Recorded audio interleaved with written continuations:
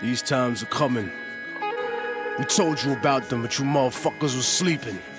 Now you gotta wake up. The time has come. Low key. Yeah. Immortal technique. Harlem, motherfucker. We here. Let's make history.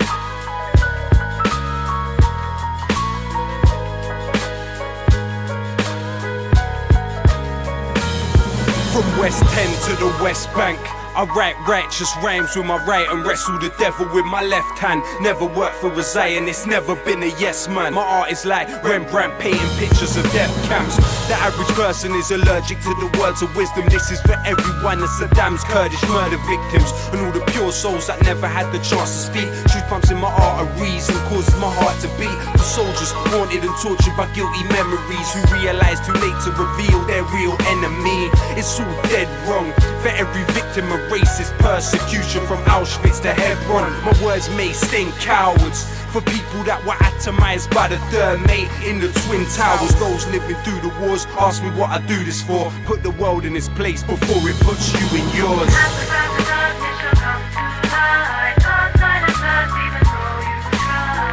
You can try to avoid us, but it's pointless. You can never avoid the voices of the voiceless. Take our freedom, take our pride, come one day we will survive. You can try to avoid us, but it's pointless. You can never avoid the voices of the voiceless. Keep my third eye hidden under my New York fitted. A crazy unmarried man that deserves to be committed.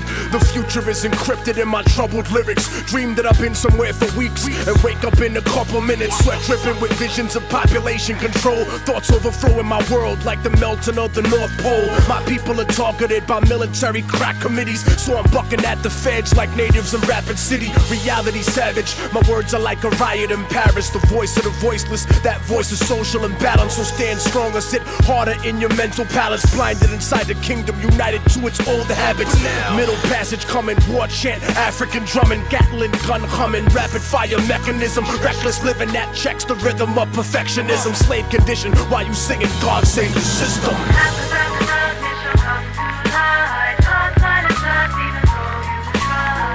You can try to avoid us, but it's pointless. You can never avoid the voices of the voiceless. Take our freedom, take our pride, come one day we will survive. You can try to avoid us, but it's pointless. You can never avoid the voices of the voiceless. Detain my body, but you can't imprison my mind. If it's my time, I'll probably die with my fist in the sky. These are the thoughts of a man who can't escape from his coma. Cries of a young virgin girl who got raped by them soldiers. Birthing a screaming bastard post-colonial nation, subject to childhood diseases, famine, war, and inflation. Education molded you into your master's image, and you forgot who the fuck you were before the war was You're finished. hearing the ghosts of Nagasaki, you're hearing Hiroshima. Beautiful babies being born with the weirdest features. You might never see me in the chart, but inshallah my seed can see peace in Iraq. But peace and freedom can never be given, that's historically forbidden. Cause only collision is the recipe, changing the course of destiny. So I'm strapping weaponry, cause the government don't give a fuck about protecting me.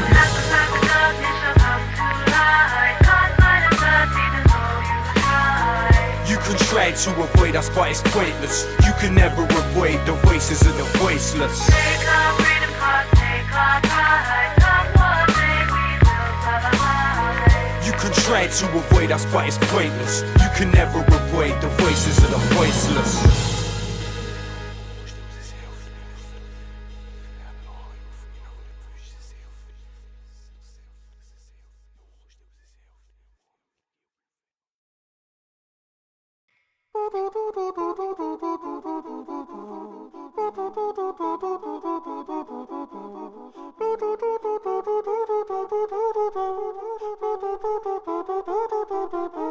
Little man never did exams, got a particular bigger plan, flipping grams when a bigger man in his gang gave him a stick to bang. Or maybe just hold, cause no one thought he would kill a man till he caught a silly Billy villain chilling in the jam, sipping sham, spliff in his hand, triggered in a jam. Bang, bang, biddy, bang.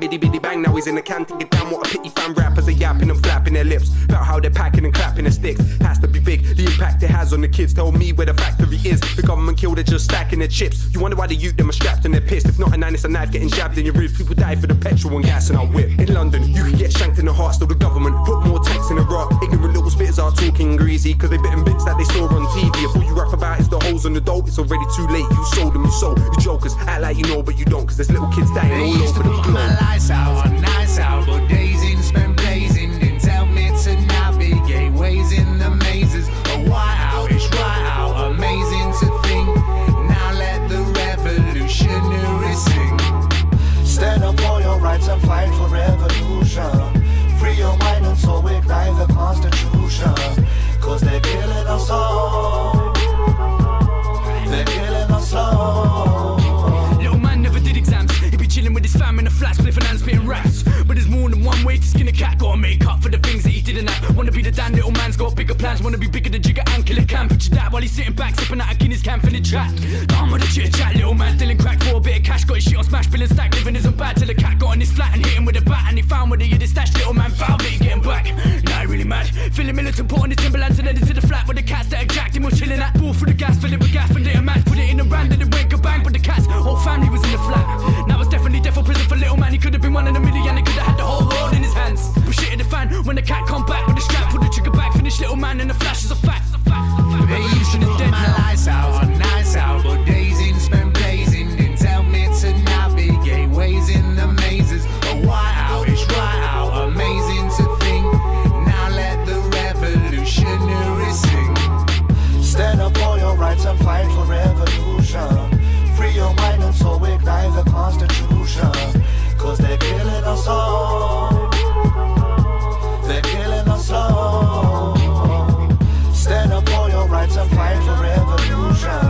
Free your mind and so ignite the Constitution. Cause they're killing us all.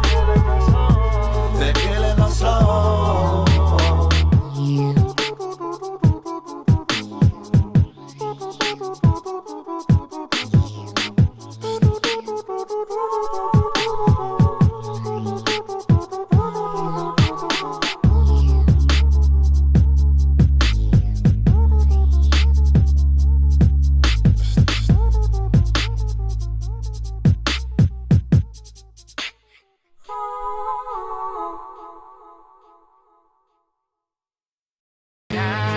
So, we must ask ourselves, what is the dictionary definition of terrorism?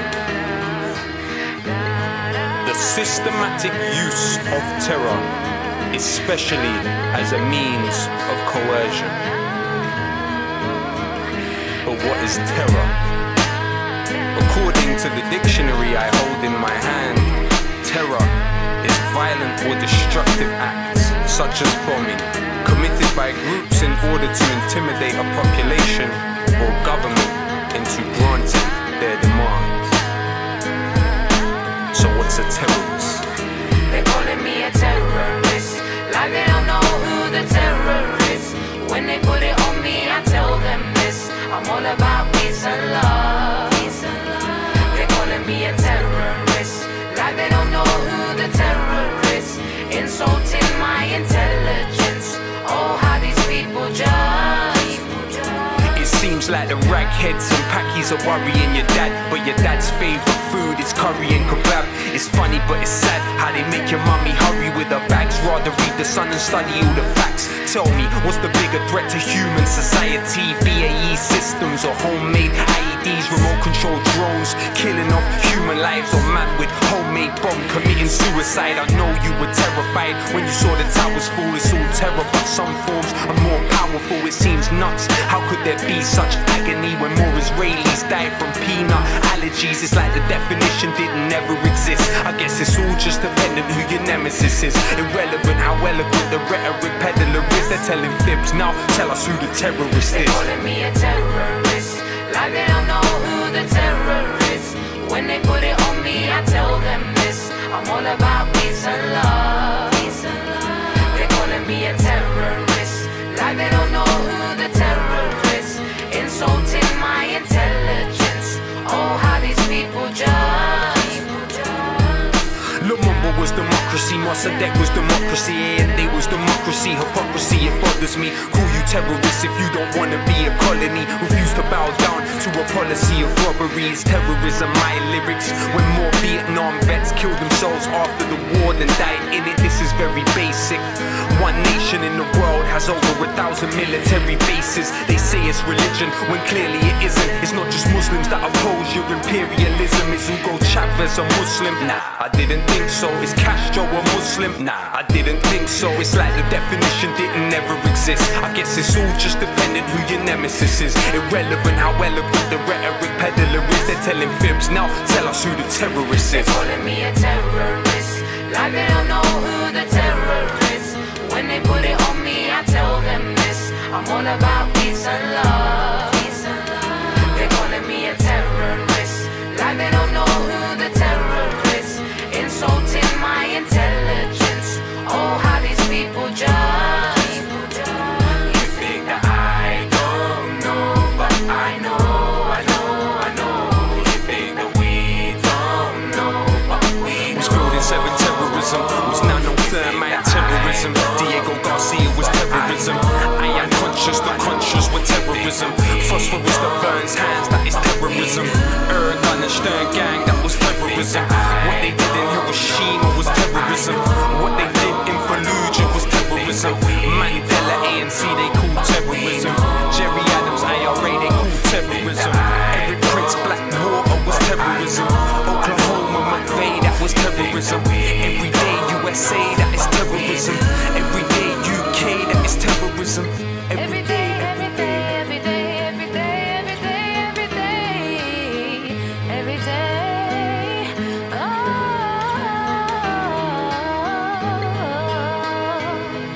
yeah. You think that we don't know what we do.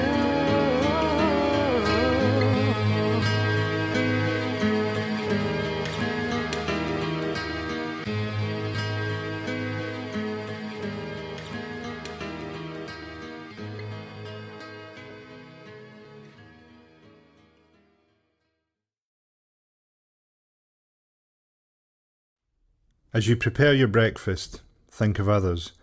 Do not forget to feed the pigeons. As you wage your wars, think of others.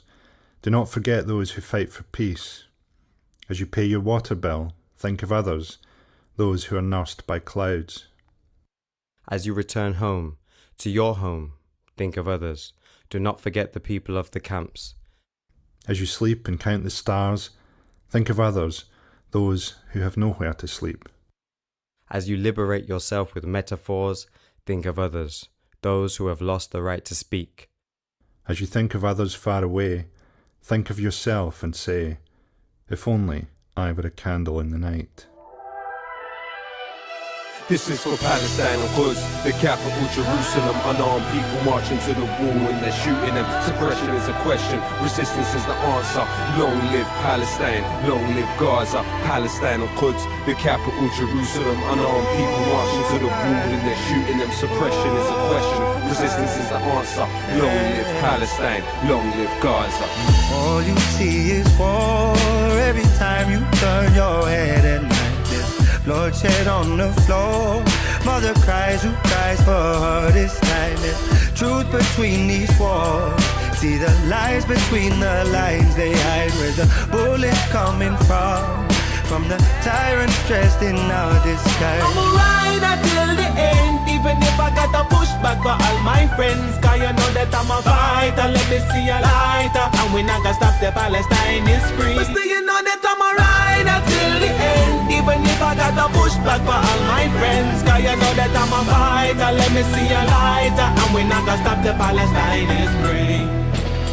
Taught to not love, taught to be blind, taught to not care. Tell me what's real, borderlines, military despair. How to exist if there's no rights to be human in fear? And if you take away your home, where's the heart supposed to live? Taught to not love, taught to be blind, taught to not care. Tell me what's real, borderlines, military despair. How to exist if there's no rights to be human in fear? And if you take away your home, where's the heart supposed to live? My people, long live Palestine. We will never let you go. Sing it with me now. Free, free Palestine. Free, free Palestine. Free, free Palestine. Free, free Palestine. Free, free Palestine. Free, free Palestine. Free, free Palestine. Free, free Palestine. If Ibrahim Abu Thureya could resist without a wheelchair, 10-year challenge, tell Regev we are still here. And tell that killer Netanyahu he should feel fear. The old live through us and guarantee the children will care. Criminal, not invincible, and you know it. Sarmadoon still sitting in their stoic.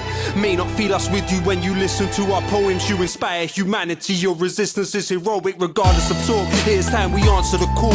Through your strength of spirit you provide example for all. How to live, how to love when attacked from the clouds above. Loud and clear the songs you sung can't be drowned by the sound of guns. Won't just watch your tragic times through a satellite dish. The least that we can give you is an anthem like this. They panic tried to analyze and sanitize this, but we love you more than ever. Still Palestine lives. Free my people, long live Palestine.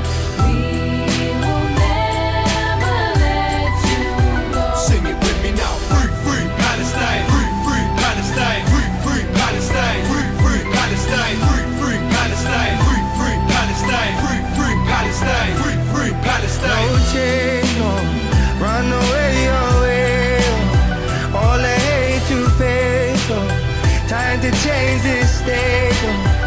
No change, no, run away, away. All I hate to face, oh. Time to change this state, oh. No change, no. Continuing oppression of the Palestinians, encircling of the people of Gaza, the killing of civilians, the burning of homes, the daily oppression, the theft of land, the apartheid system in the West Bank, where there are two road systems, and I've been, and I'm sure you have, and you see the Israeli road, you see like a spanking new highway with just the settler cars going backwards and forwards. Then you see the old Palestinian roads, and it's clearly it's people living under two sets of laws, an apartheid system. So all this is being uncovered, and the boycotts and divestment and sanctions campaign, which I support, and I'm sure many other people do, as a peaceful protest against the Israeli oppression. Support groups have got to keep proclaiming the rights of the Palestinians are the right to return, the right to their homeland, really. And the theft of land is Israel is breaking international law. It is breaking the Geneva Convention.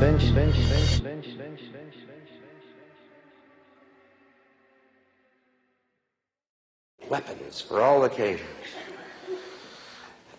And everyone got excited about the technology. And I guess it was pretty incredible watching a missile fly down an air vent. Pretty unbelievable. But couldn't we feasibly use that same technology to shoot food at hungry people?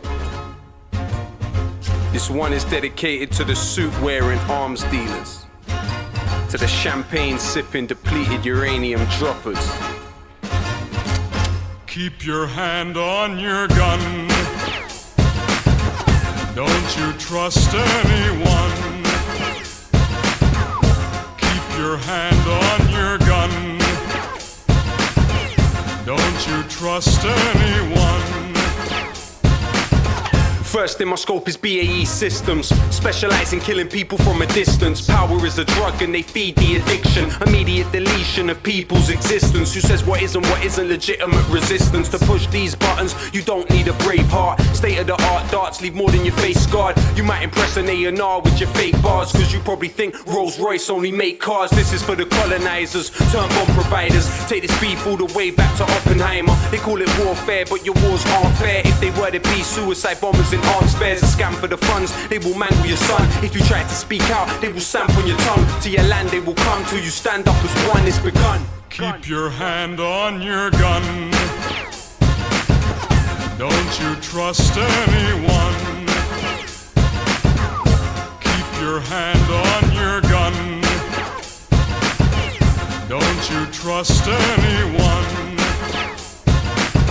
Next in my scope is Lockheed Martin. They will tell you when the bombs need blasting. Don't think, just listen to the songs, keep dancing. Do they really want us to have our own brains? Who do you think is really running Guantanamo Bay? And it might be sensitive, but I'll mention it. Who do you think's got us filling out the censuses? Who do you think is handing out the sentences? This ain't the BBC, so there's no censorship. Heard of many mercenaries getting with the clever pimp. Not a gun seller, but none's better than Eric Prince. Make money off many things, mainly it's crime. This one is dedicated to the Raytheon 9. On a scam for the funds, they will mangle your son. If you try to speak out, they will stamp on your tongue. To your land, they will come till you stand up as one. It's begun. Keep your hand on your gun. Don't you trust anyone. Keep your hand on your gun. Don't you trust anyone.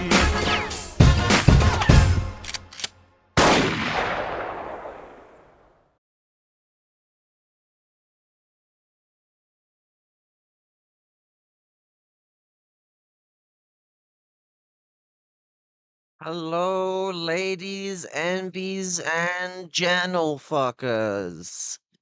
Let's get right into the news. I'm not gonna let anyone forget the 2010s and all the cringe that we had to put up with. Does Keemstar even still exist? Is always the big question of the day. But the original Ethan Klein, in the sense of being a crash out weird, I'm 35 but keep trying to act like I'm 20 kind of experience there, right? But we're yeah on not the greatest of precedents, really, you know. The LA has done an absolute amazing upstand for the minorities of that county in fighting against ICE and in protesting, because there's two things going on. You've got the ICE out protests, which is probably the main bulk of what we're going to be covering, but there's also the protests against the Muslim ban that has been reinstated on 12, I think it's 12 North African and Middle Eastern countries of Muslim of Muslim majority denomination.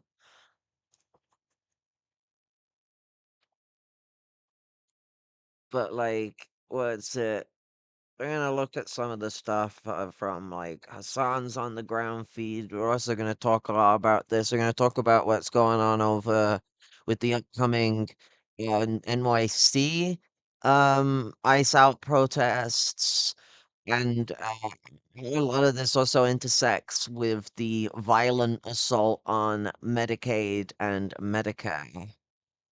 Oh, was it not? Oh, God, go away. My thing's trying to do a install. Just go away to like 8 o'clock. Technology.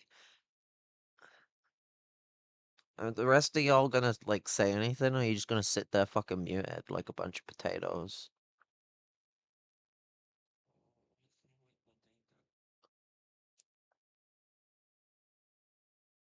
Anyone else?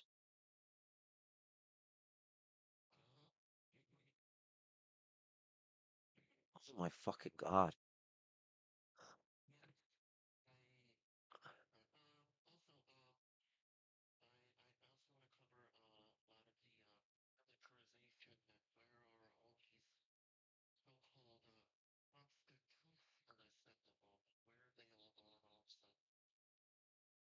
I mean, there's somewhere.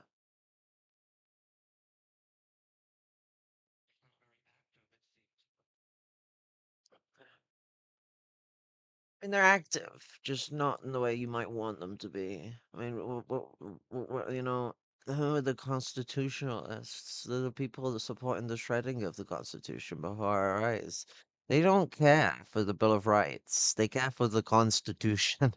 Like, they'll go on about the Bill of Rights all the time because it's tied to the Constitution, but they don't care about that. They like the one where it's minority government. Rich guys get to own property. They get to do what they want with their property. That's like the constitution to them, and then everything else is extra that they'll defend when it suits them. But they don't care if it gets taken away for people. They couldn't give a shit.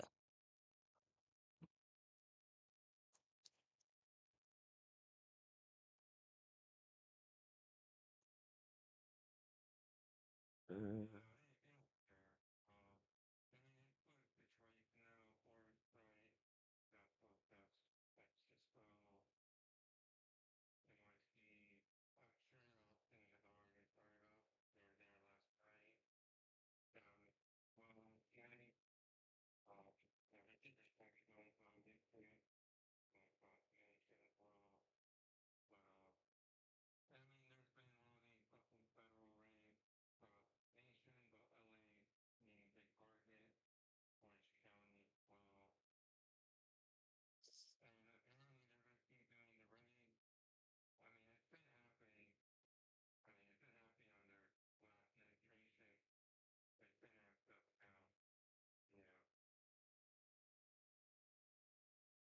Yeah, I mean, if I go to main program, do.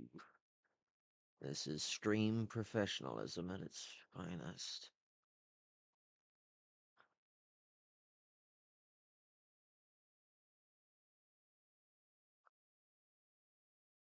Should put my glasses on. That might help in my eyes.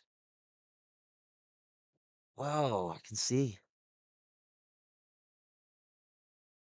Okay.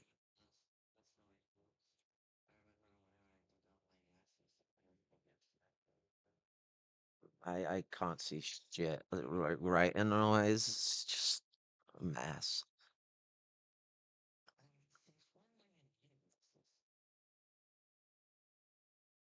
I mean, what you mean me specifically, or just like generally?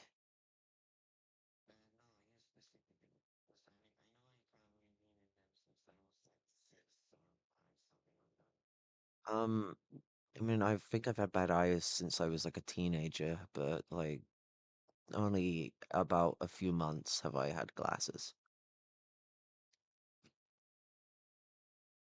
But anyway, um, more U.S. troops deployed to crush LA protests than are stationed in Iraq and Syria. Currently, more troops are stationed in LA than in Iraq and Syria due to ongoing ICE raids in the city. After Trump deployed an additional 2,000 National Guardsmen on Monday, supplementing the initial 2,000, along with approximately 700 Marines, the estimated military personnel in LA is nearly 4,800 compared to the 2,500 troops in Iraq and Syria. Trump's deployment of the National Guard and now the Marines to quell Los Angeles protests. Oh, why is it jumping down so much? Fuck me. What's the point in allowing me to scroll with the fucking buttons if it's not gonna work properly, you useless cunt. Against his immigration crackdown, this isn't the first instance of a U.S. official deploying troops to curb civil rights unrest. However, National Guard, I like how they won't tell me what they're referring to. They're like, oh no, you have to click on my fucking link and go read another article. That's bad, Mojo. You should reference it at least slightly so I'm actually interested in reading it rather than being like, hey, catch here, news just in. The troops were deployed 50 years ago in the same way you're seeing today by President fucking LBJ or whatever. Ah. But however, National Guard troops are typically deployed for various emergencies and natural disasters with the consent of governors in the responding states. Some have likened Trump's initial decision on Saturday to President George H.W. Bush's use of the Insurrection Act to respond to the uprising that occurred in LA in 1992 after four white police officers were acquitted of beating black motorist Rodney King. We were talking about this before the show. Like, I mean, a lot of stuff going on now with everyone like kind of ignoring the plight of Rodney King Jr. And was fetishizing that fucking freak Luigi. But like fucking the embodiment of the LA riots in regards to the current manifestation of these protests, I think is apt of a comparison in this regards. Um, it's much more in the vein of it, where I can see the Insurrection Act being enacted in 2 to 4 days from where we stand now. The situation has also evoked memories of the deadly protests in the Los Angeles neighborhood of Watts in 1965. Those demonstrations were also a response to pent up anger related to the police force, as well as a lack of community resources. Over 30 people were killed, a majority by police or National Guard troops. National Guard members also played a crucial role in the 1950s and 60s, helping enforce school desegregation in the South. California's governor, Gavin Newsom. I don't know why it keeps giving me like random facts on like stuff. The fucking like they like trying to balance it out. Like, look, they like helped with desegregation, so they did some good things too, guys. Don't hate them too much. It's Trump's fault or whatever. Like, what is this rating? Like, I don't know if they desegregated schools. Right now, they're cracking people on the heads. And in the 60s, they were cracking civil rights protesters on the heads. So, like, no credit where credit's due there. California's governor, Gavin Newsom, has taken swift legal action, fili- filing, um, filing an emergency request in federal court Tuesday to halt the Trump administration from deploying National Guard and Marines to aid in the immigration raid across Los Angeles.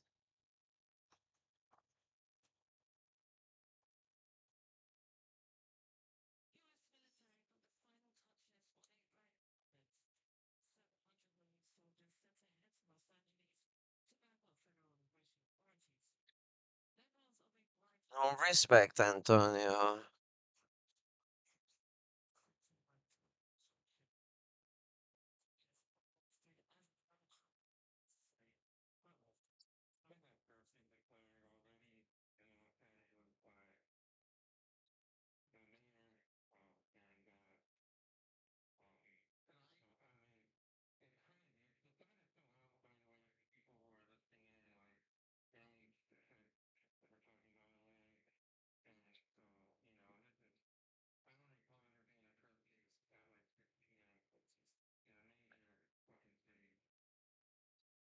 Mm.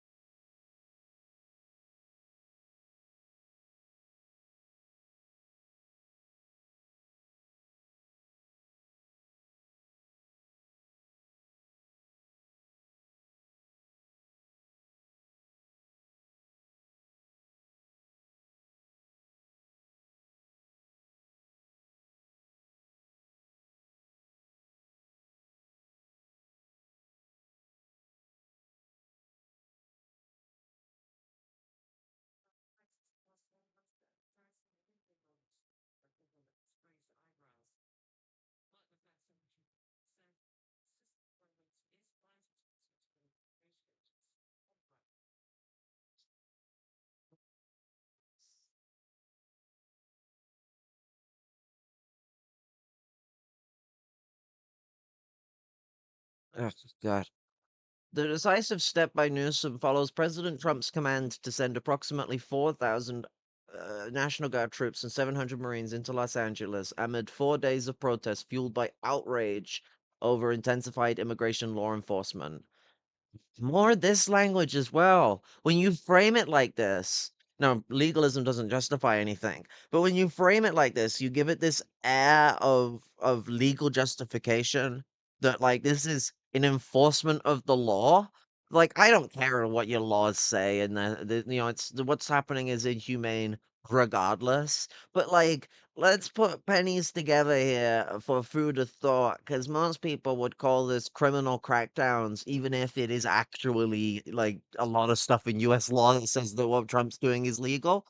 And I can give a flying fuck. You know, when you frame it like this, intensified immigration law enforcement, you are giving justification to the premise that there is actually immigration law to be enforced, like to create a more moral and just society.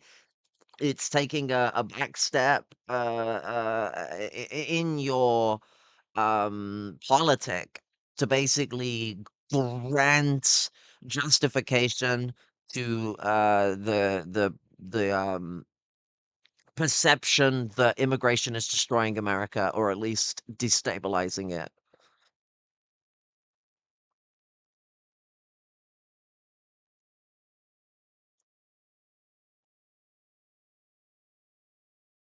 Okay, the governor. Oh, sorry, what?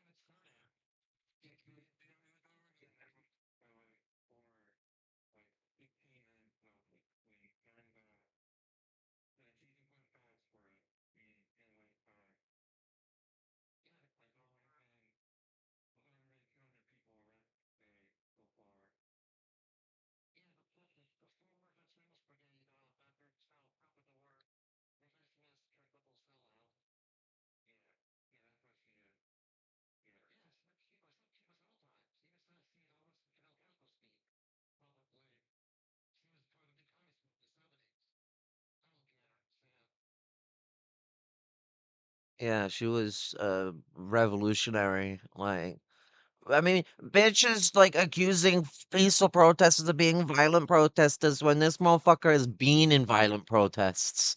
Like, like, who fuck she being set free. Like, lots of things like, you know, the bitch like a good go-to with that brigade. Like, I don't know, like, fucking this some like like this is the old school version of the Occupy veteran. You know, I was there, and like, you know, they were actually a radical 10 years ago, or in this case, 60.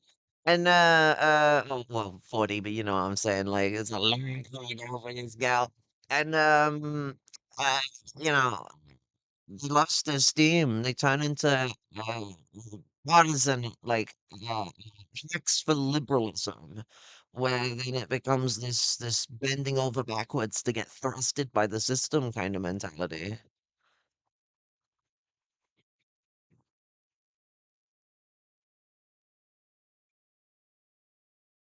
The younger Karen Bass would kick her ass.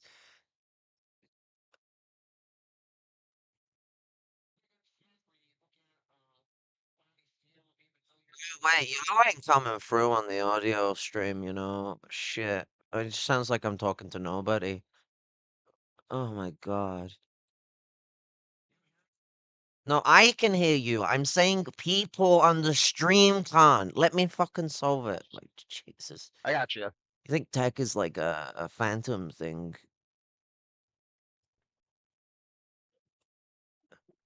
There we go. Now people can actually fucking hear y'all, and it doesn't sound like I've gone like fucking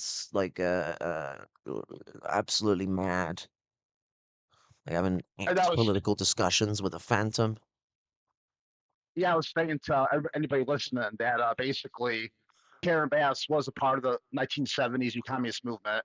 She's a member of the Ramos Brigade, with Cuba several times. Basically became a radical to a revisionist to a Comprador liberal sellout. And BRG said the younger Karen Bass would have hated the older Karen Bass. But then again, look at Bobby Seale, Elaine Brown, David Hilliard. People from the era did sell out. A lot of them did. Yeah. Even a lot of even not all, but the majority of the leadership of the North Underground organization, also known as Revolutionary Youth Movement One, a lot of them became liberal Democrats in the end. Yeah. Bernardine Doran, Tom Ayers, they were Obama's buddies. Yeah, you either live long enough to see yourself become the villain, or you die a hero. Yeah, pretty much. Sadly, yeah.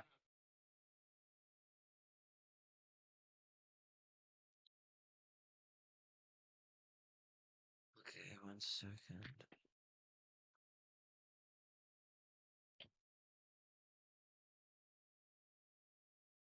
Window capture.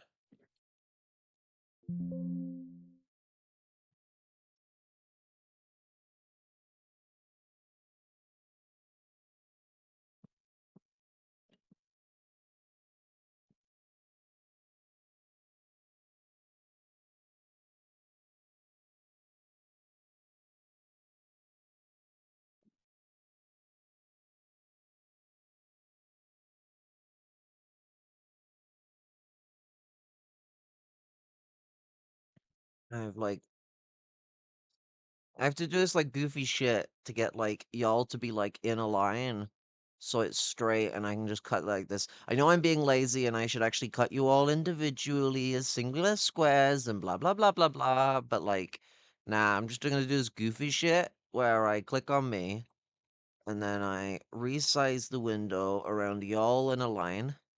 And then the moment someone joins the chat, it ruins my setup and I'll have to do it again. But the moral of the story is now people can actually see your ass when the thing lights up, and that means that if for some unknown reason the stream can't hear y'all again, they at least know I'm talking to someone and don't think I have gone completely ape shit and I'm imagining like fucking like political like ideologues in my head and having like one-ton discussions about the state of fascism or whatever the fuck. Um,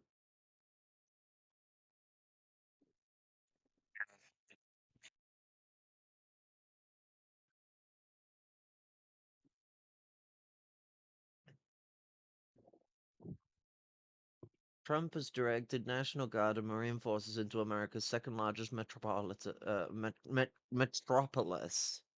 claiming that entire neighborhoods have fallen under criminal dominion. His portrayal starkly contrasts with the image of a prosperous city where the average home price hovers close to $1 million, as reported by Zillow. Quote, we will liberate Los Angeles and make it. Oh, wait, it's Trump. We will liberate Los Angeles and make it free, clean, and safe again, Trump declared. He also claimed without the deployment of military forces by his order, Los Angeles would have been reduced to ashes. He is doing a Rivers of Blood thing. This is the Rivers of Blood thing again. It's the if we don't deal with the immigrant menace, the very big menace, they will overrun our society. They will take over. You will see. Like it's like he's doing the Powell's thing of they're poisoning us. If we don't get rid of them, they will burn us to a cinder. They'll destroy the foundation of our civilization as it be. Like it is word for word the same kind of fascist nonsense we saw in the 60s and the 70s with the Enoch Powell types, the Churchillian fascists of the Conservative Party, and the pro-segregationist Goldwater faction of Democrats turned Republicans. Um, that's really what we're seeing embodied here. It's not new business. It's just a sharper application of it.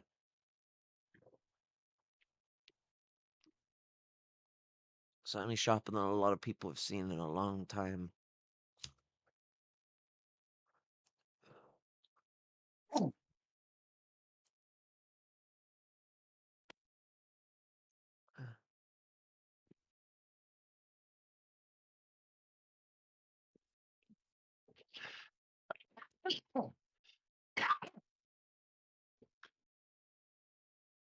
The thing really needs to be understood. If these protests are going on local to you, even if it's the most lib shit ever, even if it's just a bunch of liberals doing their business, or even if it's the I'm gonna ask the cops for permission to protest PSL, communists need to turn up to protests as much as humanly possible, and preferably in organized capacity. But even if it's just like one or two of you, it's ill advised to go to a protest on your own. But you know what? Following safety rules can only go so far when we're in a crisis. So I do suggest, especially if you're a minority, that we gotta be careful, you know? It's best to go with more than one person. But realistically, we need people to take the risks and go, because you're a communist, and go give people answers that they want. Speak to people, blow up in a way blow up their ideas in a way that represents them emotionally, and not just this cold logic nonsense. Like, engage, integrate, and exacerbate, you know.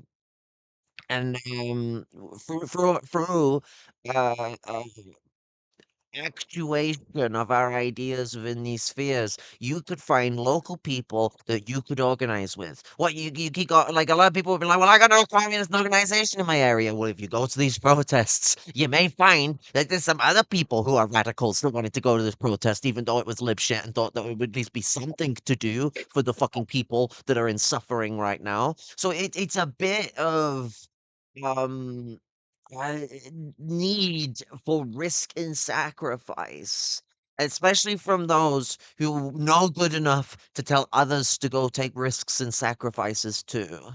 Like, we all gotta actually go put our necks out there and put our money where our fucking mouth is, rather than like the petulant online baby shit that we have seen from a lot of so-called communists in America. When liberals are outperforming you in fucking protesting, what the fuck is wrong with you? Like, genuinely, any communist that is not getting involved in these protests in their like areas and in nearby counties, you're not a good fucking communist. That's pussy shit. Like, get your fucking Yeah, act together. I can think of somebody in Orange County that fits this. You know what I mean? Well, he's got Star Mister. Wars to bitch about or something, but like, Yeah, the Jedi Knight is not going to, you know, Menden was Which doing is like interesting a because Last Jedi like stream the other day, and it's like, didn't he like do a review of that like 5 years ago? Like, like no, no, there's a no, but, genocide going on, and there's like riots going on, and there's a crackdown on like human rights that we haven't seen in America for a long time on this kind of level. Like, even the Patriot Act pales compared to this. And like, Mandem's like, well, you know, Luke Skywalker in The Last Jedi was very disappointing. Um, maybe, you forget, he's too busy wandering the streets of his neighborhood aimlessly, ranting and raving about the cracks in the sidewalk and on the road. and then thinking that like stress marks in tarmac is tarmac being broken, not understanding that tarmac is on the ground and the ground moves. It And there's doesn't stay in earthquakes. one place. Probably creeping people out, flashing his phone camera at their houses. You know what I mean? Like at their windows. They're probably thinking, "Who's this weirdo out here?" Man's on No, like they're one of they're those like nice parts of fucking California, and I'm like, yo, like, maybe like go down to fucking Compton and go like running around with your camera like that, screaming about the cracks in the sidewalk. Like, go around Compton screaming about crack. You know, like, I'm sure him going that there's so much cracks everywhere in the sidewalk and screaming about it won't make him look like a fucking lunatic. yeah, Especially flashing his yeah. the camera, the video on his phone at houses in Compton. They're not gonna like that. It's like you coming in and I mean, putting the phone camera is at their houses. You know what I mean? But I wouldn't have placed it, but hey. it make it look like he like lost a bag of crack somewhere and was like on the hunt for it. Like, man's like, yo, like, cracks everywhere. That's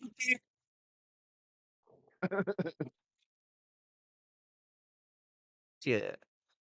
Yeah, and especially considering that there's actual protests going on in Orange County at the moment. Yeah, It there is.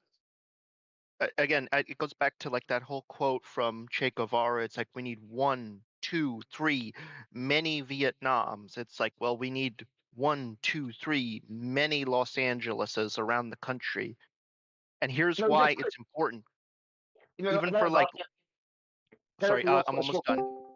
quick. Okay, Oh, you go, Lum.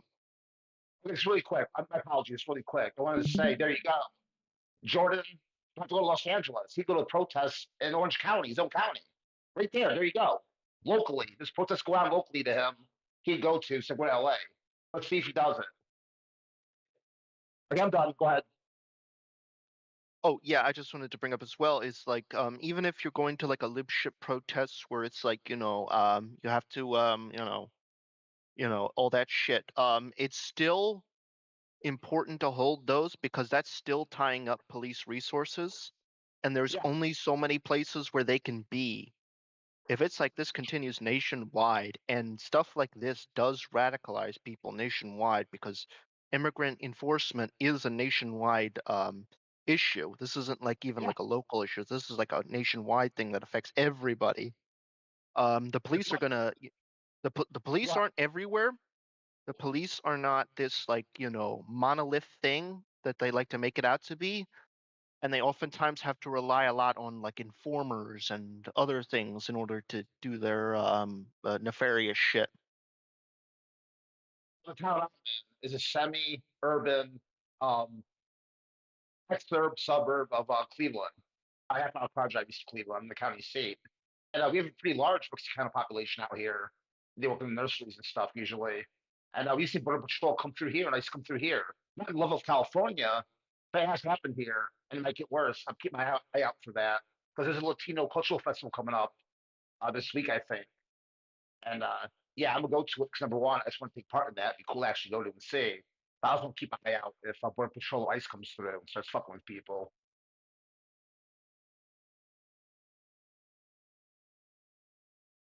Yeah, I mean, it's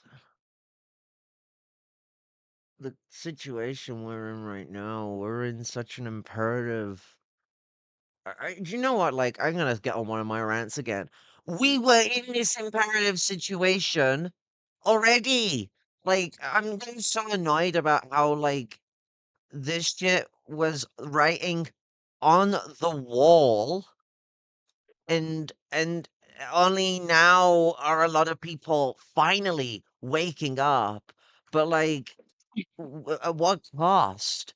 At like what fucking cost are people finally waking up? And there's still not enough people waking up because there's still cocky, usually fucking cis men, so-called Marxists that want to be cynics about every little thing. Even my Marxists agree this is good.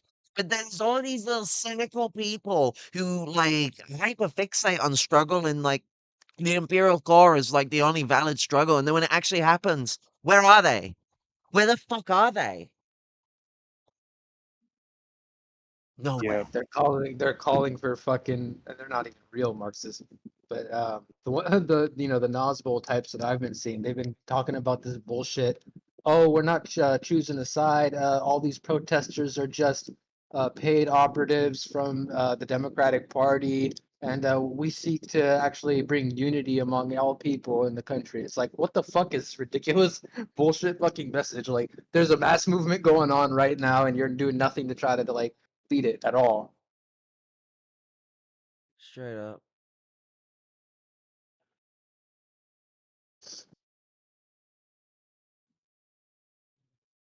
Can you not just duplicate it?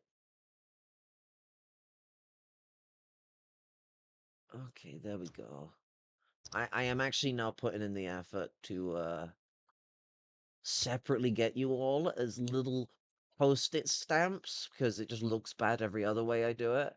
So that like the people can see y'all when you rumble your voices. I think that's how voices work.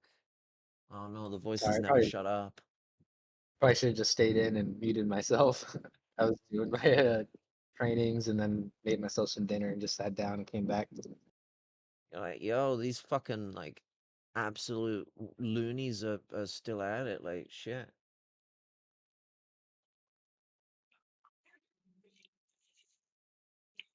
We only just got started. You're at the nick of time for us to commit a lot of violence.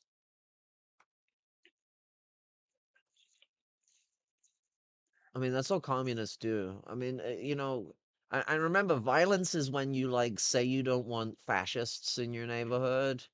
I always remember that. Do you know what Yeah, isn't violence though? Is starving to death on the streets. yeah,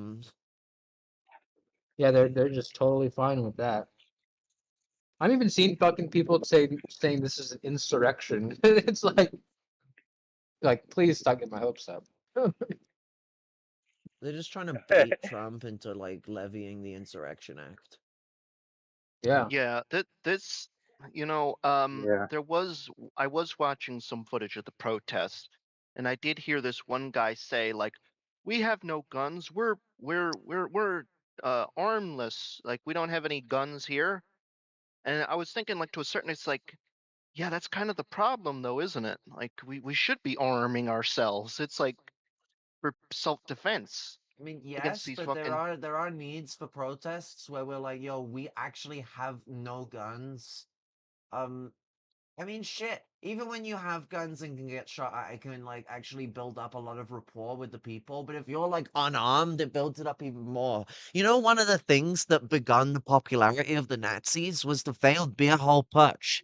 Because they went in arms linked, not holding their rifles at arms ready to fire, and got shot at by the police. And what that did was amplify them as martyrs in the names of the people. So there are times where taking a risk and getting shot, while not necessarily being able to return fire yourself is a noble risk to take. Yeah.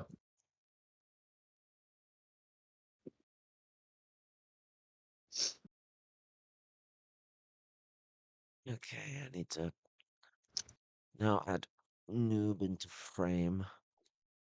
Trying to. eh.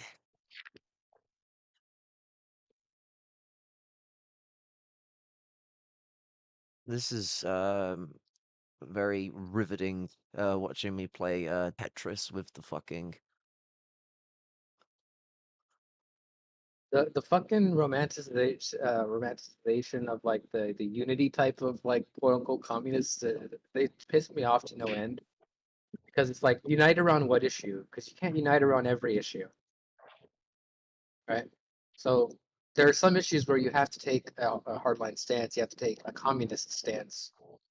You can't. And this is one of those things where it's like it's one of those issues where I don't think you could have just a total unitary message among all people. Like there are going to be people that are totally fine with these totally unjust deportations, and there's other people that are going to stand up for their morals and actually defend their beliefs against this bullshit. Hi, Cuz. Welcome into the chat. Whoa, you're my resident Twitch viewer. Damn. I have Twitch viewers now. I know, like, where have I, how have I fallen? Used to be a peaceful YouTuber. Now I Twitch streamer.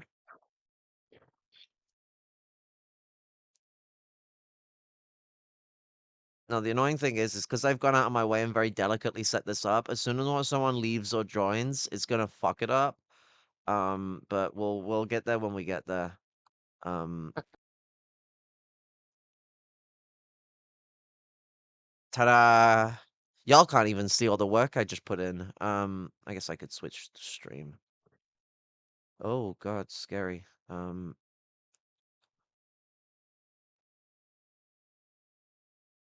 I I can see it. Oh, I I just am screwed it up. overwatching the YouTube. Well, you're cheating.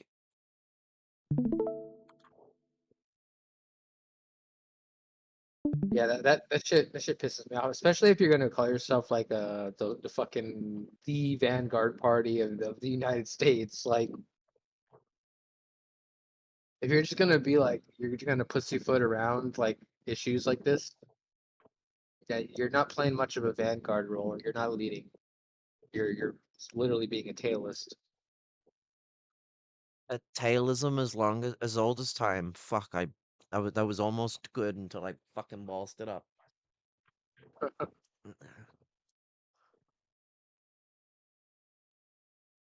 I mean, part Yeah, of it no, too is like, Hassan the last yeah, cause Hassan the last like year and a half, 2 years has like soared in respect from me. I always used to find him to be a bit too misogynistic and annoyingly like liberal about stuff. He can still be a bit too liberal, but not only has he improved and isn't really much of a misogynist anymore, but I think I was a bit too hardline on Hassan at first. You know, I'm the local bad empanada of this like social circle you're seeing talking here. So like, you'd be a bit surprised to know that he was a bit of a fucking stick in the mood about that. But now like his support for the Palestinians, his unwavering support for the Palestinians, invigorated a lot of love from me for Hassan and a lot of like protectiveness over it now. Like now I'm going to sucker punch motherfuckers, start throwing shit like, yo, what are you saying?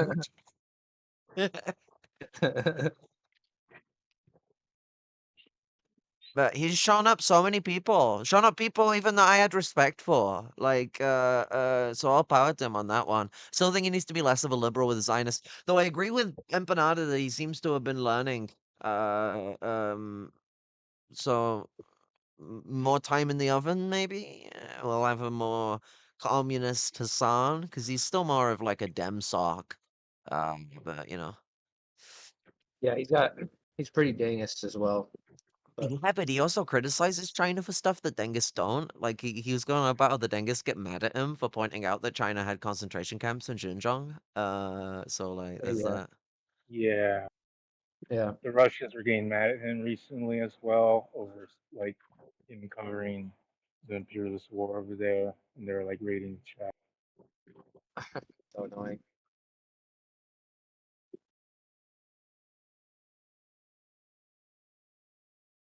Okay, the way I've done this has made it impossible for me to improve your volume because you're so quiet. There we go. But now all of your fucking images are fucked up. Jeez. Wait, why did it I mean, fuck as up long as where we they're can be heard. placed? What? Are they all gone flat? Y'all seeing this? Oh, fuck.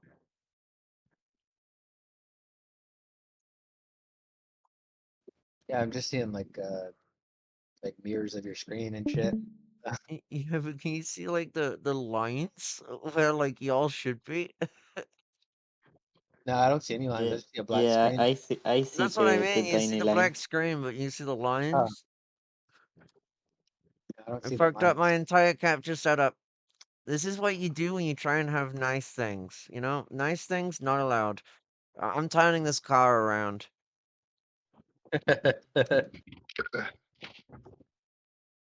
We have nice things at home.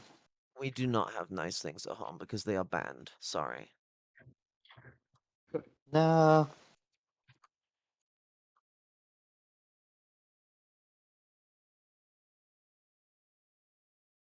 Yeah, but what's yeah, it? I'm watching both So streams at the same time. it's also pretty annoying that there's also like the type of liberals that are like conceding to this shit. Like they're just like going, oh yeah, you guys shouldn't be doing these protests and ICE, like we just have to beat them at the ballot box, guys. Like, Shut the fuck up. yeah, Like, those ones are like infuriating me. No, yeah, I'm sick of hearing people going, "Oh my God, Pretska, Pretska! Oh my God, 2026! Oh my God, 2028!" We're not, we're not gonna die if you think like that. All Yeah. dead. Great. yeah. That's literally the exact thinking of like the social democratic parties that Dutt wrote about in Fascism and Social Revolution. They were all thinking that same shit. Like, oh, it's gonna be our time soon after. after this guy fucks up, after this fascist guy in power fucks up, people are gonna revolt. Yeah, and I mean, part of it too is also we got people doing the whole thing on the left as well, where like, oh, Trump's dumb and all this shit, and it'll be like the first term, and now we're here, obviously. You know the type of communist that really pisses me off, and this has been going on for like multiple years, probably even a lot longer than that. The ones that deny that the U.S. is fascist.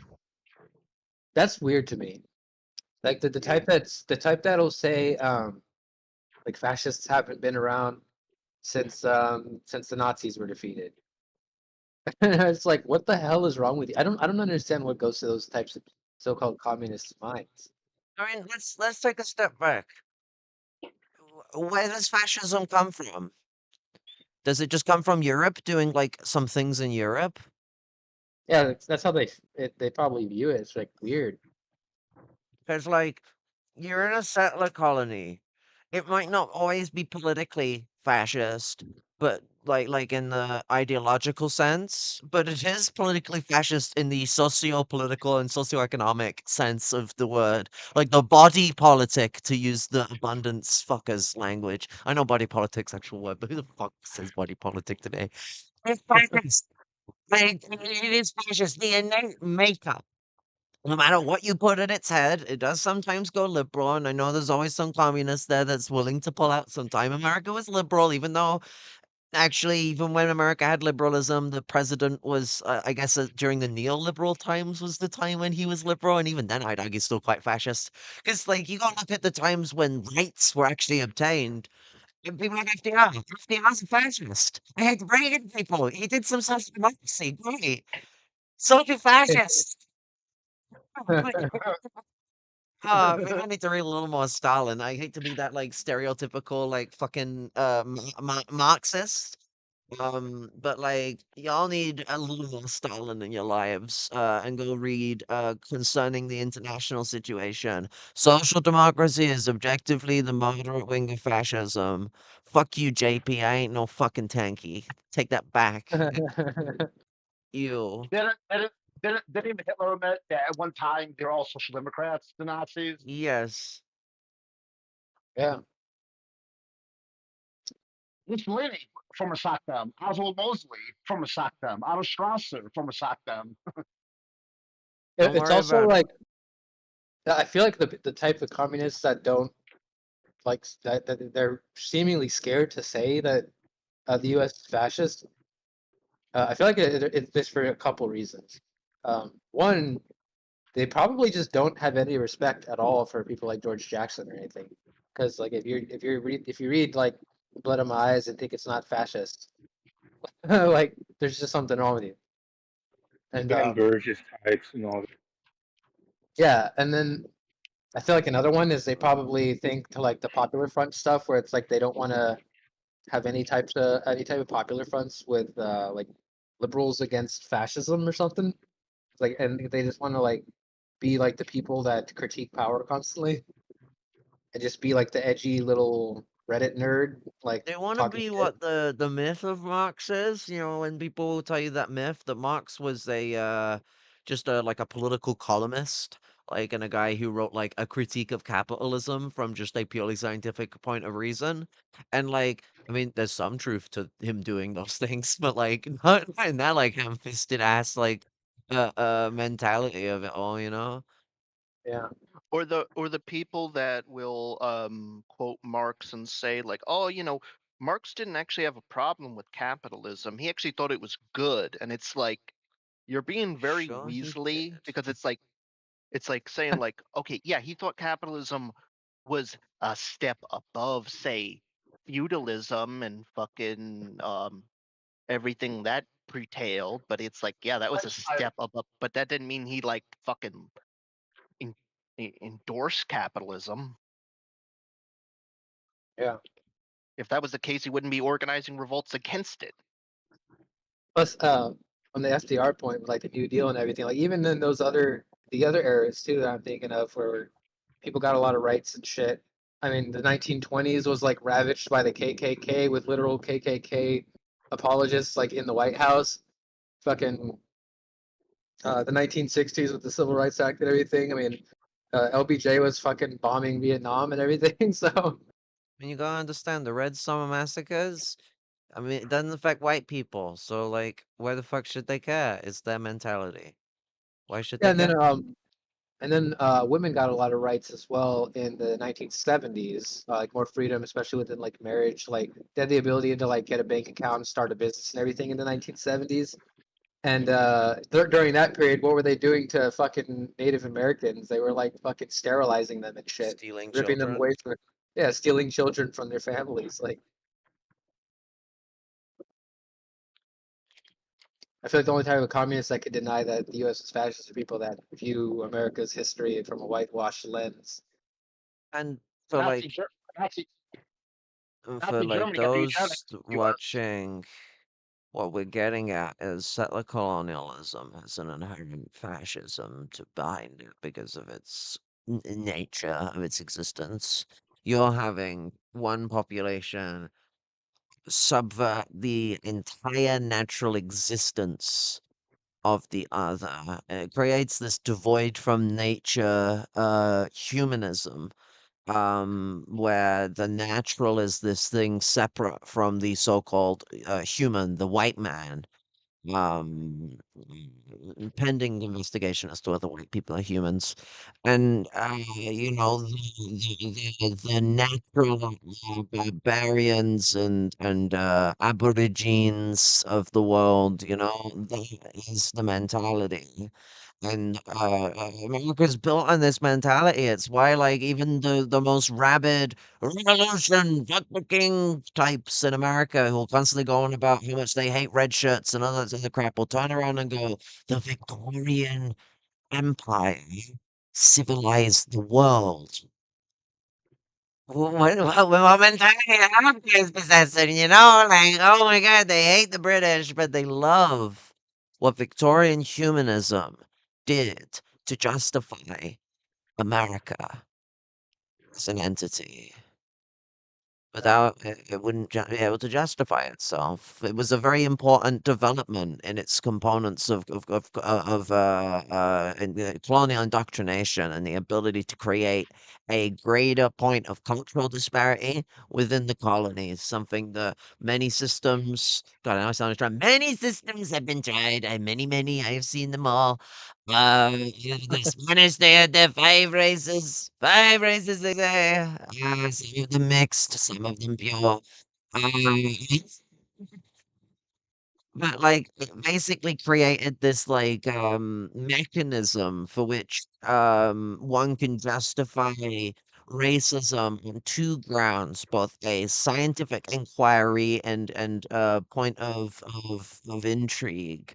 But secondly, from a cultural purity standpoint, the idea of protectionism of the civilized culture from the civilized races. Also, it's another example I remembered, but U.S. being fast, they have a weird fucking fascination of forcing everybody in the country to speak English. Where even my mom was born in like the early 70s, and throughout the 80s when she was in school, Spanish was her first language, and they used to beat her ass with corporal punishment, spanking, with the paddle and all that shit. Anytime they would catch her speaking Spanish, they literally like beat the Spanish out of her to where like today, like she doesn't even speak it. She understands it perfectly, but she like doesn't speak it. There's like something in her head that like just scares her from speaking it. Straight up cruelty. Um, I'm not sure, cause I'm not sure. Does anyone know Hadash and know if they're anti-Zionist? I've heard that. I don't know. I'm not as familiar with a lot of the internet folkdom compared to others. And I'm the streamer in here, so that might be a a setting. What's the word where you they might paint the picture for like everyone else's knowledge on the front. Like I'm supposed to be the one who has the parasocial. Like I know, Ethan and his son, they have been fighting, sort of thing. Like I envy the gossip tubers. Like they got to be having the time of their life right now. Like envying the gossip tubers. God, like fucking stupid, sexy Hassan. Like has to be like my the funniest reaction I see from a lot of these people. Um, fucking Ethan literally was going on about how his feet are super small and like calling them girly feet or whatever. And was going on about it a lot and how he has women's feet or whatever. And I imagine he's like trying to say like small feet, little pee or whatever, like he's a petulant child. And like who cares about what the size of someone's dick is? Like it's so like it says more about you than it does about Hassan. Also, small feet are amazing. I wish my feet were small. I got like fucking size 9 like boat anchors. But like reminds me of the people that said Stalin had Aryan ears. Yeah.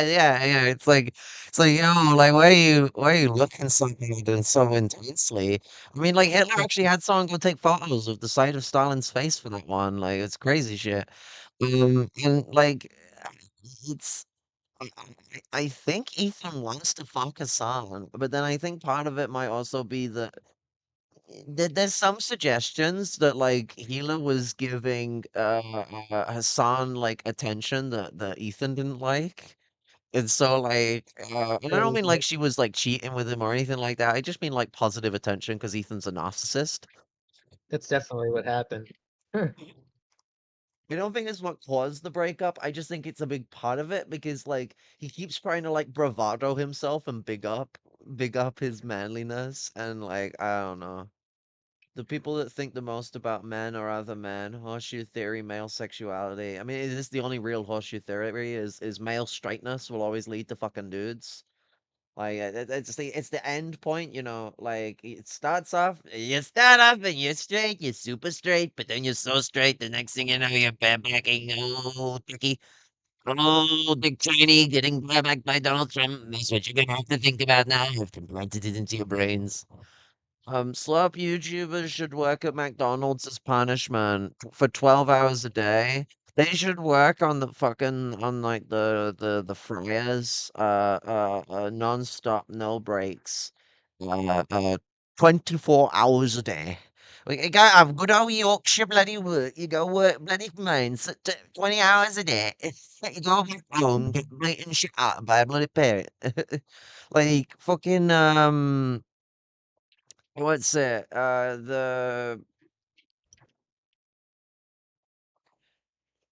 What we're seeing right now, more than like anything that people should take away from like what we're talking about here, is a paramount element of struggle that we've got to hone in on, like, and be at those protests present, even if just as a single communist to talk shit.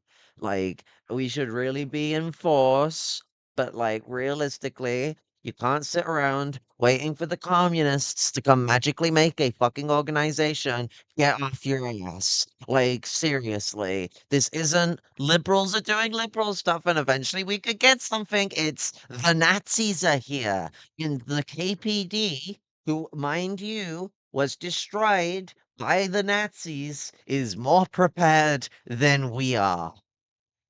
Yeah, big time. That's so concerning here. Hmm. Like, we're gonna we're gonna see a lot of people die if we don't do something about all this. Yeah, the time to like just be a little edgy loser on Twitter and like dunk on the liberals, like that shit's done and over with. Like it's time to get serious. And get off your ass. Get off your ass. Educate people. And not just, oh, I'm gonna start a fucking YouTube channel. Go educate people in the fucking streets where it matters, where it's not just people who believe in your shit watching your stuff. You know, like when I'm going to protests and I'm talking to people, the very likelihood that those people that I'm talking to at those protests are watching my fucking stupid streams is unlikely. These streams are more about coalescing and conducting canvassing, I guess, amongst common grounded people, like people who either follow my ideology or follow ideas that we agree on, even if we don't follow the same ideology. Great. That's always good to have. And I'm not saying there's nothing good about that. What I'm saying is that that's like beyond the bare minimum. And yeah, hell yeah, Kaz, keep up the protest work. And like it's the aspect of like it's the bare minimum. And like my job, or whatever you want to call it, is in regards to the online stuff I do would not be able to do anything if it wasn't for me and everyone else, like in the thousands of people going out there and doing protest work. I wouldn't have anything to report on, would I? So like my existence in the online space should never be looked at as a state of the primary or even the secondary. It's somewhere off in the tertiary, pissing in the wind. Like what's more important is IRL, coalescent organizing, and building up a base. That's what matters. I wouldn't be able to talk shit with you in a way that meant anything if it wasn't for the hard work people are doing on the streets. That's the simple of it. You want to start like getting into this stuff, you got to start getting into that stuff. Hassan has been out there in the LA riots right now, the LA protests. Yeah, I Hassan saw that. Picker. I had a Yeah, Zionist on. Karen cuss me out for wearing a keffiyeh and the other day. Oh my god. It's a swastika satchel.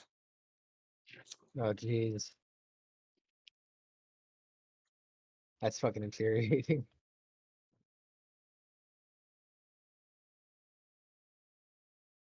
Also, if you're gonna go to a protest, bring some practical shit, you know? Especially if you want to educate, like bring a fucking megaphone. They're not that expensive.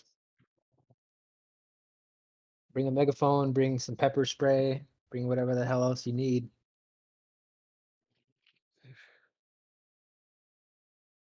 Yeah, I mean, you are right, JP. The Palestinian genocide has basically opened the door for so much of this violence.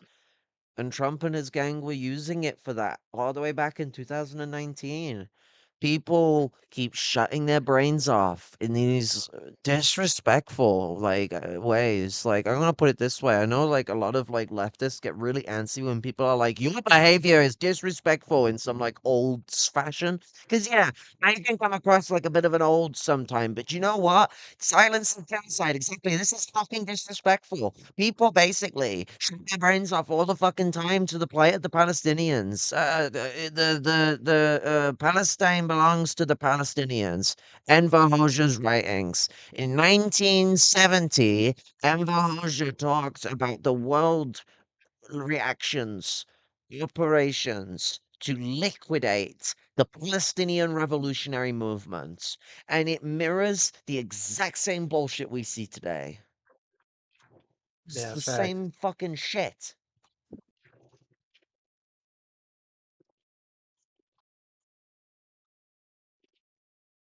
Straight up facts, yeah.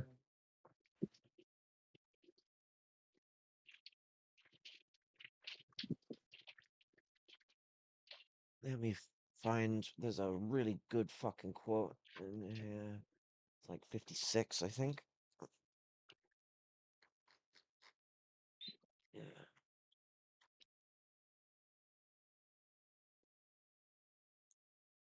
It is clear that the Arab national bourgeoisie is wavering and ready for compromise. Arab reaction, supported by the Soviets and Americans, is reacting strongly, but the Arab revolutionary movement has not laid down its arms. The living proof of this is that the Palestinians are fighting, resisting, and are in the vanguard of the struggle. The quote unquote ceasefire agreement with Hussein was concluded at a difficult moment for them, but it seems they are not going to observe it. In fact, they are continuing their attacks on Israel. They are carrying on their fight. Of course, this will exacerbate the conflicts with Arab reaction, and clashes with it are inevitable. The fact is that the Arab masses are courageous but divided, not of a high political level and unorganized for war, because there is no progressive revolutionary leadership, although this will certainly emerge from the revolutionary struggle, and it has emerged in Palestine. I mean, he was literally talking about this. I mean, this is from 1970. This was around the time that Yasser Arafat was like, not the massively most known guy. His rise come in 67. So like that was when Yasser Arafat got a name for himself as a Palestinian revolutionary and well earned. Like for his failings, Yasser Arafat is one of the most admirable revolutionaries of the 20th century. And the you know 1970, he would have been known to Hoxha, but he'd still be the early beginnings of what he was talking here, which was the birth of the Arabian revolutionary consciousness, which a lot of people, and Roger is kind of countering this here. A lot of people think that Nasser and al-Assad and al-Hussein, that they created this with the Baathism and all that, like Nasserism, but like he's countering them because correctly so. They didn't create a true revolutionary tradition. I think Nasser is the only one who really come close, and he's still a reactionary. What we saw with Arafat was the beginning of an actual Arab revolutionary movement that sought to liberate the Palestinians, regardless of what any other country thought. And this fight still exists in Hamas, in the DFLP, the PFLP, in Islamic Jihad. It's it's something that we must really hone in and focus in on, but we're not. I mean, shit, you still hear people going on about, oh, Hamas hasn't had an election since 2006. Hamas is the only Islamist that wanted to run in elections, and they're not even really that Islamistic anyway. They don't even follow like Sharia like at all. Like, it's not enforced. So like, and they haven't had an election since 2006 because they literally have been legally stopped by Israel. Because don't people understand, the 2006 election was for all of Palestine. It was for all of Palestine, and Hamas won. They actually got more votes in the West Bank than they got in Gaza. So when they were shut off in that election, Gaza didn't even vote for them.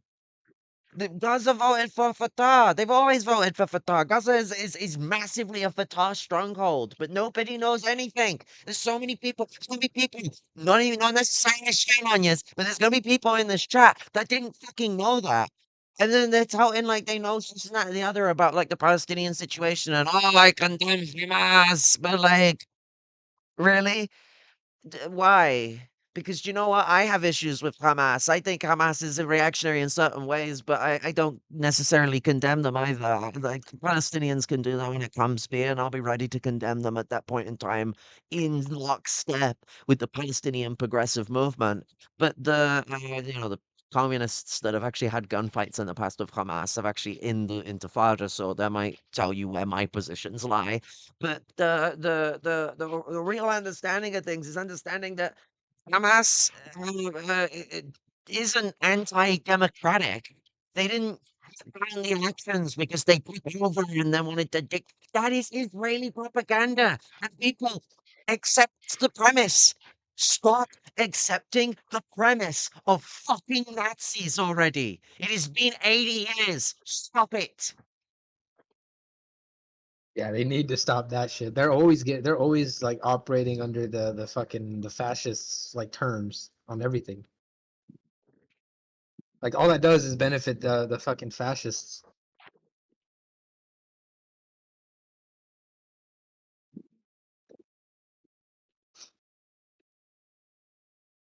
This wild shit. It's a and because we have let up and weakened our placement in the radical tradition on these issues, fascism has spread because this started in 2019. This is what's getting me so annoyed. The not the Oslo Accords, sorry, it was 1988. Uh the Abraham Accords. Abraham, yeah. They were the start of the new fascist rise that the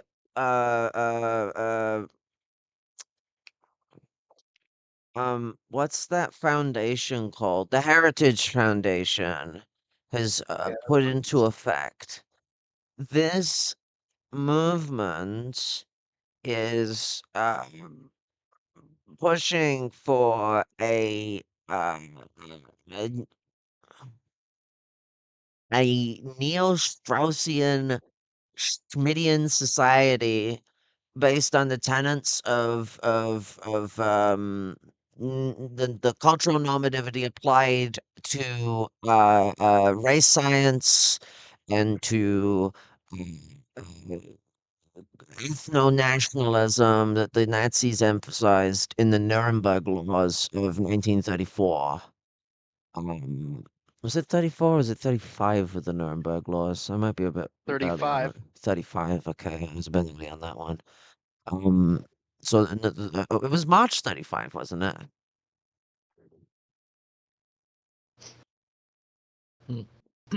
Well, like, I need to do I it. thought it would be in September because that's when the Party Congress was held. Oh, okay, so it was later in the year. Okay, my bad, my bad. I don't know. I have smoked marijuana and I haven't even been awake very long, so my brain is all scrambly. I think years are invented to confuse stoners. Every day's the same day. Fuck you. But Nuremberg laws insist on this being the standard for how we look at society. And so what do we see with right now, the situation going on? We see the assault on Medicaid. 7.5 million. 7.5 million are gonna lose their fucking support. And no, it's not just for the elderly or people who are like off sick on work. It is all disabled people get our healthcare in the United Snakes of fucking America. Yeah, I've been hearing people. I even heard some idiot call it, say it's not a cut. They're just adding work requirements. It's like people are going to lose their healthcare. It's a cut. What do you Like, is fucking it? think work requirement is? Yeah, fucking. This shit is absurd. Like, my sister's going to lose her coverage because she doesn't work full time. She doesn't meet those work requirements at all. Yeah, work requirements. It's interesting because isn't that the same exact thing that Bill Clinton pushed in like the 90s that also led to millions of people losing their welfare? Yeah, it's called Yeah. austerity. And it's basically saying that like, yo, you need to be looking for a job, and you have a certain amount of time to find a job, and that's otherwise you lose support, and then you have no money, and then you can just go die.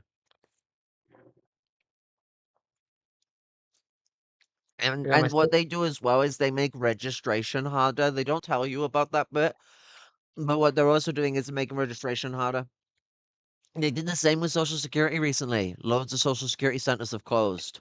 Well, how'd you go for your Social Security appointment if the center is a 7 hour fucking drive away? Yeah, they fired a shit ton of people at the Social Security office. And they've done the same with Medicaid. They're firing people from the offices that you would go to for your like appointments if you have like disabilities and stuff like that where you need to be assessed. Good luck. Mhm. I hope they do an over the phone service, which makes it more stressful and harder on you to interact with the people. But like this uh uh uh assault as well it assaults the requirements for those assessments. They're doing it in the UK to increase military spending. I fucking everything I guess, predict ends up it always means the awful shit that works. Like if I predict something nice, it ain't never gonna fucking happen. But I predict that like, oh, the UK is gonna increase its military spending by 5 billion over the next 5 years. For that 5 billion they took from they set it out like it's for military. It's for military spending. Wonderful. That's the world we live in. And what did they gonna do? Make it harder to get on it. Make it harder to stay on it, and push people more into the workplace, even though it's not for being off work. It's for disability expenditure. I'm on about our disability allowance system here. And like they treat it like, oh, it's about whether you can work or not. No, it's about how much it costs for you to exist. They give me like £20 a week for fucking travel. If I was to actually go out for like a normal amount of time outside, like, because I need money to be able to go do stuff like that. I'm severely disabled, but I don't have the money to do that. If I spend traveling like that, I'm out of fucking travel money before the fucking third day of the week. Like, it's not cheap to especially when you're in a fucking, like, semi-rural town where you don't get, like, the cheap bus fares of the city. It's fucking expensive to travel. But, like, I can go fuck myself. I was gonna, like, reapply to try and get more out of them because I should be on the higher rate and not the standard rate. And I don't even wanna mess with it now. I'm like, "Yo, like, let's not rock the boat while they're fucking making the system worse." Because I want to actually have some semblance of support and not an excuse to take it away. Because it took me fucking 8 years to get it. It took me 8 fucking years,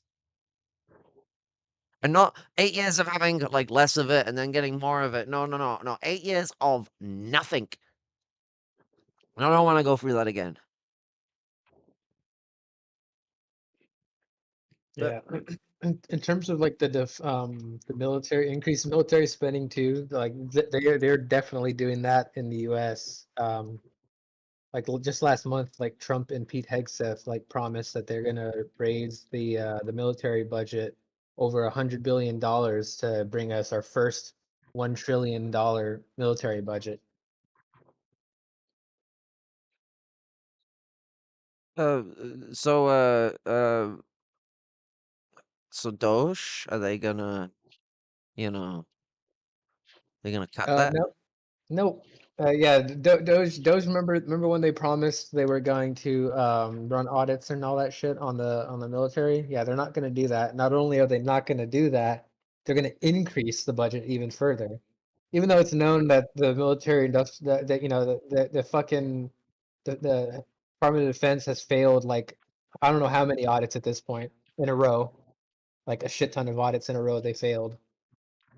And So also, this isn't even factoring into as well the blacklisted military spending that isn't on the official budget as well. yeah, Uh, I think it's more than half of the budget they can't account for like where the money's Yeah, going. they can't account for it, and there's two ways they do it. One is the CIA. They use the CIA to funnel money to Black Ops, because not all Black Ops is operated by the CIA, but the CIA has a window in a lot of those operations. So, the MOD, well, you don't call it ministry, do you? The DOD, Yeah. department, you're a Republican. But the jokes aside, the DOD, or the DOD, God, I hate it when Americans do that.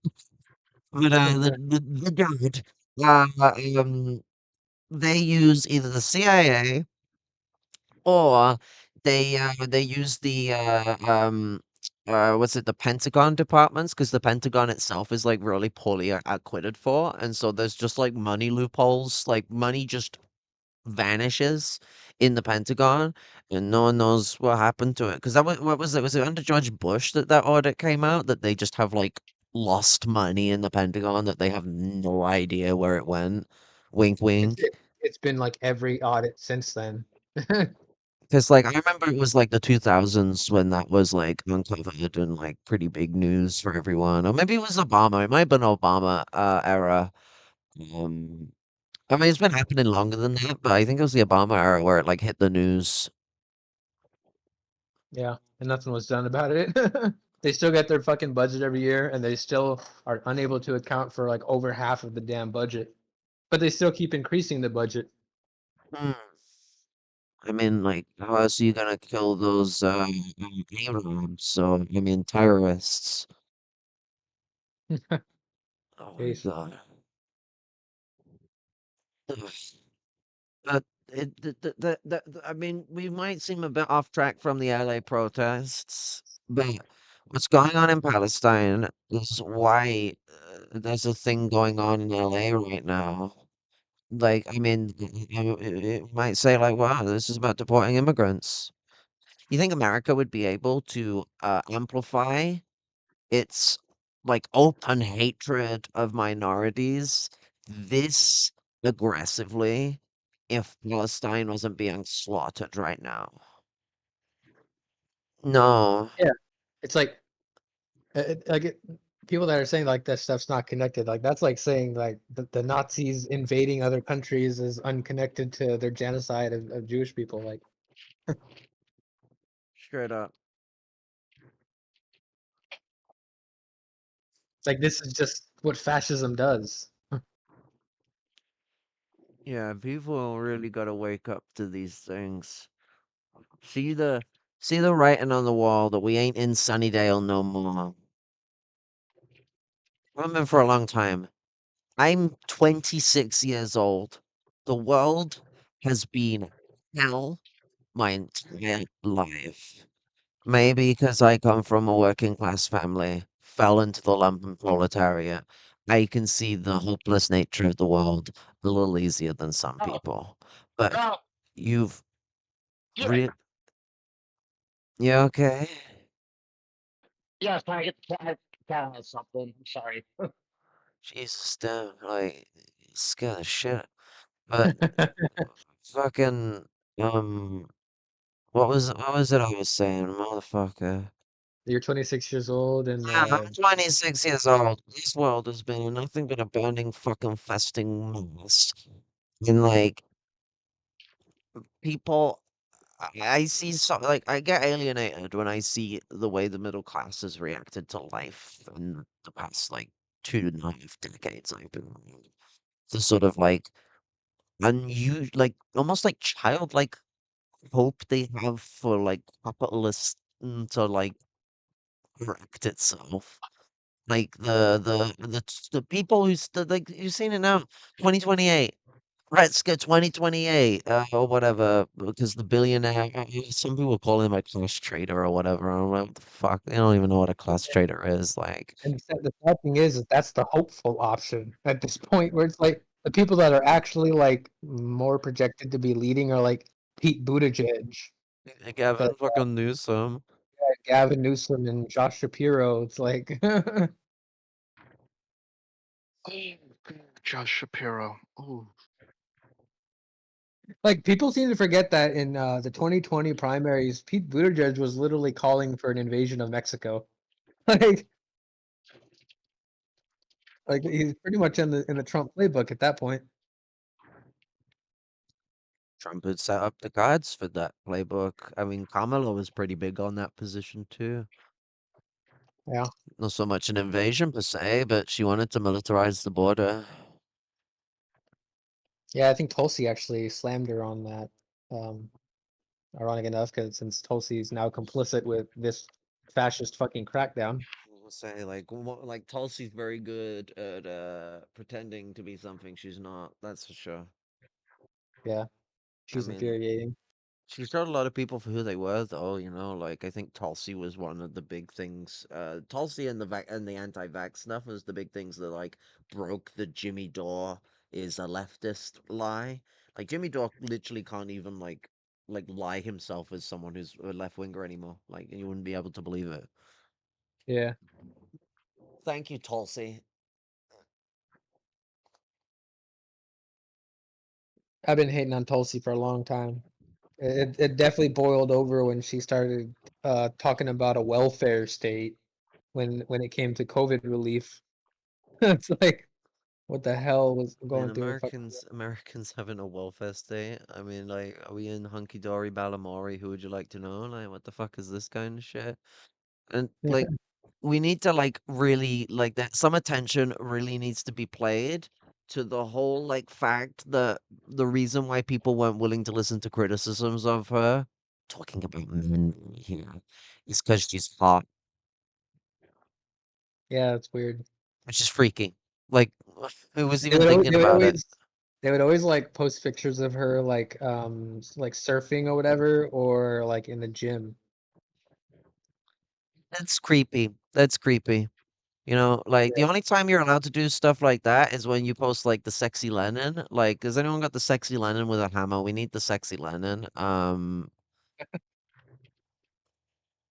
If you seen the one that I'm referring to, it's like him. It's a anti-communist propaganda piece where he's like naked with a hammer, like smashing Russia. No, I haven't seen that, it's hilarious, though. Oh, it's amazing. They're like, oh yeah, do you know how we'll combat Lenin? We'll make him homoerotic and make him like really fucking hot. And it's like Yeah, everyone's that's gonna like want to fuck him. All the girls are gonna want to fuck him. All the guys are gonna want to fuck him. That will solve communism. that's, like, super based now, but, I'm sure back then it probably meant something. I mean, it probably meant something, but still based. Like, I mean, if they're gonna make Lenin sexy whilst trying to like be anti-Semitic, I imagine. I mean, like the Jewish man's got a hammer and he's destroying the Russian civilization. Like, I don't think I'm going too far away from that premise to be like, is this like sexy anti-Semitism? What the fuck is that? Okay, that's a fucking fucked up phrase. You know what I mean, though? Is this That's a anti-Semitism? Where, quote. like Lenin is big sexy? Like, It reminds me of The Simpsons when they showed the reanimated Lenin. Oh, I've seen clips of that. oh yeah, Must crush must crush capitalism. capitalism.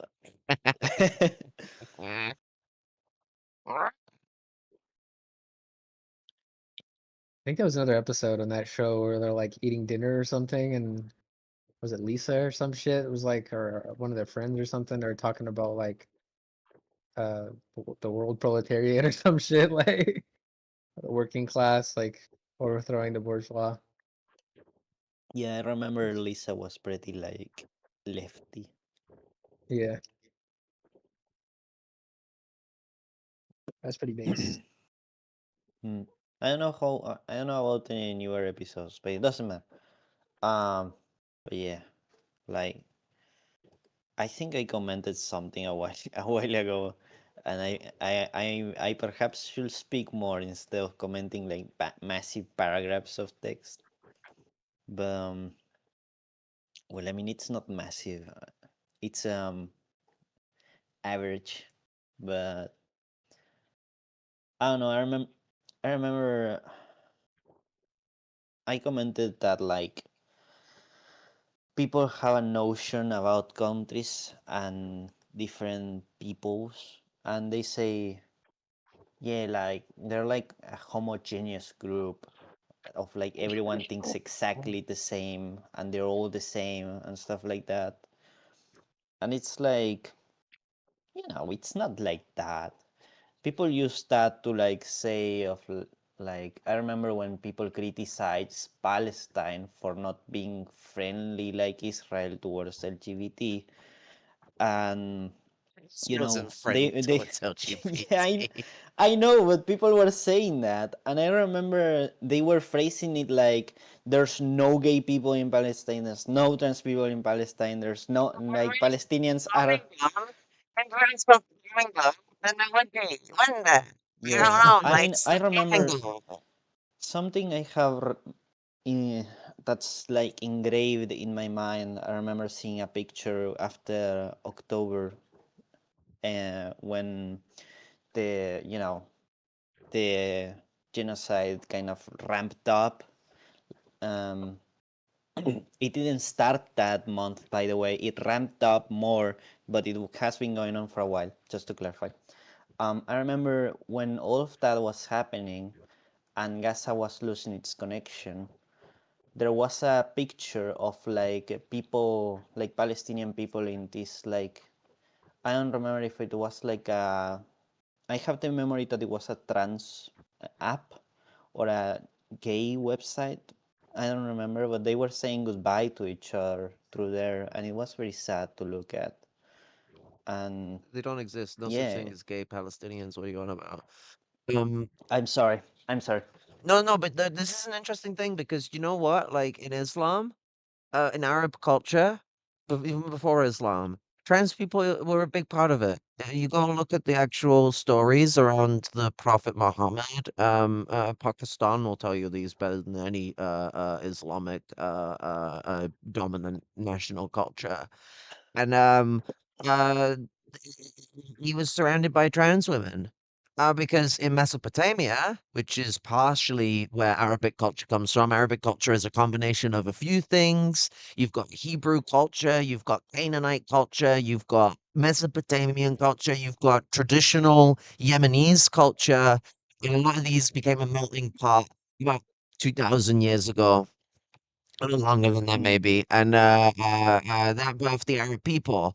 And up until the Crusades, trans people were a pretty normal part of Arab culture because we were there before the fucking Arab culture had even merged. We were an important part of Canaanite and Mesopotamian culture. They all had 3 to 5 genders, respectively. 3 genders for Mesopotamian culture, for example. And the third gender was Mm. really more so for people that are in between the two and not just for like not doing the like trans people or a third gender like transphobic shit. So like you could transition to either gender or the Judaism, 7 genders. You know, like a lot of this stuff has core cultural backgrounds in transness, but then white colonialism came and genocided it.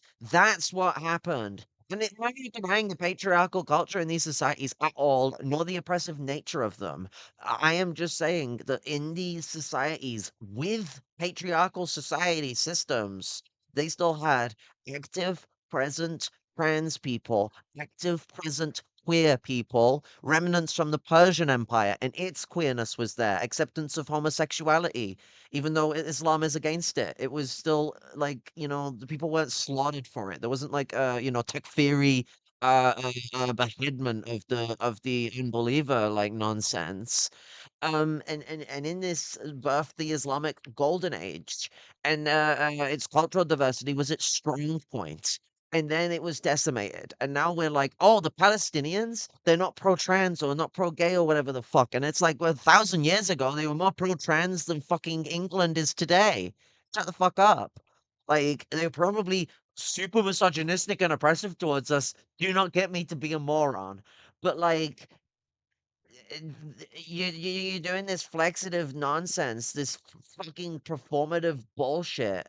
But like Israel isn't even pro-trans, and no one holds them to account. You go speak to like trans people that don't live in Tel Aviv, that are Israelis, especially if they're fucking Mizrahim or members of the 48, and you go speak to them of their experience being trans in fucking Israel. And if you think that Israel is pro LGBTQ, you are defending Nazis and you are doing the gay fucking myth that was done with the Nazis because of Ernst Röhm's existence.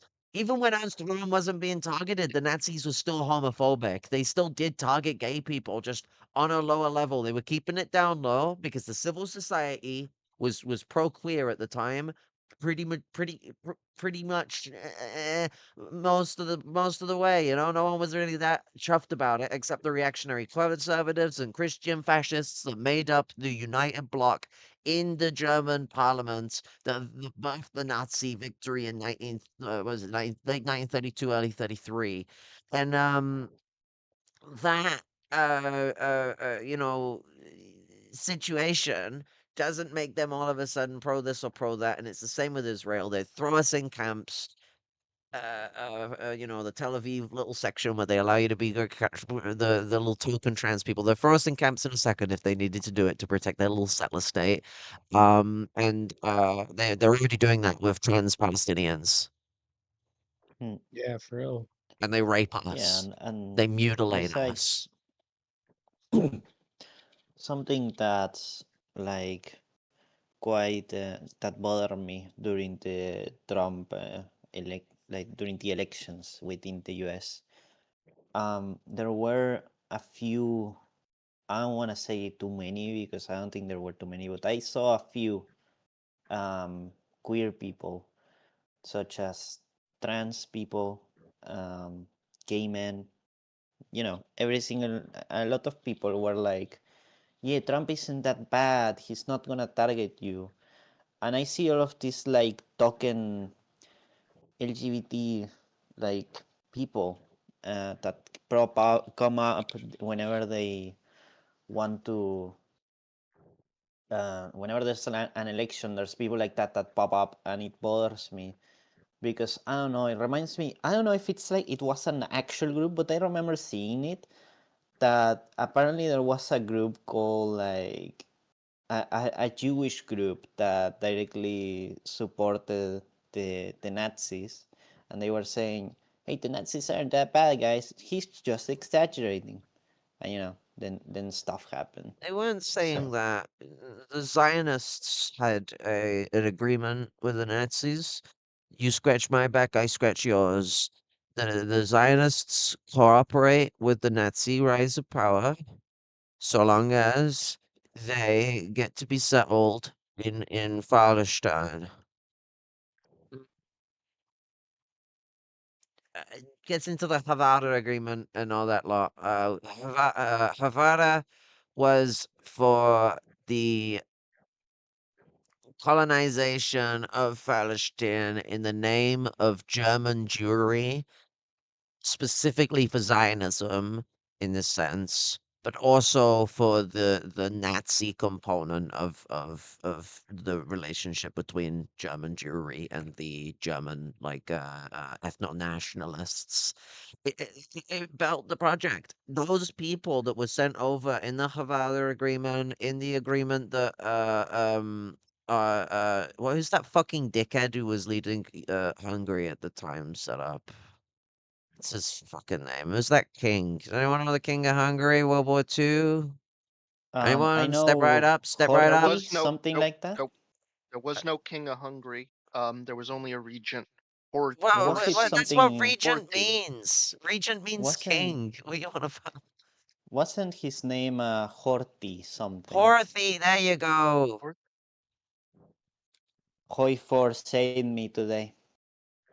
Yeah, I'm gonna say like But I was Gangaros. on. Regent is like another word for like a monarch. So like he basically is just a king.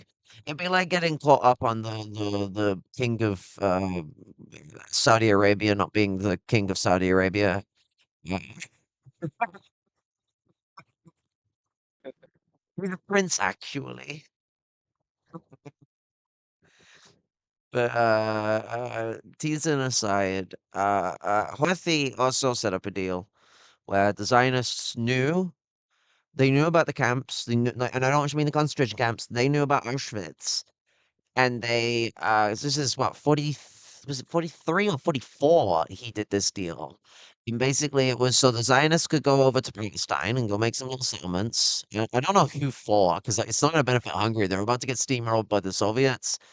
And Houthis about to get like unearthed from power before the Soviets even take Hungary. But the the fucking they knew about it, but rather than like telling, even if they were gonna still go do, I mean, it's not good if they go run away to Palestine and do their colonial shit, but they could have double stabbed like and like fucking been like, okay, we've been a bit treacherous, but let's betray these Nazis now that we've got what we want and at least help our people back home. But they don't because they see them as yids. What's a yid?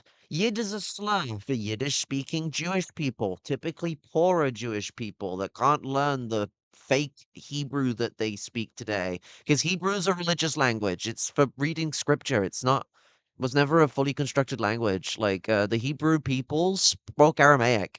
Like they used Hebrew for religious stuff. But like we have this racist perception of these things where if you try and say this stuff, oh what, you're being anti-Semitic? Do you know who taught me that? Fucking Jewish man. And I shouldn't have to say that. You shouldn't have to be like, well, a Jew gave me permission to turn around and say the historical nature of what the fuck Hebrewism is, as if like I don't come from a Abrahamic culture and like have some ties to that history and like need some guy to turn around and go, actually, do you know what? Like to criticize Hebrew supremacy against like other Jewish people, you need like confirmation. This is white supremacy. This would be like turning around and like needing the Anglo-Saxons to give us the okay on whether we can shit on America. No, Yeah. don't ever ask Anglo-Saxons for permission. It's never a good idea. That they won't give it you. But like Yeah, and the States. it's the understanding that the the the the people that were heading for Auschwitz, the people destined for the chambers in that situation, to those Zionists that were leaving Hungary were Yids. And a Yid is considered a barbaric, like, creature compared to the Hebrew. Like that's this, and so they've created almost like a Gentile to I can't remember what's the opposite word for Gentile, like Uh, Let me look it up. you know, like for the Jews, like they have the Gentiles or the non-Jews. The God, we're all like raised in like Judeo-Christian, like whatever the fuck, like American supremacy cultures, like Yeah, I mean, something crazy I was like that. actually reading through because I've been talking, we were fucking arguing with like Christo-fascists and shit. So I'm thinking like in biblical terms, and they always just did the Jews and Gentiles. Okay, Jews and The Gentiles. We'll just go with that the one then. oppos the opposite of Gentile is me mechante, mean, and I've the never even opposite heard of that word. mignon, cute, is monche, moche, ugly, ugly. I don't know. That's what it says. Yeah, the only reason I like remembered the Gentile versus Jew thing was like I was arguing with a Christo-fascist over circumcision and pointed out to them that in the Bible that they claim to represent says that circumcision is not required for Gentiles. Okay, it So is the Hebrew. All right then. So like, yeah. And that's associated with like religious casteism and stuff like that, where like you have the Hebrew, like I guess for lack of a better word, priesthood, because I don't know the proper Jewish words, and my apologies. Um, you know, that is where you get this like language separation thing. It's kind of like how Latin was used in like Christian scripture for the longest of Isn't time. Um, isn't the word rabbi? Rabbi, yeah, sorry, marijuana's a motherfucker, but what we really need to understand is the mentality here is of that of what the Nazis look at these people as. They look at the Yids in the same way that the Nazis look at and speak of and think of the Jews generally. Like this is anti-Semitism, and those people, those Hungarian Zionists, those German Zionists, Austrian Zionists, fucking Romanian Zionists, Vichy Zionists from or France, how you want to fucking say it, Spanish Zionists, they went and settled, especially prominently led by German Zionism, the settler program that built Israel was not built by Holocaust survivors. Not an inch of it was like of that state was formed by someone who experienced the Holocaust. And anyone who believes otherwise is fucking insane. They came afterwards.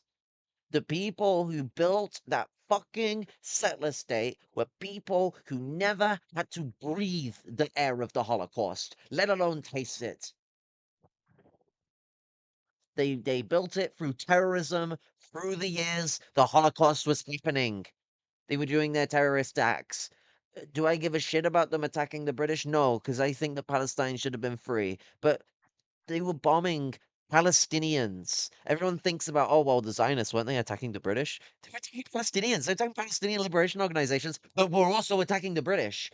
And they took advantage of certain Palestinian groups that were fighting the British just to then, in the post, like, in like the 40s period, just start turning on them again.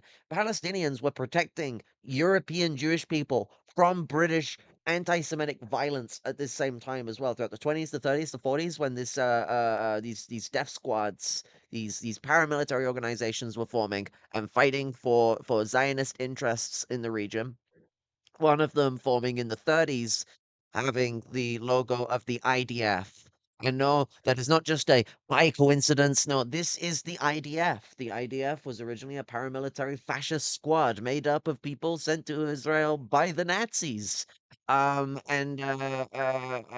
forming themselves the most effective of the paramilitary organizations, likely due to its imperial backing and support from the Jewish mafia in the United States, in terrorist operations. It is the most effective terrorist operative in the world since the 19 fucking 40s. Really honed in their skills.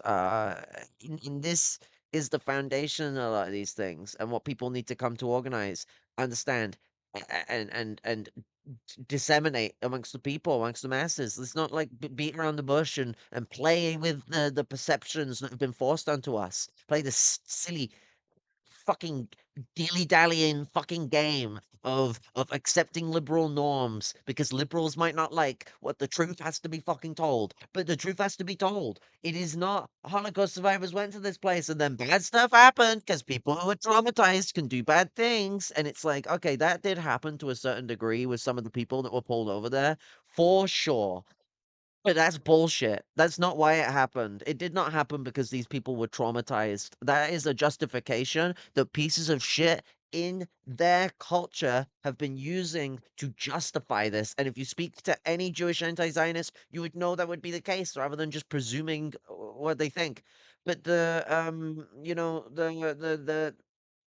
what we got to understand is that this shit exists on a base of white supremacy, of Jewish supremacy, that is sourced in nothing to do with the Holocaust. It is a lie that Israel's existence has anything to do with the fucking Holocaust. And anyone who won't push back on that is being a fucking useless communist. And on that note as well, everybody should have smoke for Stalin and his role in that as well.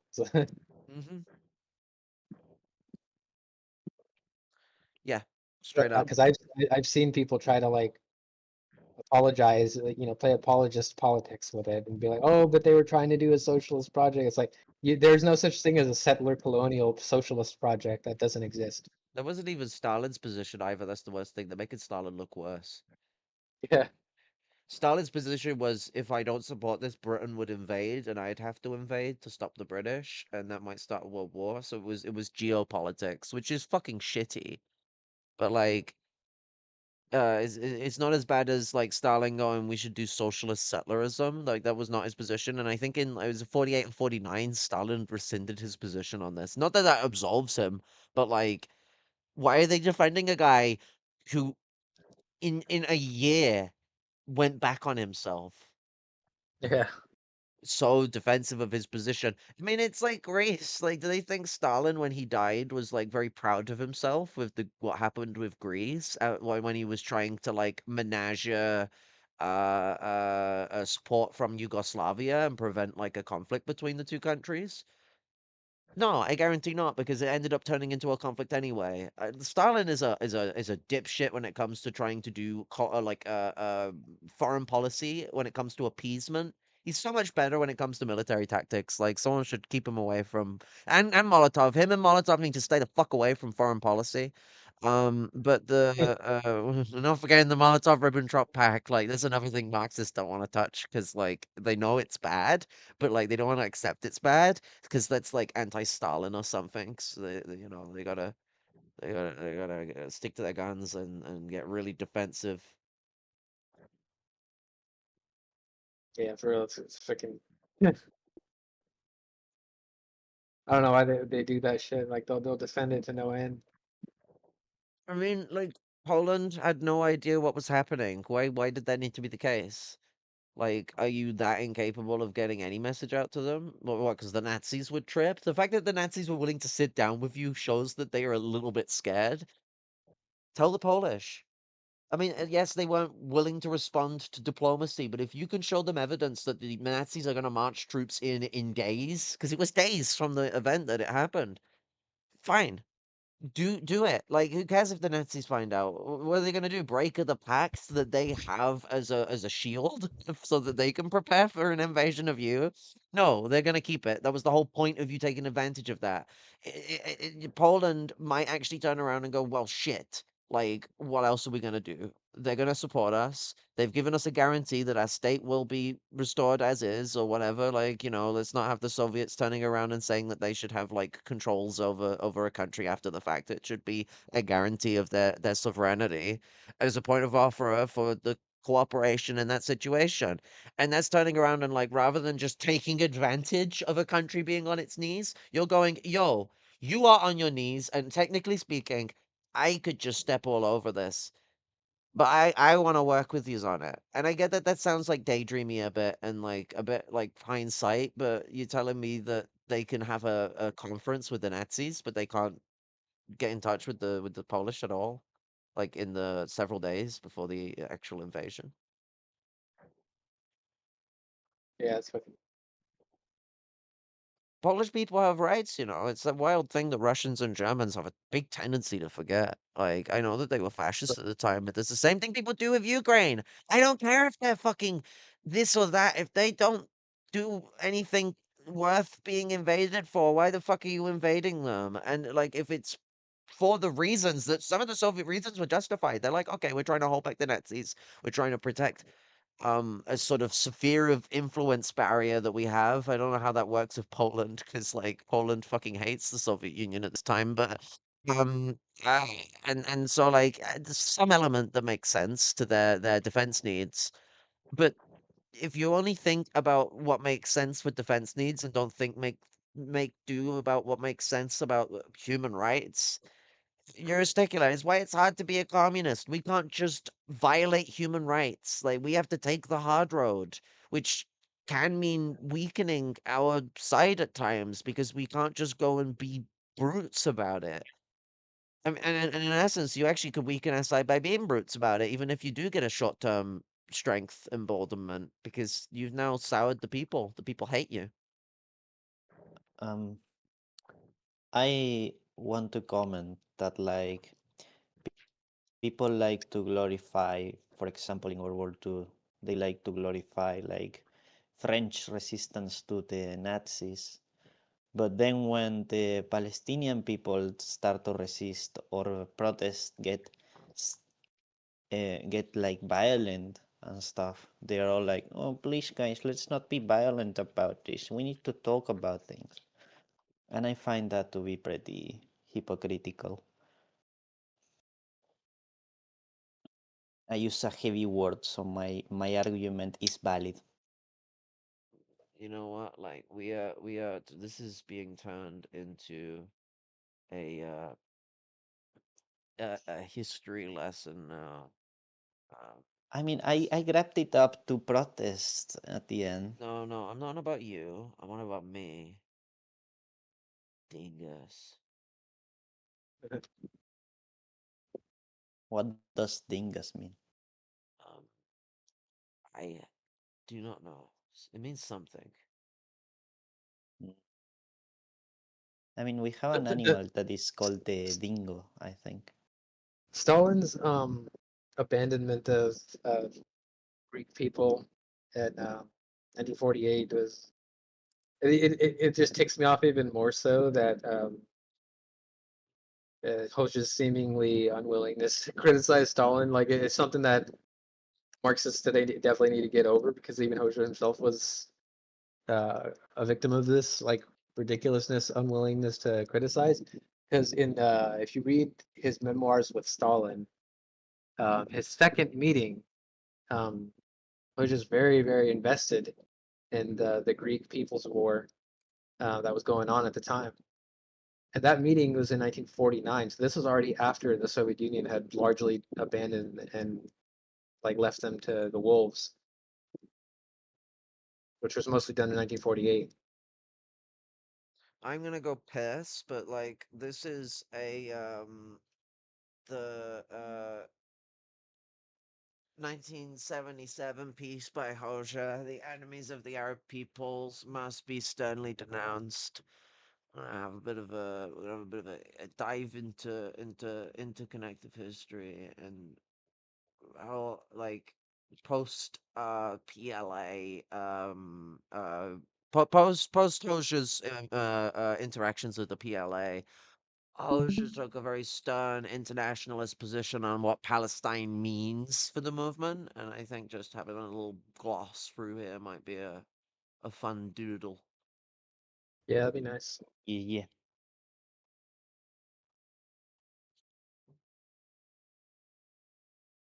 Have fun.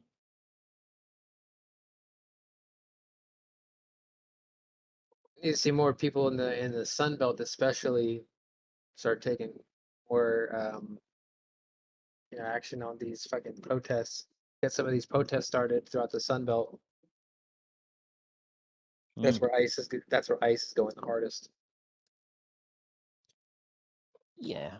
I mean, with all the protests going on, I try We need to remind we need I try to protests remind everywhere. people in the US that protesting is a human right and such. So yeah. But what were It's you not trying just to say again, girls? well, it's not just the U.S. I mean, we need protests worldwide. I mean, it's like against what's going on in Palestine, what's going on with ICE, what's going on with trans people. It's like it's not just like again. I don't want to bring up American exceptionalism again, but it's not just America that needs to be protesting here. Yeah, I mean, of course, it's important to protest worldwide. I think that mo I'd say I don't want to speak for everyone, right? But I'd say that a lot of the world has been like actively protesting. Here it's been like I haven't seen a lot of like Palestine protests here. We are more concerned about Milei than more than anything, which is sad. But then again, I don't live in Buenos Aires or Cordoba or one of those big cities, so I can't say much about what's what.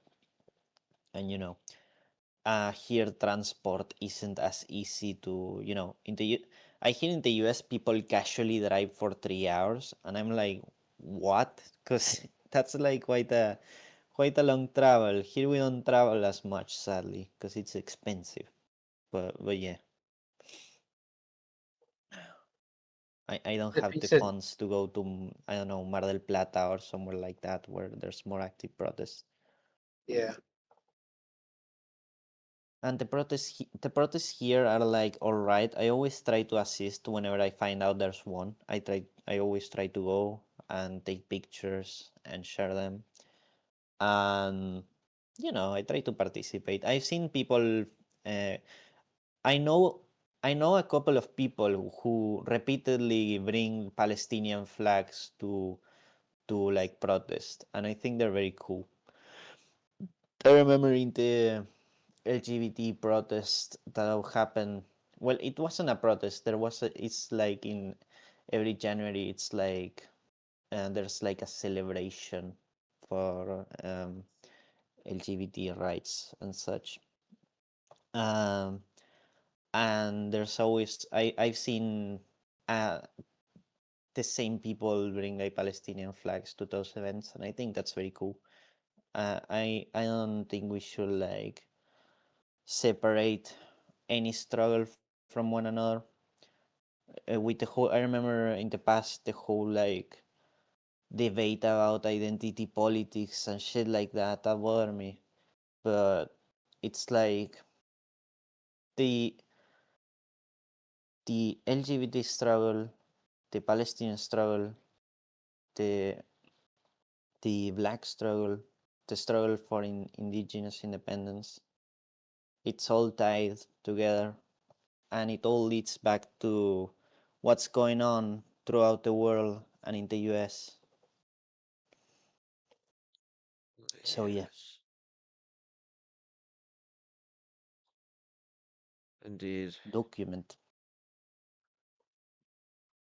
The enemies of the Arab peoples must be sternly denounced.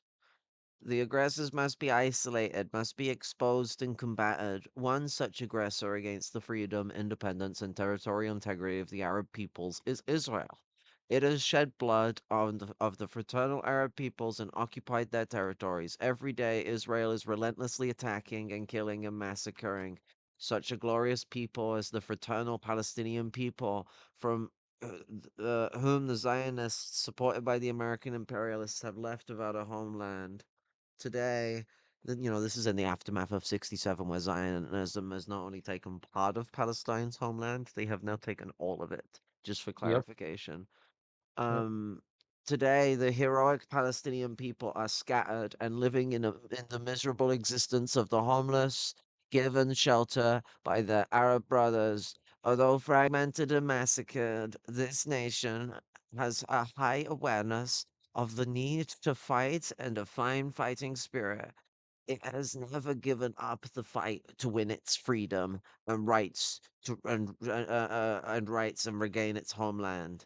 I think and rights to regain its homeland is what it's supposed to say. Um, uh,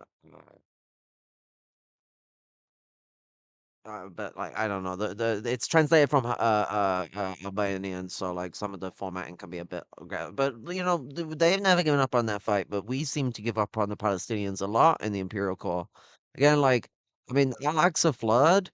I mean, the reason why they called the start of October 7th, which wasn't supposed to be an attack on a music event, it just happened to be going on the same time that they had planned an attack on two military bases, which there's a lot of suspicious shit into there, but I won't get into conspiratorialism in this video. It's a discussion for something else. But like they called it Operation Al-Aqsa Flood. Why did they call it Operation Al-Aqsa Flood? Maybe if you know a lot about the Palestinian movement, you already know what I'm gonna say. And that's in 2021 began the assault on the Al-Aqsa Mosque.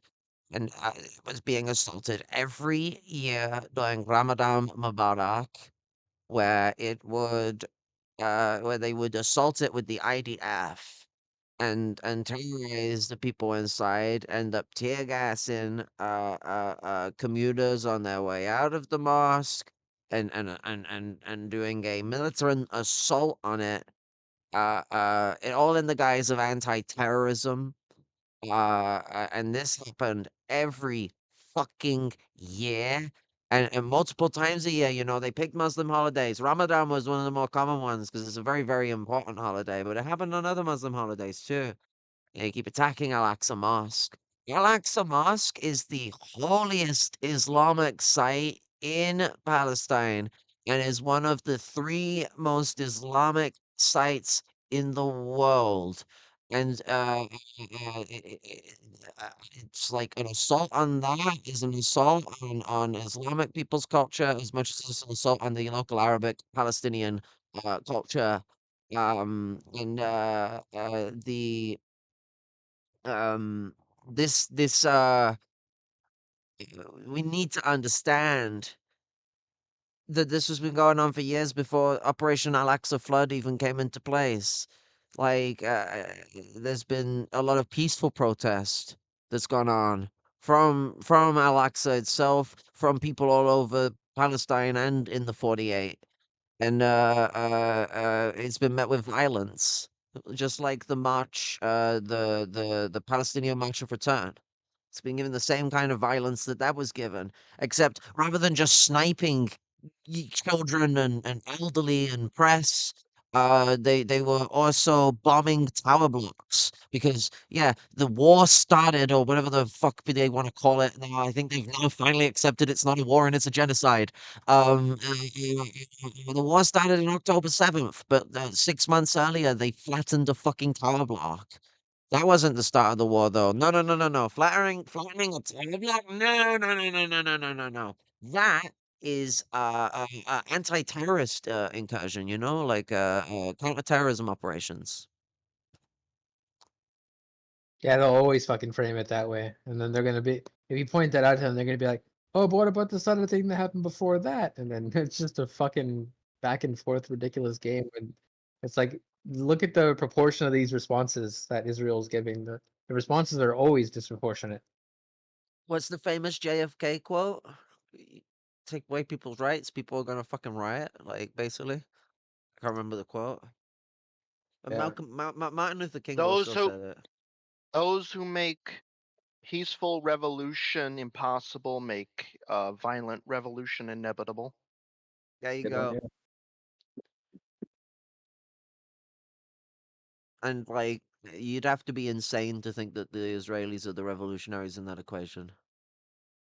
Even Piers Morgan has gone like Hamas, like well, not really, but like he is like when even Piers Morgan turns around and sees the writing on the wall and is like, yeah, actually supporting Israel might not be a good idea. It actually looks like this is a real genocide that's gonna go all the way through. Piers Morgan was okay if they did partial genocide. He could tolerate that, but it looks like they're gonna do a full one, and that's where he draws the line. I would have been alright if they only killed 4.7 million, but 6 million, too many, too many. I had to change my party. Is that how Carl Schmidt got away with the so he got away with his Nazi ties. He was like, well, like once they got to a certain number, I was like, well, this triggers my autism. I can't be a part of this anymore. I want to point out real quick that the disproportionate responses of Israel is not a recent thing either. It's always been that way. In fact, the very first diary entry from Hoja's Palestine Belongs to Palestinians shows this one was written in January 16, 1970, and in there it says Israel is poised over the Arab countries like a hawk. The Arabs kill one Israeli, the Israelis kill 20 in reprisal. The Arabs damage one Israeli aircraft, the Israelis burn 50 aircraft to the ground. The Arabs capture one border guard, the Israelis capture 22 Arabs on the following day. Like, it's just pointing out the fact like these are never proportionate responses. Yes. It's almost like it's collective punishment, and it's not like this was something that was done on the Eastern Front. Oh, wait a minute. For every German soldier that was wounded, 50 Soviet civilians would be shot. For every German soldier killed, 100 Soviet civilians would be shot. They would rape women and children, cut them to pieces, and hang them up by their intestines in trees. I have seen photos you do not want to see. Where the Soviets, on their way back through their land, had to see mothers, children, elderly mutilated in all sorts of vile ways. And what do you know? We saw that this time around as well. They could never show any of these images of Palestinians mutilating Israelis, but it turns out that we actually got images that will never leave your soul once you see them of Palestinians chopped to pieces by the Israelis, heads even chopped into pieces, arms and legs and stuff chopped off, burnt alive people. Yeah, Yeah, and besides, I remember hearing the news that the Israeli army, they will mutilate bodies to like extract their organs and stuff like that. Oh yeah, they do organ harvesting. They also do genital mutilation. Like everyone Mm. accuses Islam of being the genital mutilation thing, which is not actually that. It's something that existed in the region before then, and Islam actually was against it when it came up. Like that was one of the big things Islam was like struggling against. Christians and Muslims do it in the region because they're engaging in a reactionary culture that existed long before even like Hebrewism existed. Like people just don't know the history of these kind of vile procedures, and so they throw out this Charlie Kirk fucking pilled nonsense about how it's like the Muslims or something. And it's like, no, it's reactionaries. Palestinians do not engage in genital mutilation. Not even the fucking like weird like Islamist types don't do that. Israel does. Israel fucking does, and Israel does that to the women. They do the labia destruction thing where they trim up your labia in a way where it fucks up your ability to have sensations. Because that's why it's done. It's a way to imprison women. You don't get the pleasure of sex. You get sex as a purposeful machine, and you get to take it as much as I can give it to you. because you don't have to deal with the feelings there. They're gone. And it doesn't actually get rid of them. It makes life very, very painful all the time, and it makes sex even more painful. So, like, it is all about enslavement, a procedure such as that, and it is done to Palestinian women in Israeli prisons, as they then also rape and violate women and men, with men with objects, and women they will just fuck them in vile and horrible ways, like disgusting sexual assault. To There's a power play. They need power over these people. They need to be able to traumatize and destroy everything and anything they can about them. It's a vile, vile precedent of existence.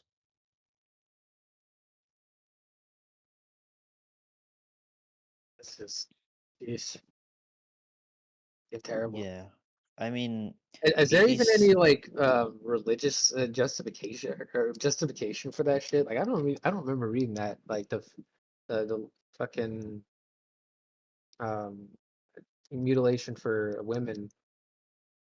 I know it's there for men in the biblical texts and shit. Like, did they just do it just to be fucking dickheads, like just monsters? Like, You what? Sorry. the genital mutilation for specifically for women. Oh yeah, it's all about owning women as property. Yeah. It's about destroying our ability to have pleasure. Because then, Yeah, like, I well, mean, I don't think there is any religious justification for it. I'm pretty sure no, there there isn't. isn't. Not in the Abrahamic faith. No. I remember hearing about some unrelated. It's just my autism.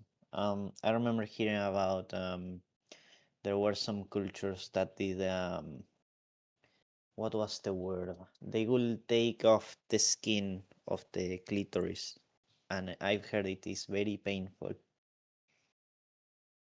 I don't remember. Do they do female genital mutilation in Saudi Arabia? Um, what the Arab government? No, I don't think so. Saudi Arabia? No. Okay. No, no, no. It's like a poor African Arab country sort of thing. It's something that's like from North Africa, basically, that goes like thousands of years back. Like it predates like the existence of Islam by like so long it's ungodly. Like the Egyptian Empire was around when genital mutilation of this kind was going on. It's like old patriarchy stuff. It's ways of enslaving women. Yeah, Um it's like I almost want to say it sounds worse than circumcision for men. Like it sounds oh awful. yeah, miles worse. I mean a similar thing does kind of happen in the sense of losing like a certain aspect of sensation, but it's way more less brutal with circumcision than female labia reduction and stuff like that is, where they basically like slash your labia apart. A lot of the time they'll do these things without anesthesia and stuff like that as well. It's cool like backdoor doctor shit that will be like behind some of these procedures. Like it's to make your woman suffer because that's her job, is to be in suffrage. That's what they think of us. Yeah, it reminds me of a case that happened within the U.S.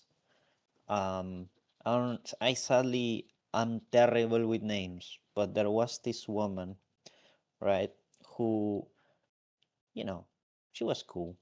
And then one day she suffered, I think it was like a condition, which eventually led to her, she was pregnant, right? That's important for the story. She got pregnant, and during the pregnancy, she got in a situation where she essentially died. But her brain died, and but her body was still alive. And the family was like, okay, well, we need to do something about this.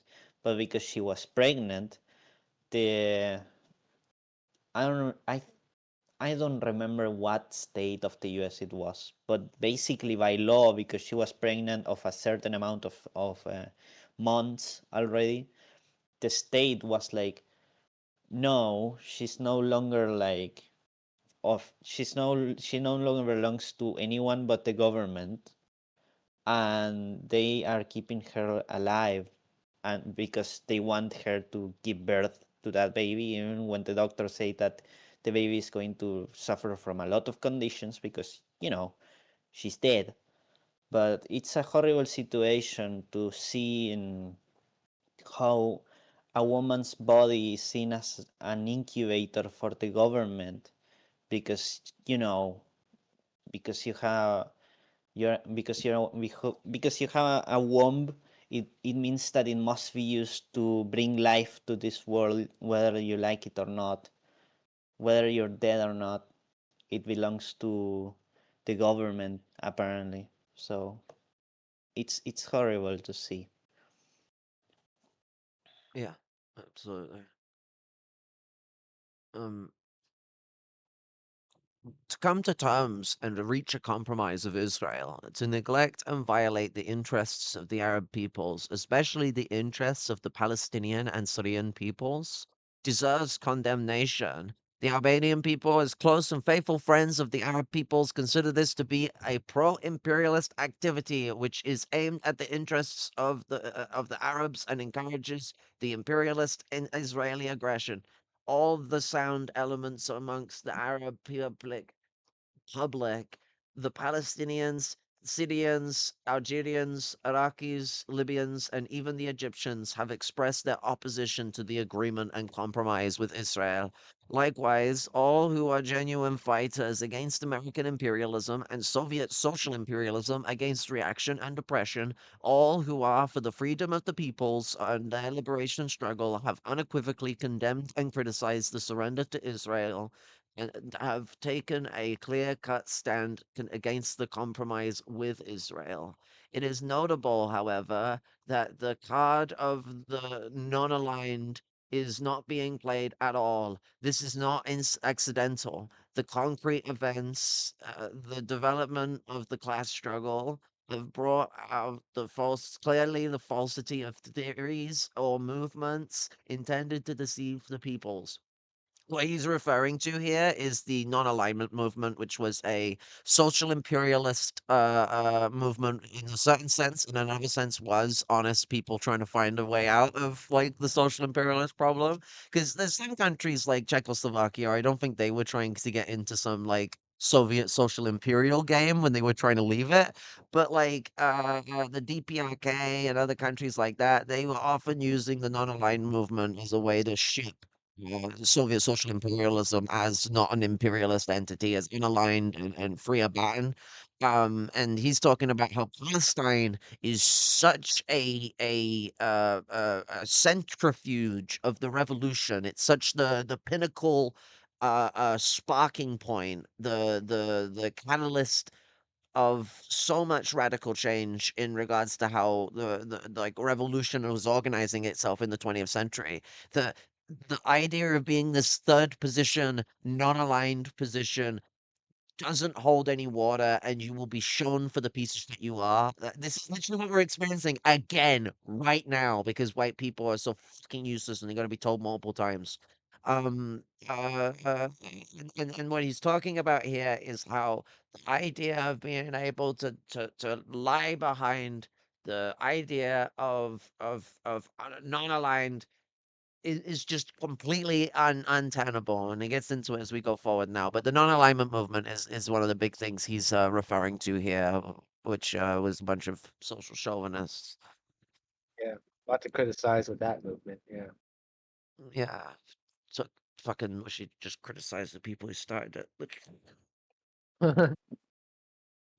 And it was used on both sides of the social imperialist spectrum as well. Like there was times when they aligned more with the Soviets. There were times when they aligned more with the Chinese social imperialists as well. Like in the case of Pol Pot, who really venerated Tito and considered himself part of the non-alignment movement. There's also just like fucking blunders as well from Mao, where like there's the whole like Pakistan affair. Oh yeah. Peace.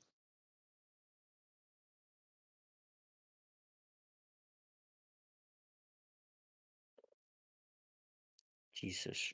I mean, the Soviets were pretty bad for supporting fucking India as well at the same time. Like both of them were pretty bad in that war, but like Pakistan is not doing necessarily the best. It was like it'd be like supporting Serbia in the 90s, you know. Yeah, for Parenti. But what can the partisans of the quote unquote non aligned movement say when the protagonists of such compromises, who are also the standard bearers of quote unquote non alignment, display openly that they are committed to and dependent on imperialism, that they are playing its game? The policy which they pursue is formally independent, but in reality is dictated by others and defends interests alien to the Arab peoples.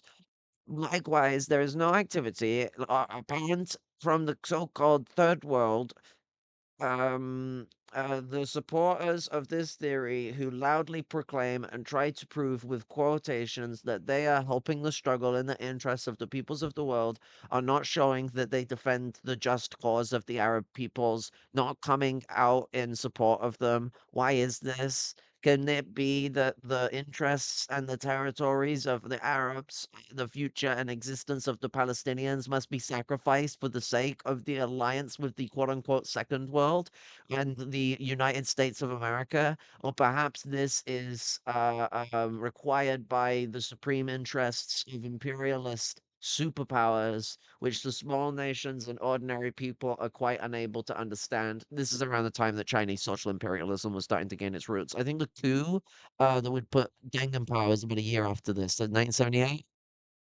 Yeah.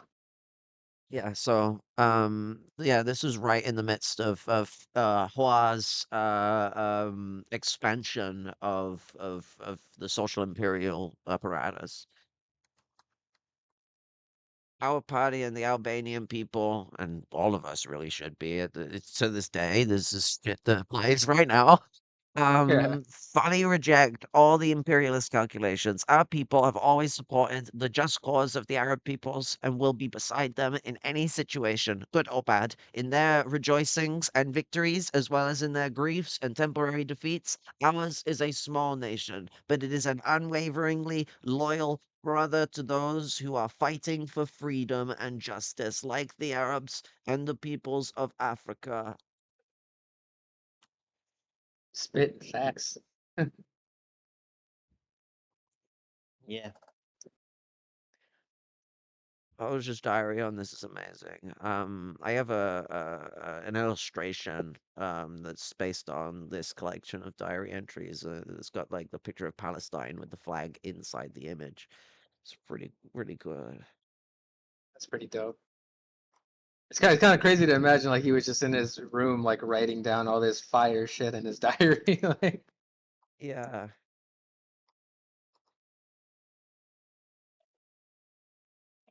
I mean, this, like, the Arab peoples are well aware who their enemies are, know the aggressors must be unmasked, isolated, and fought. They know that Israel is a savage and insatiable aggressor against the Arab peoples, against their freedom and independence. On several occasions, it has been the blood of the fraternal Arab peoples has occupied their territories and has kept them under continual threat of further expansioning. Oh, sorry, it has shed the blood. I read that wrong. Under the continual threat of further expansion. Every day, Israel is attacking, maiming, and killing an ancient and glorious people, such as the fraternal Palestinian people, whom the Zionists, with urgings with the urging and support of the American imperialists, have left without homes or wait, I read, yeah, have left without homes or homeland.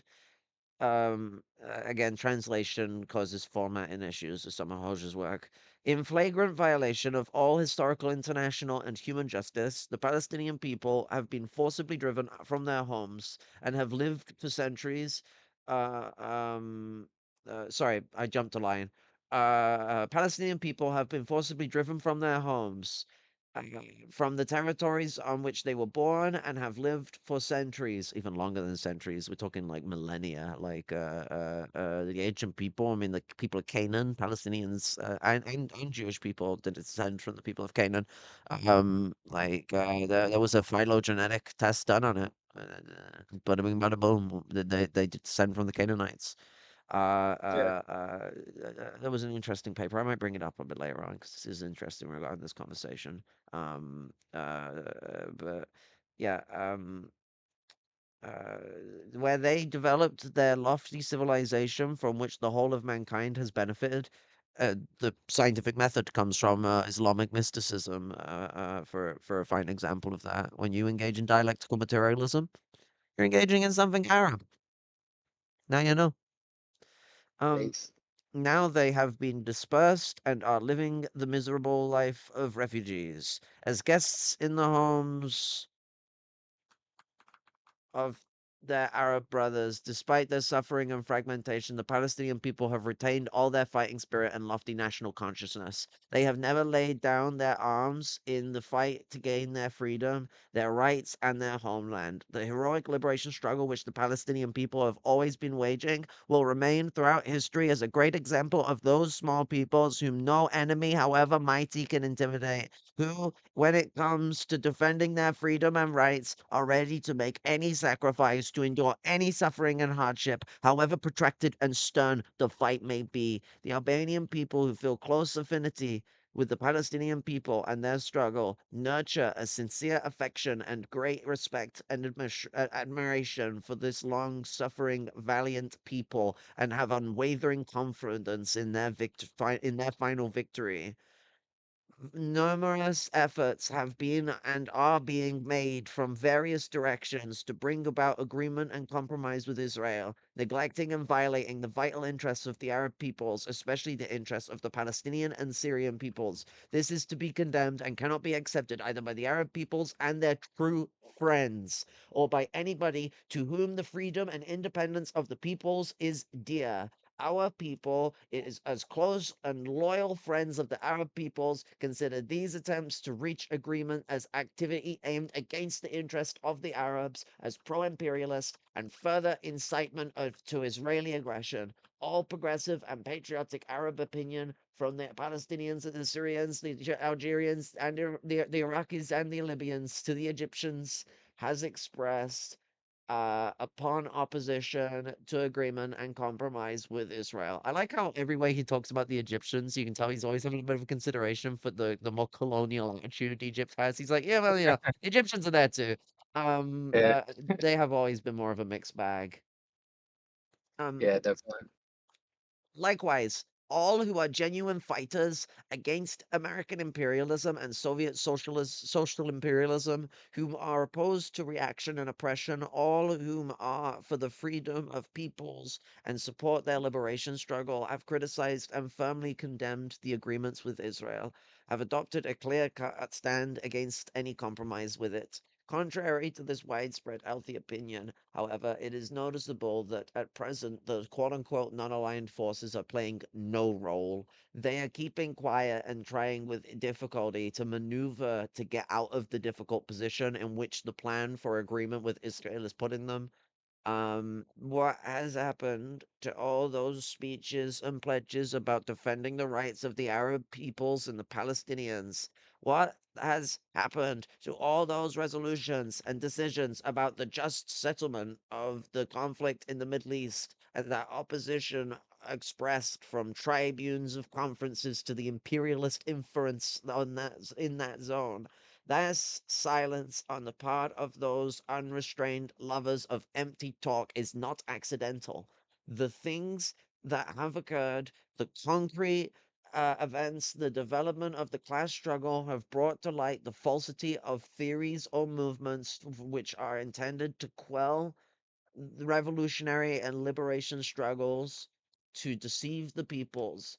This falsity is being revealed by the imperialists themselves, who, when it comes to defending their own interests, do not worry at all about the difficult positions in which they place their friends. What can the theoreticians and supporters of the quote unquote non aligned movement say when standard bearers of non alignment openly show themselves to be committed to and dependent on imperialism, that they are playing the imperialist game, that the policy they pursue is independent formally, but in reality is dictated by others and defends interests alien to the Arab peoples? The non-aligned movements may still continue to exist in conferences, meetings, and propaganda, but it has been dead since the time when in the Middle East and the Ogaden Desert in Angola and in Zaire, Um, it proved incapable of hiding the fact that many governments of countries which pose as non aligned are linked with this or that big capitalist or imperialist power. That on many occasions they play the game of imperialism and defend its neocolonialist and expansionist interests. Now it is capable of covering up and justifying the interference, intrigues, and maneuvers of the imperialist superpowers in many non aligned countries with empty words, or concealing and justifying the pro imperialist actions of many heads of these countries against liberation struggles. In connection with the agreement and compromise with Israel, there is no apparent activity of the so called quote unquote third world either. We do not see the supporters of the theory of three worlds who shout so loudly and try to prove with quotations that they unreservedly support the liberation struggles and defend the interests of the world, of peoples of the world, defending the just cause of the Arab peoples or coming out in their support. Why is this? Can it be that the interests and territories of Arabs and the future and existence of the Palestinians must be sacrificed for the sake of the alliance with the quote unquote second world and the United States of America? Or perhaps that this is required by the supreme interests of imperialist superpowers, which the small peoples and ordinary folk are quite unable to understand? Oh, this is the way these visionists think. Um, the very embarrassing position of the supporters of the quote unquote theory of three worlds, for whom the agreement and compromise with Israel has torn to shreds the schema which links their quote unquote worlds, is understandable.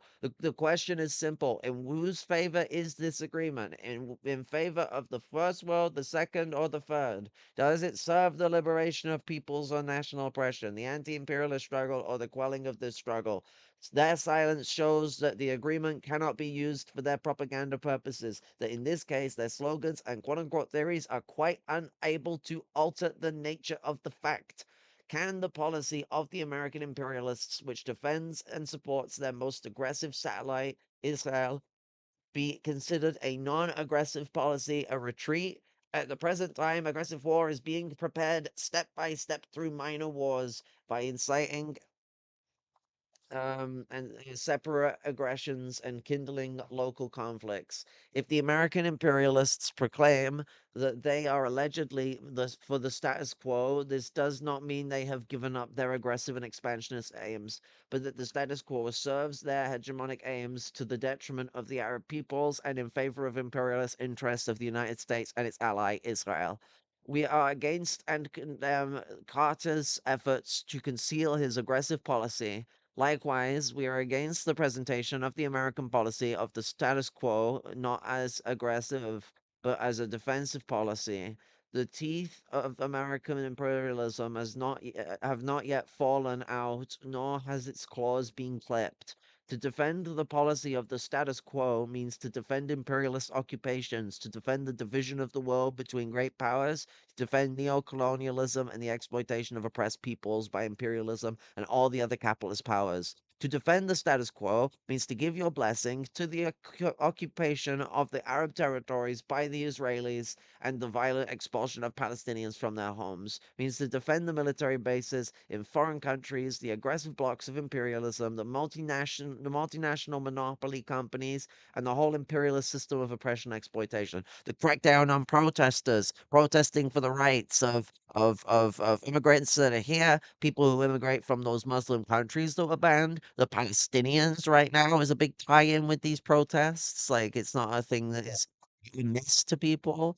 Like all these things link up, and 100%, yeah.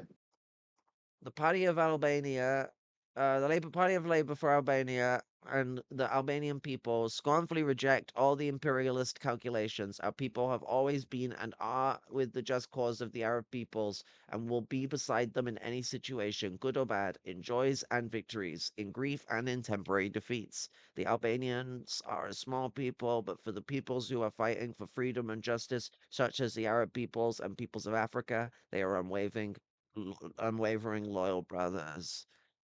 It's a long one, but a good one. That was a great one, yeah. Some people like them long. Preach. I mean, once you start reading a lot of Hoja stuff, especially in his diaries, like he just spitting, and you just gotta keep reading it. Like, good stuff. And this is like damn near 50 years later, and it's still true to this day. I mean, like, It's crazy.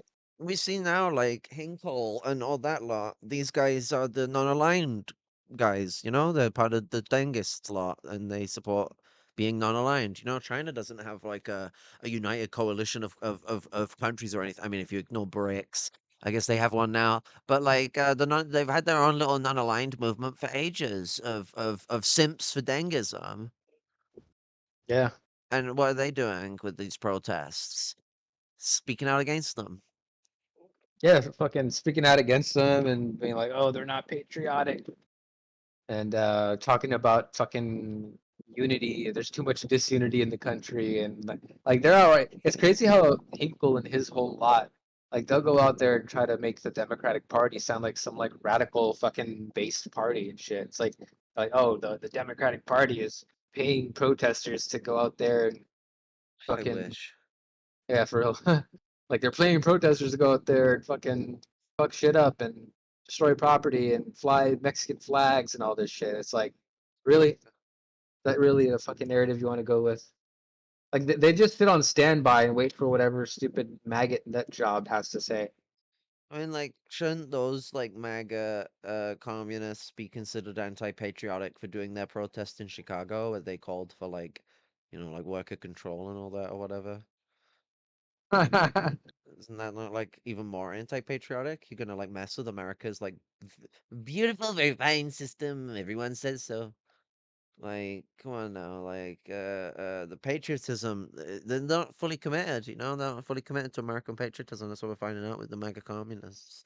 Yeah, for like what? Are you saying they have a problem with the Trump economy? It's so anti-patriotic. Yeah, I'm like, oh, you can't be like, nah, because you can be against economy, you just can't be against like immigration, you can't be against immigration laws. And also, like, they don't think immigrants can say things correct about the economy. Yeah, for real, it's so dumb. It's like, oh, you can't criticize my country. I've had Americans get so offended. It's like I pointed out that Trump is pinnacle American, and like so many Americans get offended. I'm like, what? Like, pull your He head is out your ass. he's like the stereotype of a Yankee like manifested in real life. Yeah, yeah, like fucking like getting all defensive about it, and I'm like, what kind of like national heritage? I mean, it's not even a nation, but like if we're gonna pretend, what kind of national heritage you got to defend to say otherwise about what America is to the world? Because Donald Trump represents the 1860s so eloquently, and like you know pre 1860s, you know the Jackson era, people like that so eloquently. He is very much a traditional KKK type. Yeah, for real. I mean, he wouldn't even fucking condemn the Proud Boys. So, I mean, he told them to stand back and stand by, which is like, Yeah, it's like wait for your orders, like. yeah. I mean, there was a guy who was like pretty high ranking in the FBI that was leading the Proud Boys at the time, so Jeez. it might have actually been orders. Also, I wanted to bring this up. Maybe you know, maybe I don't know. It's more like a biblical history thing, I guess, or what's it called? Bibliography? I don't know. Yeah, Um, bibliography. yeah. I'm pretty sure one of like in the Bible, one of Noah's sons was named like Ham or whatever, and I think like Ham's son was called Canaan. And that was like the original supposed to be like the original person or tribe or whatever that settled and founded, started building up society in the land of Canaan. Yeah, the birth of the Canaanites. Yeah, I've heard some people say that like the curse that um, Noah put on Ham's son Canaan is like somehow justifies like this ridiculous shit. I've actually heard that claim once, and interesting but yet silly claim. Yeah, it's a manipulation of scripture to like promote absolutely horrifying acts of violence. Yeah. It's Although like even the the Amalek justification in stuff. It's like the Amalek stuff. And people always don't know a lot about this stuff as well. It's like because they can use Amalek, which is another place, they can use that to try and justify um like the Canaan people already being gone and the Arabs being like a smudge, a stain of what needs to be rid of. When like actually the Arabs are the closest descendant of the Canaanites. yeah. And even in the Bible, like they even point out like when when the Israelites were like led there to the land of Canaan, like there were already people living there. So Yeah, straight up. like even the Bible says that like that they weren't there first. Yeah, I mean, like the people of Canaan were there for like a couple thousand years, I think, before. Like, Yeah, it would have had to been by like their metrics, right? Because like if Canaan found like was part of the original people that founded it, like that's like right after the Great Flood, and they all split up after the Great Flood. So it's like yeah, they were definitely there for a while, even by their own biblical terms. yeah.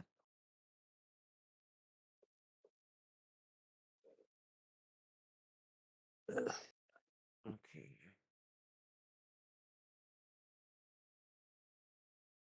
We're gonna watch a bit of the second day of the protest from the stupid, sexy Hassan. Oh, did he do Stupidly sexy. more interviews and stuff, or just filming it? I haven't actually seen this, so I'm not sure. Let's see. He's on the ground though. That's good. Like he was Yeah, on the unlike some ground. people we Some of know, the the third worldists. I mean, I guess they at least support it, but like no on the ground activity from them at all. yeah. They give moral support. All right, we're out here in Los Angeles City Hall, ladies and gentlemen, once again for day 2 of the Los Angeles Ice Out of LA protests that are taking place. It was relatively peaceful, maybe not super calm, but a relatively peaceful and eventful protest yesterday. Even though the media coverage of it was quite different than what we actually experienced on the ground.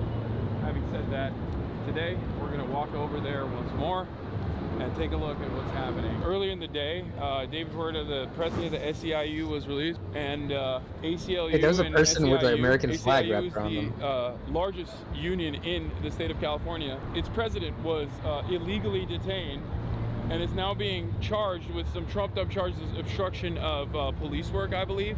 There was a demand for his release. He's been released on bail for $50,000 with a ridiculous charge slapped on. I believe it carries a maximum penalty of 6 years, and there were a lot of people who were out here protesting and demanding his immediate release. Sure.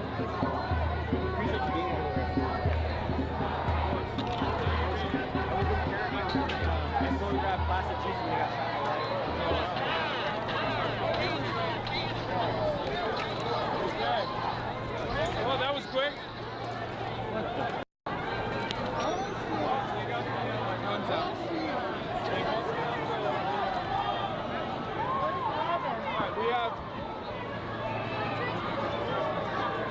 Oh, this is the California National Guard. So this is, I guess this is technically a federal building. The California National Guard is here. Pointing at us? I think so. Wait, like.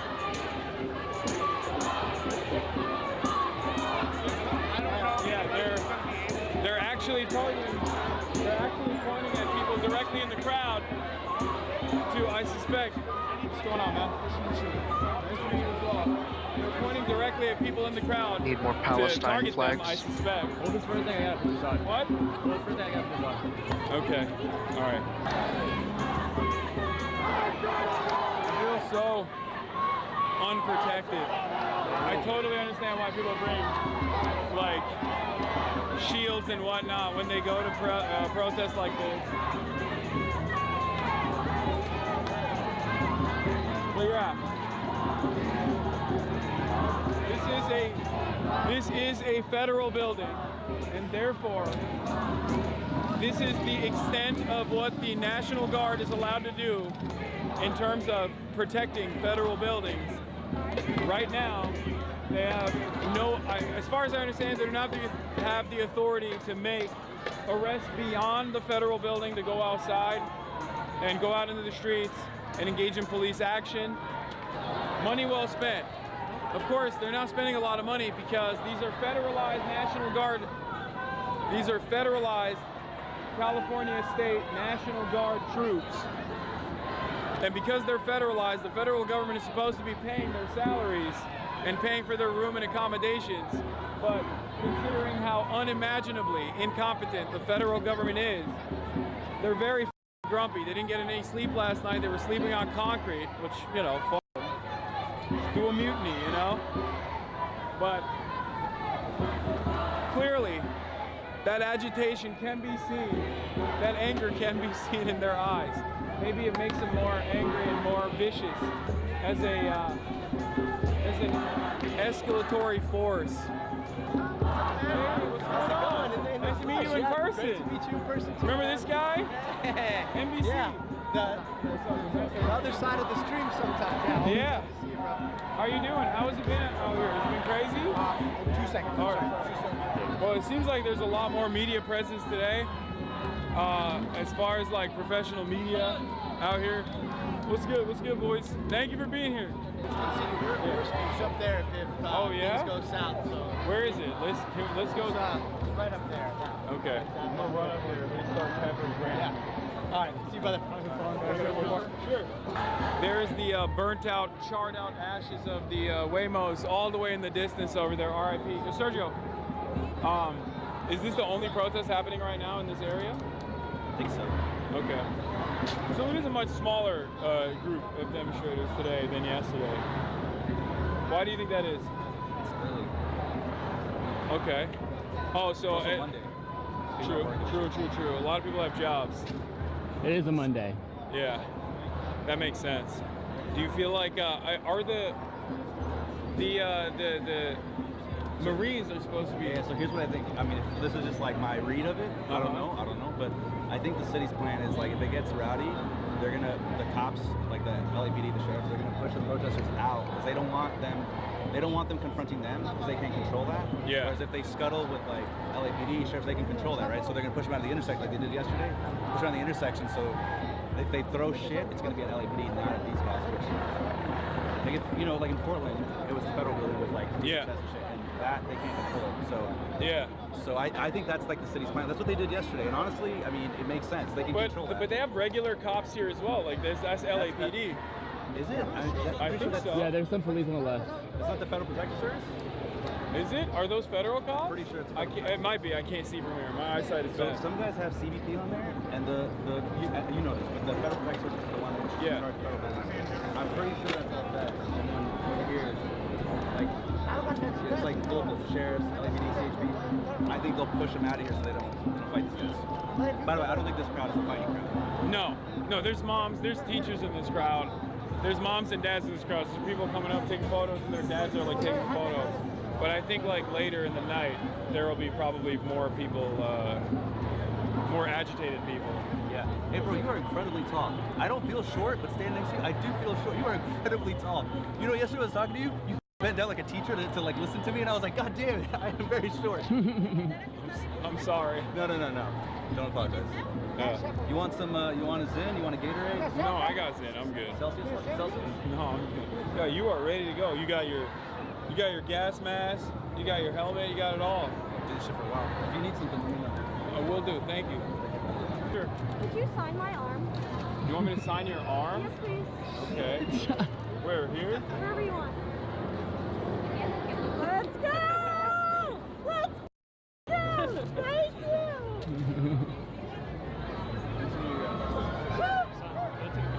Sure. What's going on, man?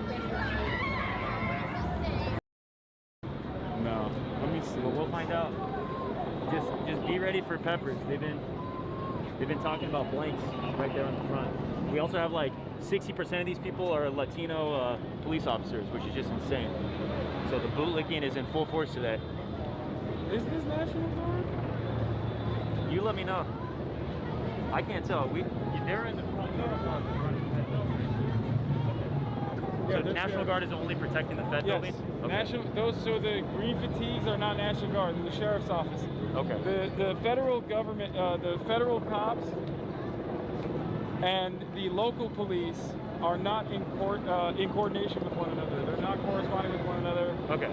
So that's why it'd be weird if the National Guard was behind them. Gotcha. It's the LA Sheriff's Department.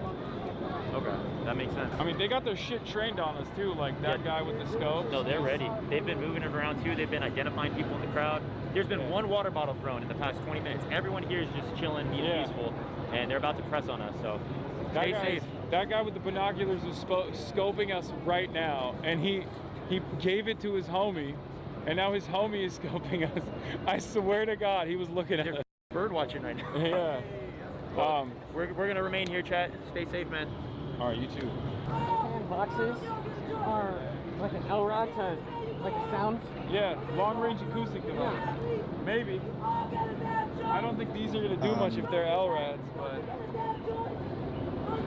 Quick question. Long-range.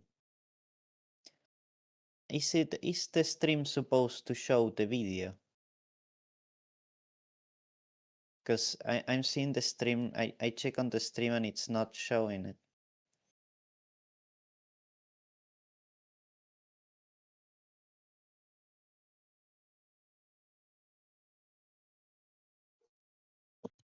We can't hear you. Raven. Yes, I'm sorting it.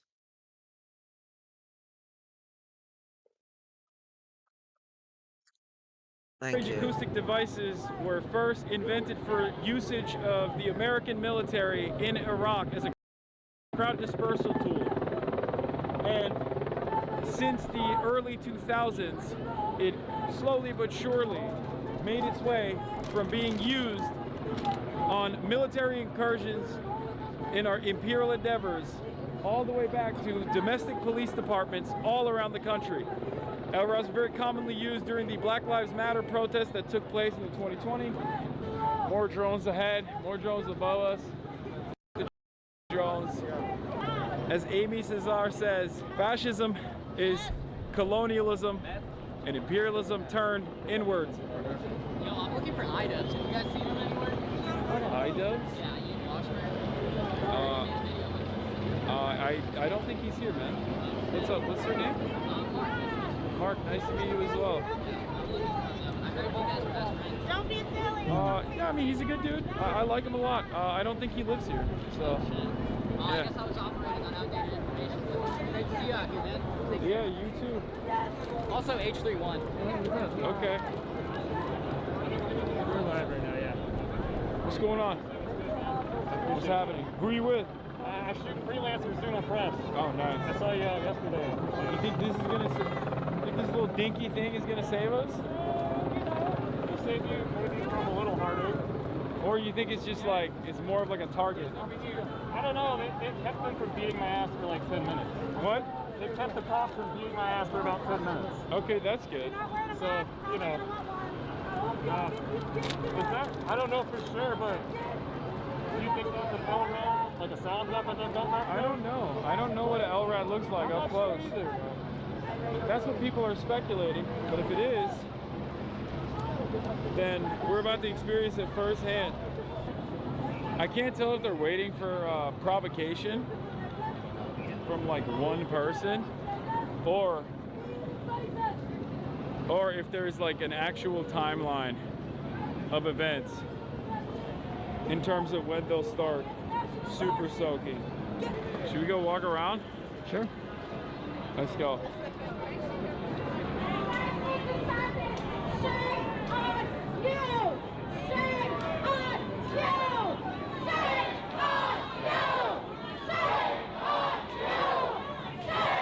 What are those guns that they have? Which ones? This like one, this yellow one here. The yellow ones are paintball guns, and they shoot pepper spray, like pepper bags. Oh, sick. And the rocket, the grenade launcher looking ones are the ones that they deploy flashbangs and rubber bullets from. Well, rubber bullets can also, I think, the shotguns, they have like green shotguns. That also has rubber bullets in it, I think. But yeah. Yeah, I guess if you also noticed, all the federal agents, most of the federal police have masks. Whereas the Los Angeles Police Department, at least like not the riot force, but the regular beat cops that don't have riot gear on, they don't cover their faces. I guess it indicates a level of, what's going on? I guess it indicates a level of criminality and how much force you are willing to entertain. They're using bubbles on the cops. Bubbles infused with fentanyl.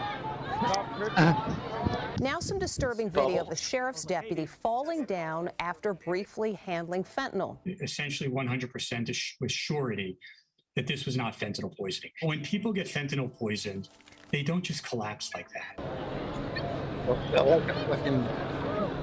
Bro, there's little kids here, like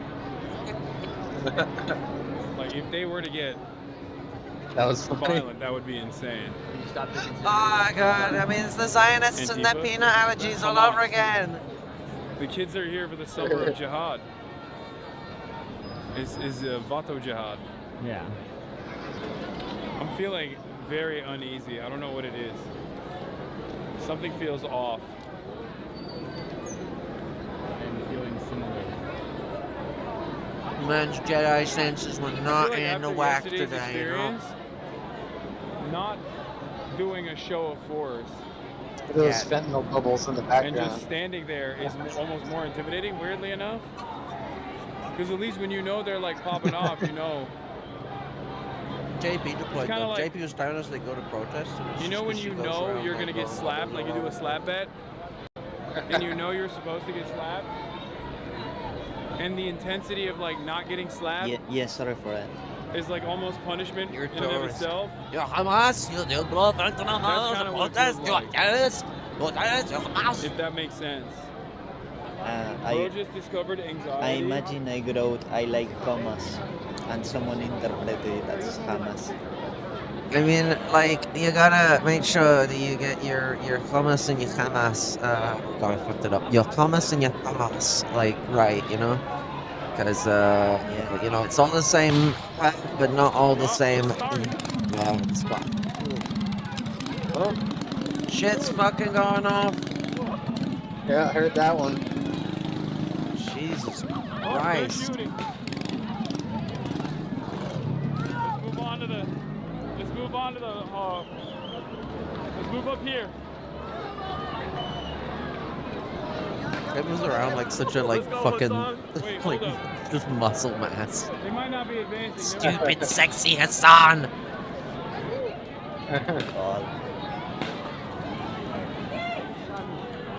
I mean, Yeah, it's there's what, little like, kids. reactionaries and progressives across the board agree on.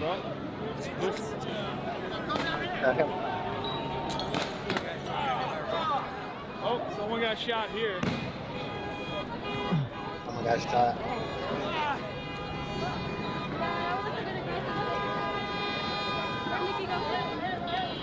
Okay, let's back up a little bit. Notice how a lot of people are wearing like That's not what covering their face. and It's shit. up and around, isn't it? Yeah. Oh yeah, you're right. But yeah, an excuse not to You can go. cross and get a good vantage point from up there too. No. Nicole can't go. She'll lose her job. True. I mean, I while haven't- people are out there protesting, she's out there making dough. Think about it. I have not seen whatever trash she's put out on this. I imagine she's shown support, but it's just like this thing of like, it's all well and good being able to tell people that they should support this and support that, but if you can't make the sacrifices you think other people should make, like, I don't mean have the physical ability to before people take my words out of context. I mean, if you do not have the will to do it. You shouldn't have the will to tell other people to. Yeah, Like, for real shit. what's it, to use Jordan's own words, put your money where your mouth is, and put a mask over your mouth so you can't be identified. Like, are eyes really that identifiable that someone could, like, have seen your eyes and be like, Nicole? Like, shut the fuck up. Right. So you want to wear a mask. You want to wear a mask for two reasons. One, identification, and two, large group of people you might get sick. Gotta watch out for two of those. Yeah. Yeah. Remember, people, COVID's still around, killing people. Yep. Plus, even if eyes claim eyes are identifiable, there's some pretty good sunglasses out there that cover up your eyes. Yeah. You literally do the Master of Disguises thing, but no, I cannot aid the Palestinian people because my job will get very angry if they find out I did. It's like saying like it's like, oh, I didn't smoke weed when I was in school because my dad would have gotten very angry. Okay, you a baby? Gaga gaga? Cannot like I make a mean, decision for yourself, you know? Whoa, whoa, whoa, boss might get angry. Don't I mean, I don't let went them to. know. Like, what do they I, know that you like take a shit while singing like Katy Perry, and would they still want to hire you if they knew that? What you do is you don't tell them about your Katy Perry induced verbal vocal singer song shit-alongs. Like, it's an insane predisposition to have because it relies on the idea that you are like always honest and faithful to the boss. Like, no, the boss doesn't like unions either. You're gonna never unionize because, oh, I got my own life to look after for, like. Um, yo, Storm, I send you a gift in DMs.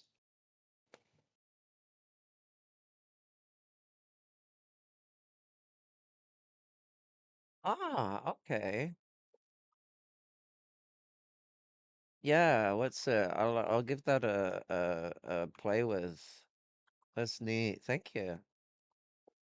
but yeah, it's so stupid. Because I'm somebody that has a job. Well, I'm in the process of losing that job, and hopefully I can find another one. And it's been not fun having to find another job.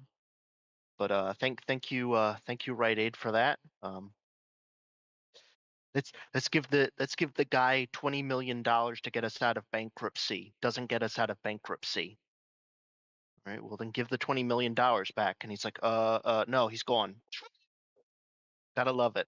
But in all seriousness, I've been to protests and I have a full-time job. It's not like I went around telling people that. So what's her excuse? People need to go and they need to be persistent. Like, that's one of the things that's an essentialism in all of this. Because we have two big problems in this movement. We have people who like to virtue signal about how dedicated they are to this or that. They've done their run of the protest. The Occupy veterans that are so astute in their experience and arduous in their support for this or that bollocks. As Hoser was talking about, the mentality of the non-alignment side of things. This uh like pertinence is problematic as much as it is for those that don't do anything and virtue signal endlessly, because it's both virtue signal either, and the people who barely engage with any actual radical engagement and then like flaunt it like uh, the next big thing, and those that do nothing whilst like preaching a revolutionary purism that would never be achieved in any part of the world ever, enough to satisfy themselves with the left communism, left wing, quote unquote left wing communism that was provided by groups like the Third Worldists. Yeah, for real, like, sheesh. It low-key is very similar to that position anyway. Like the left comms.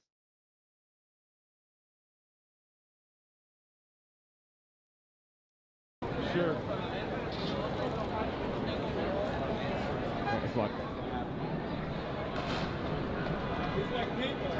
Oh, there's more up here. Thank you for what you do. Yeah, there's more friendlies up here. Alright, let's see. Representing us. Hell yeah. You want to go up there? Yeah. Here, I'll go first. Here, give me the camera. No, I got it. Oh, you got it?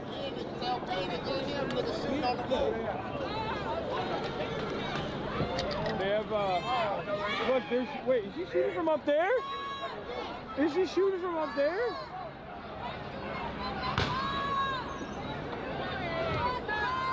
That's crazy.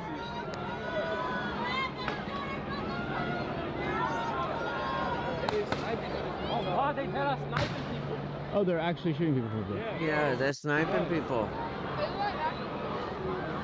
Oh my God. That's crazy. That is nuts. Oh, it's on the top. Of course, the more that they shoot, the more agitated the crowd gets, as always. And you're literally watching. You're watching this unfold in real time. We come in here, there's mostly kids, mostly adults, like older people, peaceful, teachers, people are showing love, activists, community organizers. It's a completely calm situation. And then you got snipers on top of a goddamn... Well, in any case, this is what I mean. This is what we talk about when we're talking about police escalation, where... Yeah, the fucking media is always showing, like, violent stuff. members of law enforcement, they have a duty to not do this. Their job requires them to not do this. Specifically, they're supposed to sit there. No matter how annoying people get, they're just supposed to sit there and not do anything. Unless something actually consequential is happening, something actually significant is happening that warrants any sort of police response. We're watching But in the absence of that, you still have cops. Yeah. I got emails to say you were streaming, so yeah. Until welcome more to and the more pod. people get frustrated and retaliate. Many thanks. Yeah, just to catch you up, they've just been getting sniped at by the National Guard. The National Guard Jesus. just unloaded rubber bullets on Right. mass at people, and I do think they also dropped actually they might not have dropped tear gas yet, but he's prepping for it at the very least. Yeah. No surprise. Yesterday they were tear gassing the shit out of them, and you gotta remember tear gas is this little thing called white phosphorus, and it is a war crime to use it in war. I didn't know tear gas was the same thing as white phosphorus, but I know of white phosphorus. That's fucking terrible stuff. Yeah, it's the same thing. And it can cause the same burns too. Ah. I mean, you can go blind from tear gas exposure too. Yes. Yeah, that I know that it's dangerous in that way, definitely. I It's dangerous in that way, definitely. Alright, then let's get back into Son fighting the piggies.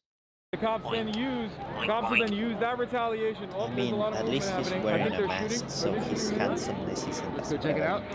What is happening over there? Stupid sexy Hassan cannot ruin the reactionaries with his stupid sexiness by hiding it behind his not so sexy mask.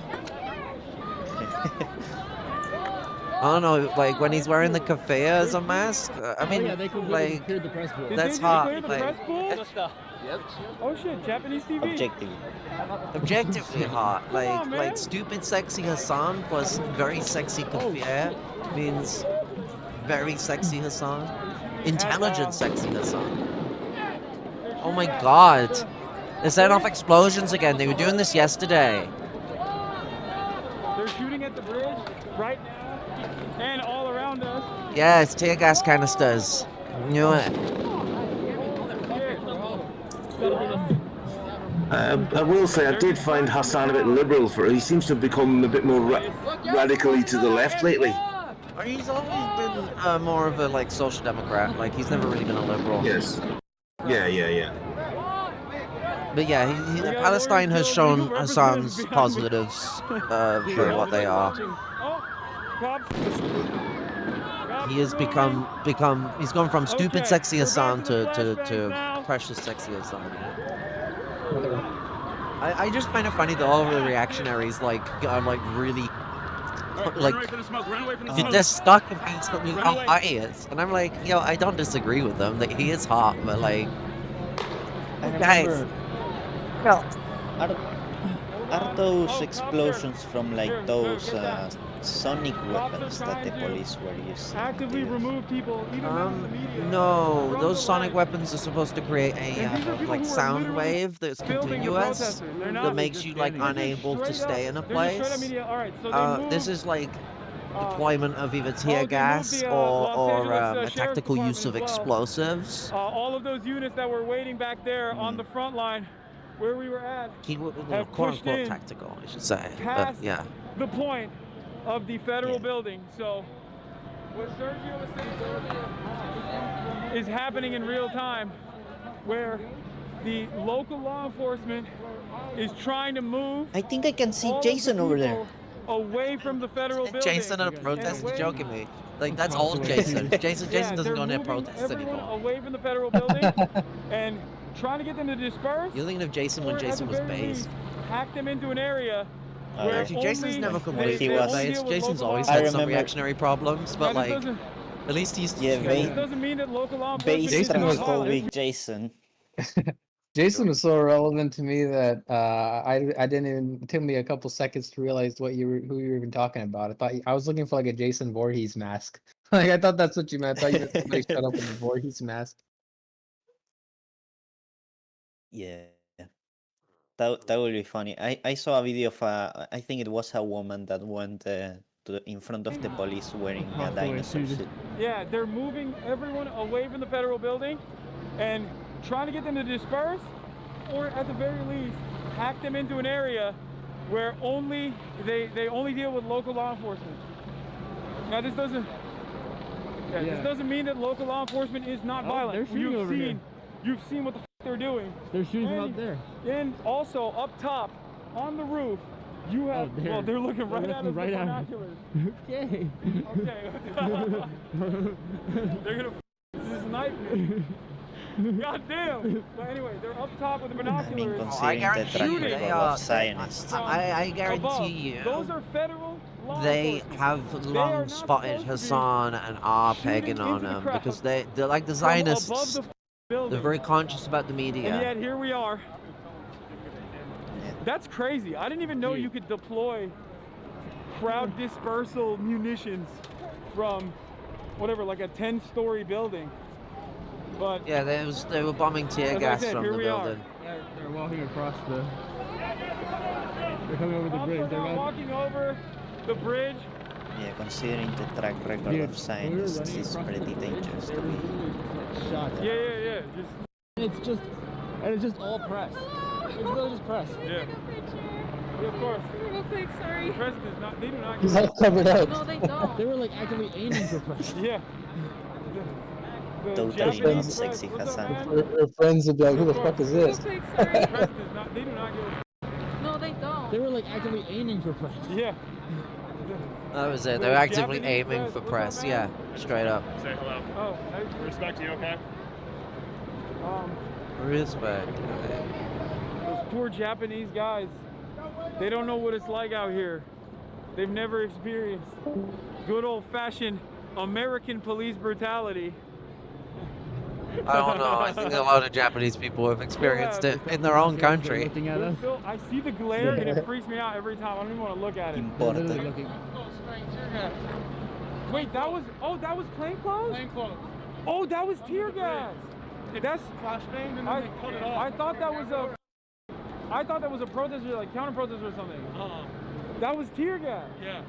Oh, there was a Gotcha. dude with a fire with a fire extinguisher, or not a fire extinguisher, literally tear gas, spraying the crowd as people were running. Well, as we were running over. Are you guys being safe? Yeah. I hope so. Yes, absolutely. Thank you for your service. Hey, can I just help you really quick? Sure. Sorry. Everyone's like at the protest and they're like, no, my important thing is my parasocial relationship with Hassan. Wait a second, let me get a selfie. I just want to have a chat and shake his hand. I don't care about no selfie. I'm on stream with him. He's streaming. I can go get a screenshot or something. Like, I'll just be like, Hassan, can we like pose for the camera and I'll screen cap it on the stream? Like, I'm not that fucking like. I got time to spend taking photos of the sun. Nah, I got time to go be doing interviews with protesters and shit. That's what I'd be down and doing, you know? I mean, are you criticizing the revolutionary act of photo shoots? There's another one, I think. Yeah, they're about to shoot again. Also, can we admire those 100-year-old lampposts for how pretty they are? Like, They're looking really like cast iron. I don't like the light bulb itself. I prefer the more Victorian-style ones of the era, but like, it's definitely cool. It's got its style. It's very Art Deco. Christian, it's Cricket. Cricket? Nice to meet you. Yeah. I thought I would see you around. Vintage. Shit, I'm glad you're out here, bro. Of course, we've been out here. We are here yesterday as well. Bro, We were too. I went over there to record them, and I just got like the dirtiest look. Like I had to remind that this is not a gun. I'm just recording you guys. Like They they're don't tripping. care. They're tripping. They hear like, gun, they go gun. Yeah, it's wicked out here. No, All right, let me ask you. excuse me, did I hear some talk about unsafe around nice, regular pretty protesters? decorative Absolutely not. I've been lampposts making there, a yes? huge point of this in my videos. I wish to point out that that is politically unsound and a petty bourgeois deviation and a sign of capitalist decadence. Stop this now. Back the project for business. The Thank you. communist way is the new way, where they just make them look like stainless steel nightmares. Is that what you're telling me? Like, this is the MAGA communist way. That is the way of socialism. Poverty is purity and pleasure is decadence and blah blah, some crap like that. In other words, I'm not Damn, talking you're out saying my I'm mouth. pure? Fuck. Well, did you notice I wasn't talking out of my mouth there? You know? I mean, yeah, you were talking out your arse. See the Soviet era light bulb. It's not good. I'm sorry, I had to get that one in. Well, that's a smutty innuendo. I had to get that one in there. Oh, no, stop it. That's Petty bourgeois deviation. Anyway. He tried to like drive over protesters. Bourgeois deviants.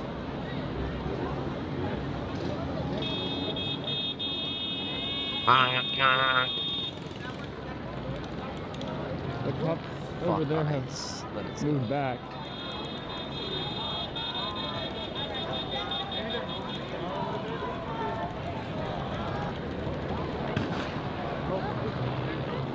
Oh, firing.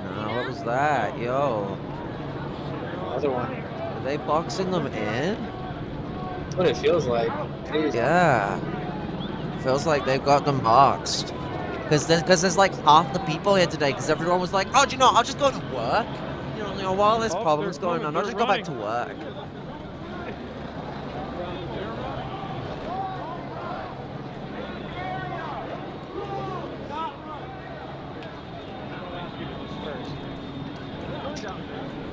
Yeah, they're trying. They're trying to flank.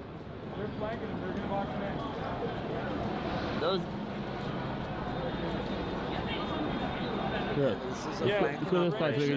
They are gonna box them in both sides of the road. And they're now boxing all the protesters, and that's why a lot of the protesters were moving in the opposite direction. Oh, he's getting down. Okay, they might be. Yeah, I'm trying not to get shot in the head right Yeah, now. I feel you. We can still get angles. Yep, there it is.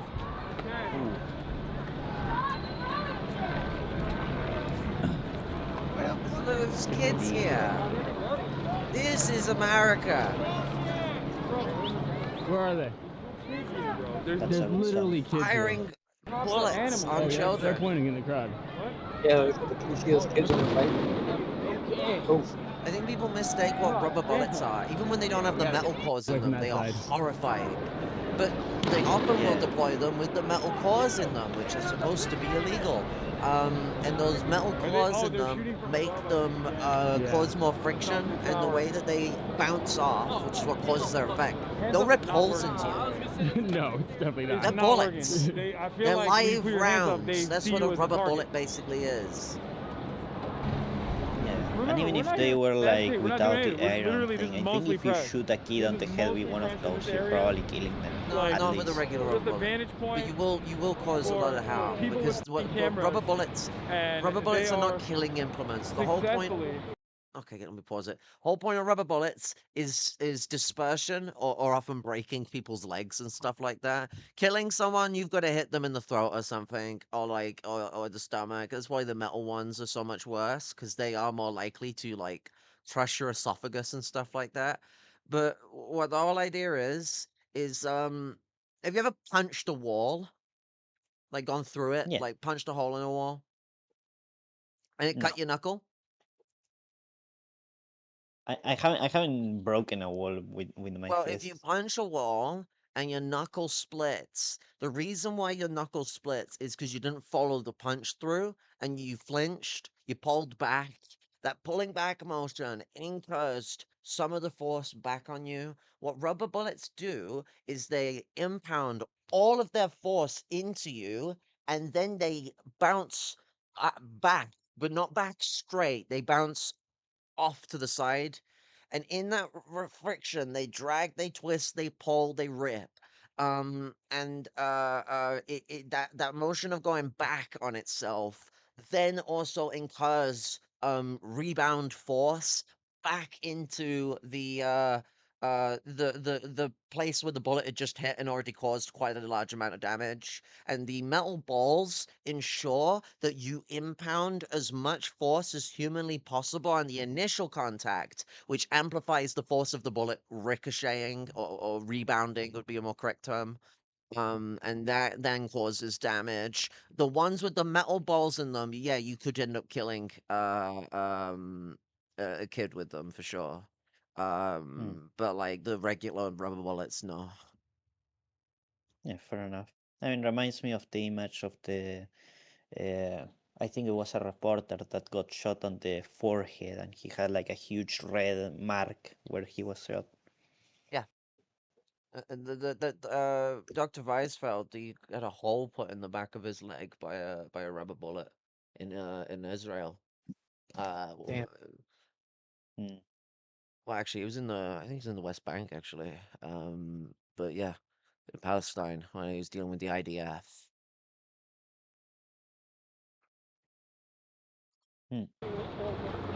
Pushing all media away as they cattle and corral and box in all of the protesters after pulling back and making major pushes.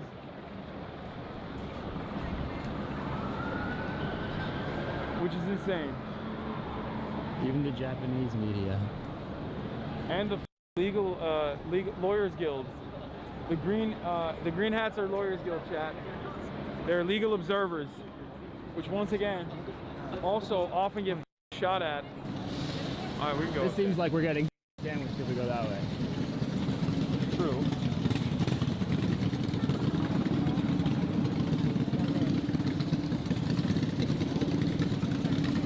Where's the Argentine flag in there?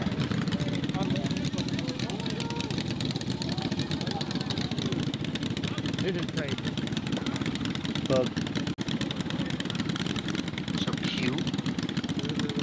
That's so crazy that there's a doctor, a straight up doctor, in his doctor clothes. I don't know what it is. What's it called? Fatigue?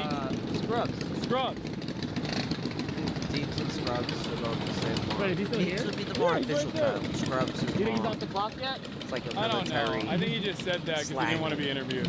But it's not actually a slang word. God, it feels so unsettling. In every direction you look at, there is just a lineup. Yeah, I know him as Scrub, but My city I mom was got born in worried. is heavily militarized, so I'm okay, Mom. might see that. don't know if you're watching. Oh, I mean, it's one of those things as well where it's just like the concept of like fatigues, like a unified dress code, in the sense of discipline works in a lot of outfits, including the military. It just got its grounds there because of the European colonialism and Asian colonialism dominating the space in those regards. I mean, like a Genghis Khan, I think, is like a good example. His empire standardized a lot of how we do formal military organization today. Doesn't get enough credit for it, really. Normal people? I mean, no, they don't drive like normal people even in normal traffic.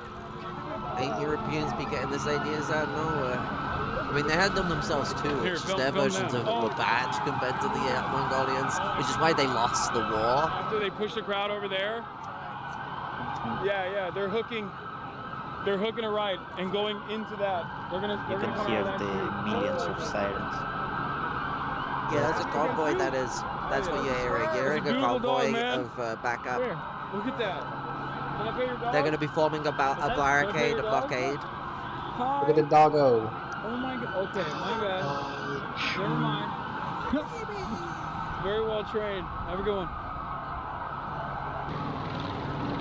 See any Jack Russells there? No. Jack Russells. We're popping wheelies out here. That's awesome. Every protest will always have like different like left adjacent cults. When you go to a protest chat, in most circumstances, if like the crustiest motherfucker you've ever seen is handing out pamphlets, just stay away, okay? If the pamphlet says revolutionary communists, stay away. If it says Bobavakian, stay away. Revcoms love infiltrating every genuine grassroots movement and crusting it up. Yeah, that was super base of Hassan to say. Yeah, like Hassan keeps having these moments where I'm like, yo, this is too bait, son. Oh, shit. This is too bait. Sorry, what? They started grabbing people. Oh, they actually arrested people? Yeah. Should we move in that direction a little bit? Sure. Sorry. It's great to see. It's great to see. Israel has broken so many people into both good and bad versions of themselves. Yeah. Hassan, like, whether it was always there, I mean, he claims that he's always had this, like, element to himself, and I mean, yeah, I've seen some of his coverage on Syria and all that, and it was pretty consistent to how he is now, but from my interpretation, he has improved a lot in the 5 years I've known of him, I would argue that 2 years ago, I wouldn't have wanted much to do with Hassan, Hamasan, or whatever the fuck his name is, Hamasan Piker, Hezbollah Piker, whatever the fuck, Hassan Ebola, I don't know, like, what is it, Al-Houthiyyan, these guys are making a lot of noise. but like, The term will be Hamasan yeah, Hamasanabi. Well, Hamasanabi is like, you know, he's changed so much. I wouldn't have wanted to watch him 2 years ago. Now I actually enjoy his content. I mean, sometimes he's still misogynistic in ways I don't like. I'm not gonna glaze him, but like, Hamasanabi is the best Anabi. Like, the best Anabi you ever gonna get, you know? All for Islamic jihad. Behaving in an aggressive manner. Yeah, I mean, it's important to This recognize presents a when very people dangerous prospect for the onlookers and protesters alike. Yeah, very true. Because these are children. Just slandering somebody because they make a mistake is just and insane. also the enemy of cops. American law enforcement. You know, it depends on what it is that mistake was, of course, but you know what I mean. In the aftermath of 9/11 did you know that the NYPD has offices in Tel Aviv? Yeah. The more you know. Loud celebrations and expressions I'll say of joy. one thing for Hassan, he's annoyed his own uncle, who's gone more and more to the right, and he's also pissed off Ethan Klein, and that's an asset in itself. Yeah. I mean, let's like, might need to like maybe even like watch some of the political punks work on this. Look at like Cenk Uyghur's behaviors recently, because Yeah. Hassan doesn't cover his uncle much, and I imagine it's because it's irritating. gonna be pretty heartbreaking to see Unks turn into like whatever the fuck he is now. You know, Sam Seed, a real uncle of Hassan. Like it's you heard it. Not first Yeah, tier, folks, political. but we're gonna go some more news route of pretending we're in some delusional space where we're the only podcast on the internet. So you heard it here first, folks.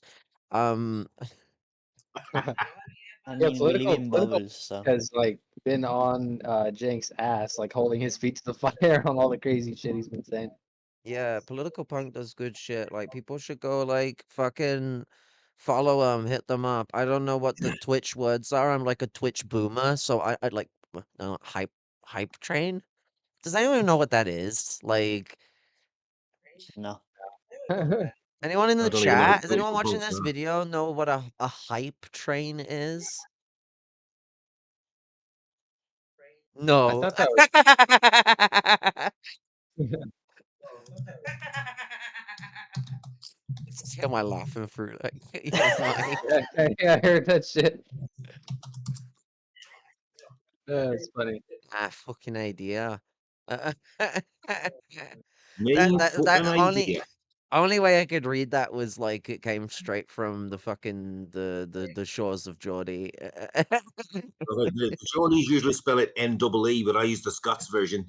Me I idea rather than me idea. Yeah, but yeah, because it's better and makes a little more sense when you're like making a Latin like writing out of it too. It just looks a little like yeah. right because like So yeah. What's Boost Shine dot online?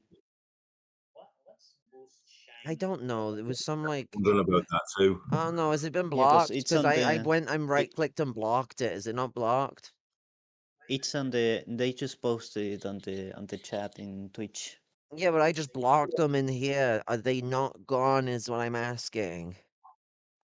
It's still in the chat on Twitch. Okay, I'll go on Yeah. the fucking internet. Useless fucking restream plugins. I don't fucking. Ugh.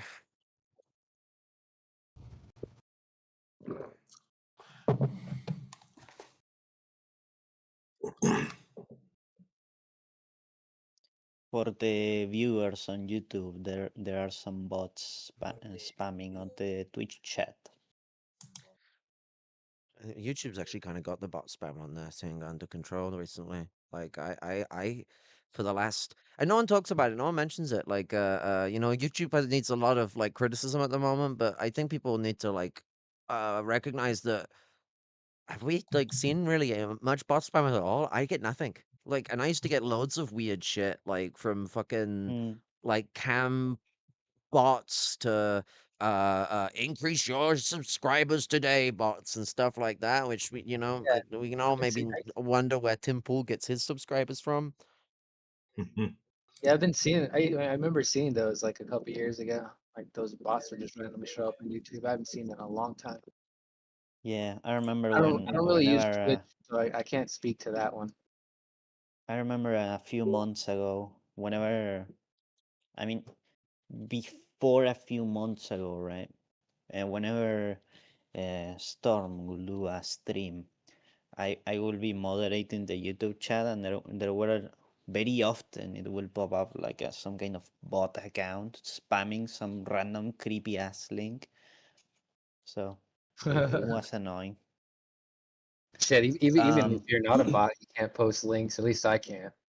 Oh no, find I don't. find if the you're a mod, you should be allowed to post links. I'll have to look at like how to give you permissions to do that. On Twitch, I can give you permissions a little easy to do that. I need to try and integrate chat controls over both of them. I need to look for some open source app that can do both at the same time. But like, I'm not sure if Twitch will let me. Uh, uh, oh, what's this link? Find Hot Hassan in your area. Oh,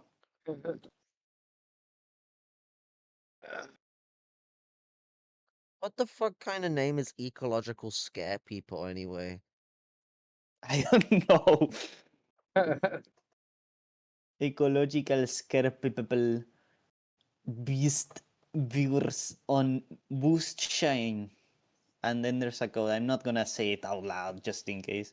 But it has like a weird B and a weird G too. It has like symbols.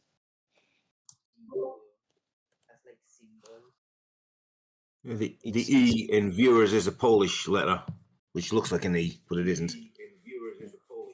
I mean, it's probably the Hassan snipers trying to end the stream because we're re-showing. Quite likely. I've never seen that B character before. That's a new one to me. Looks it reminds me to the Nordic letters. Yes, That it always does. have like the tiny circle on top. Yeah, I've seen that a lot in Nordic and Scandinavian languages, but never on a B. It's always on what looks like an A or a. Yeah, it's like Can an I not A just with like a block cross. people? Why is it being so awkward about this? Like I'm in mod view and it's still not letting me just block people. I've had this problem with YouTube because I've had this bloke coming to spam and trying to antagonize my videos, and I couldn't block him. Oh, also, if you want, you can give me moderator. Let me. I gotta sort some stuff out first. I need to. Okay. We have 4 people watching. On the plus side, if they do it on your YouTube videos, it means they're boosting your YouTube videos, so that's always good. I always thank them for that. Hey, any publicity is good publicity, you know. Pretty much like, See, my restream is supposed to be able to moderate, and it won't. And when I click on this, what can I do? It won't let me do anything. What?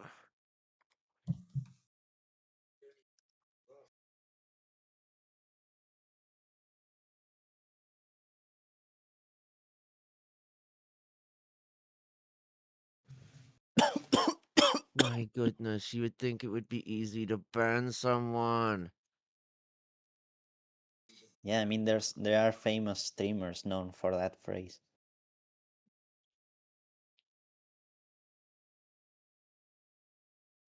Banned.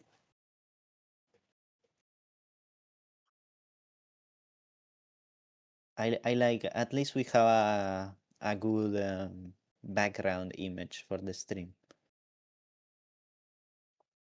Okay, now I think I can do it. Fuck me. Ban. Oh yeah, it's the message has been eliminated. Yeah, it's disappeared. The username is still there, but message deleted by a moderator. I see that. Yeah, I banned them. Good for you. Okay. Authoritarianism in a positive way.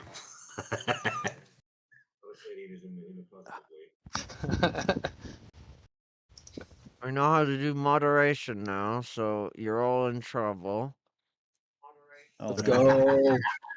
I won't be able to say my hilarious jokes. If you're going to fawn over Hassan, can I fawn over Mia Khalifa instead? Because she's been getting a lot of shit as well. She's really nasty stuff. She's both Palestinian and sexy, so I mean, go for it. Like, I thought she was Lebanese, but she's Arab anyway. Yeah, I mean, she's from the Levant. Let's just put it that way. that's true. Yes, that is true. And also, like, try find me a Lebanese person that isn't also Palestinian, and like, you Well, will do it, and I will eventually have to give you £10, but like, it's gonna take you a while.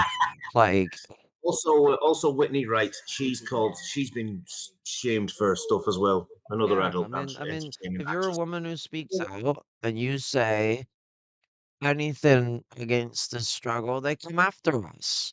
They come Yes. after us for being queer women, especially because it's like, well, they'd throw you faggots off a building. And I'm Oh, that like, old one. there ain't any building standing. What the fucking building they gonna throw me off? Like, and like, yeah, there's oppression of my people, and my people, of those people, you know, are fighting that struggle, and I'm supporting them. But like, they ain't gonna be able to fight that struggle if they keep getting bombed. You know what? If I was in Palestine, it'd be really hard for me to engage in my needs as a trans person if I can't even engage in my needs as a person. Period. It's Jesus. pretty. I hate like the argument that when people do that shit too, where they're like, oh, why are you supporting this group of people? Like they don't even like your kind or whatever. And it's like you're just weaponizing like any kind of social conservatism on any type of shit to try to like say, hey, you should actually support this immoral like injustice that's going on in the world. It's like no, sorry, Yes. people that are facing injustice themselves are obviously going to be more likely to sympathize and empathize with other people that are facing injustices, whether those other people facing injustices have biases against them themselves or not. It's called like actually having principles and integrity. Not like a lot of these reactionaries would have any of that. So I mean, you're asking for too Yes. much there. Seen this a lot. Fired. Shots fired. Actually, I remember back in the 90s, a lot of the liberal gay community in Britain wouldn't go to Ireland because of homophobic laws. And there's an awful lot of this, oh, those Irish Catholics are all scum. And there's a kind of like pink washing orange loyalism as well as a result of that. I got into an argument with an openly gay, very obviously gay lad from Coleraine who's getting bent out of shape by me saying it was County Derry and not Londonderry. And he didn't quite go so far as to do that, but he did. He was heading towards the idea that, oh, you're a dirty pig and you people are also homophobic and all this kind of shit. And I thought, like that nonsense. yeah, this is the same thing with Palestinians. Oh, they'll it's become a comedy trope now. They'll throw you off the rooftop. They'll throw you off buildings. It's like, oh, for fuck's sake, change the record, please. I mean, but like it's still got some wear left in it.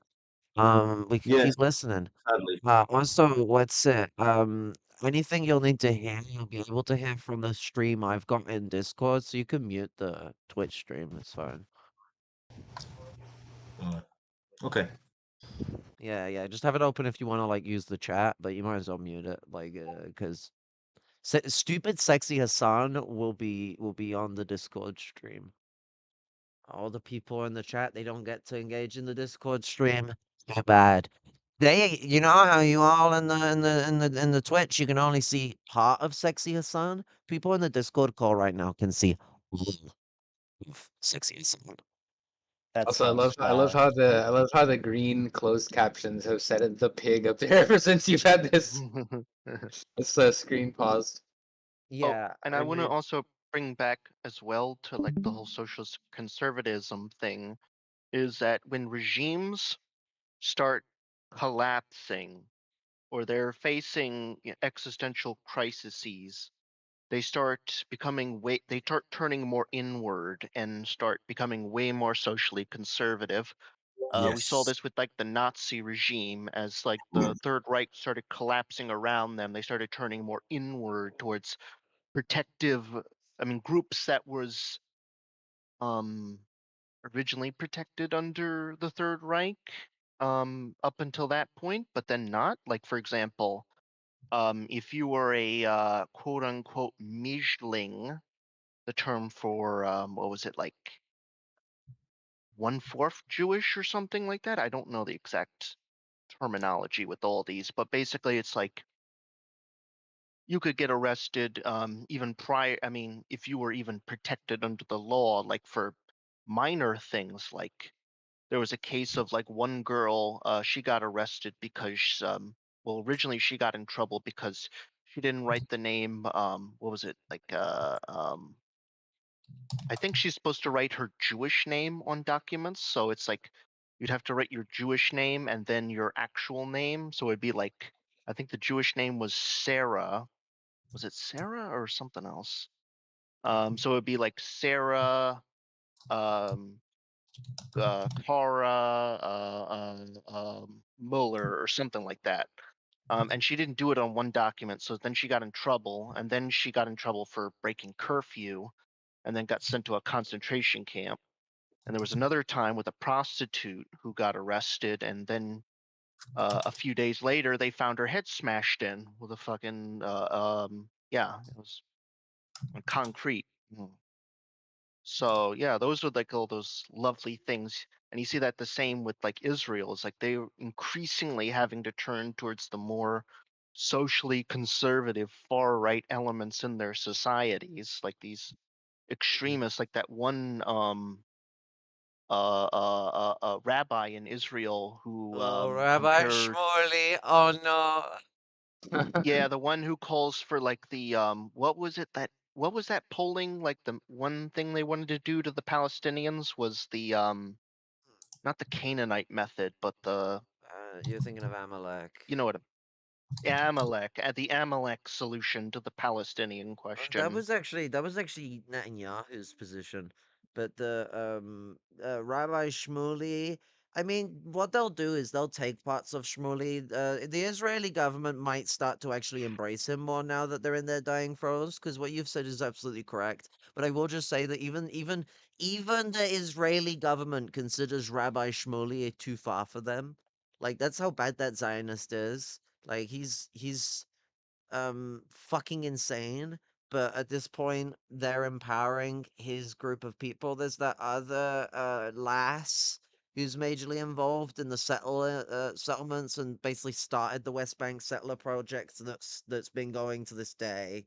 Because it was a new form of settlerism that formed in the post 67 conundrum, and this settlerization has been very vicious, very volatile, and very right wing radical. And it was born out of the fear of retribution from the Palestinians in their organized struggle for recognition and national liberation. But at the same time, it was also this religious, like vapid, not vapid, sorry, what's the word? Like lustfulness for control over the old territories of Judea and Samaria, even though Samaria has nothing to do with the tribes of Israel and the Sumerians didn't leave. But that aside, um, uh, it gets into how even when they're not at crisis, Israeli society is built on the Machiavellian principles of the utopian dystopia, well, Gramsci put it, utopian dystopianism, and the idea that basically the ultimate power and the ultimate weakness of you as the most supreme people, but also as the most vulnerable and victimized people, and that fascist paradigm is a big part of what defines the ways in which um Israeli society alongside like US society and other fascist societies poise themselves. The Palestinians are both super dangerous and could destroy everything Israel has if they even have a single vote society where they let the Arabs in, they'll overrun them, and the ethno disparity will fuck the Israelis, you know. But then also they're weak-minded, weak-willed, or whatever the fuck nonsense that they spew, saying that like one Israeli is worth hundreds of Palestinians, which like the Palestinians exploited that mentality with capturing one. Hamas captured one Israeli IDF member, and they traded him in for like a fuck ton of Palestinian hostages from the detention centers in the in the West Bank, and so like that's like that's the big understanding we have to really take into play when we're looking at um these kind of societies is they operate on this very Machiavellian utopian dystopianism. And so a society like Israel, even when it's not in a crisis, it's in a crisis, because so long as the Palestinians exist, Israel has the crisis of there being a challenger to its Yeah. claim to the land, and it wants that challenger gone. Yeah, absolutely. 100% they want them gone. That's why the fucking responses are always so fucking lopsided and uneven. Yeah. overwhelming force by an insane degree. Like, you know, ay. Yeah. It's like doing the whole collective punishment thing. And there is also the when it comes to Israel and its approach to like its neighbors and such, it reminds me a lot of what the Nazi Germany wanted to do, where they wanted to do something called like I think it was like safe home space, something like that, where they wanted to just take over everything in Europe, Oh, and then they you're will on be about safe. Lebensraum, where they wanted to expand east. Yeah, But they wanted to. it's called empty land, Lebensraum, or free land.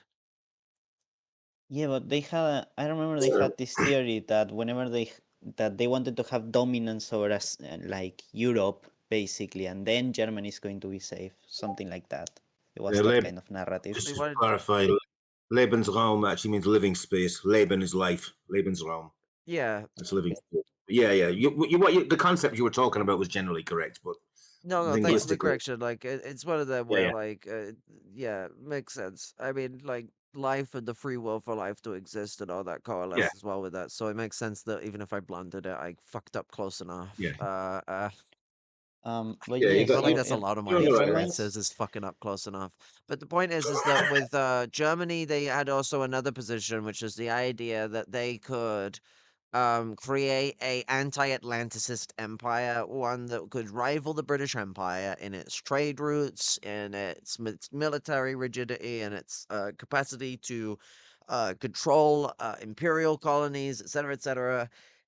It thought that it could do that. I feel like in the imaginary world where Germany had like enough steel and enough oil to fund its endeavors, it might have been able to. I don't think that absolutely insane. I think the Soviets were the biggest curveball that stopped any like attempt at Germany pulling this off.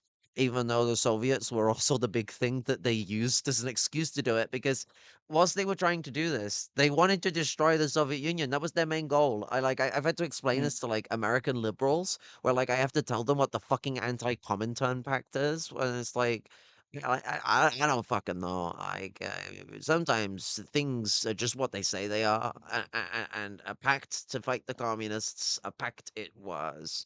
And so we gotta really understand all that stuff in that regards. But Germany has had this mentality of building this anti-Atlanticist empire before. The Nazis are not original here. This is like an 1800s position that the comes from like what's his fucking name? German Prime Minister Bismarck. Like that's it comes from like motherfuckers like that. Like this is old strategy. Yeah. I guess technically Yeah, new. Last not last century's not old, I guess. Yeah. But I mean, basically, what I'm trying to point out that the view that the Israelis have on their surroundings, on the people around them, and the people they are genociding is very. You see a lot of similarities between them and Nazi Germany.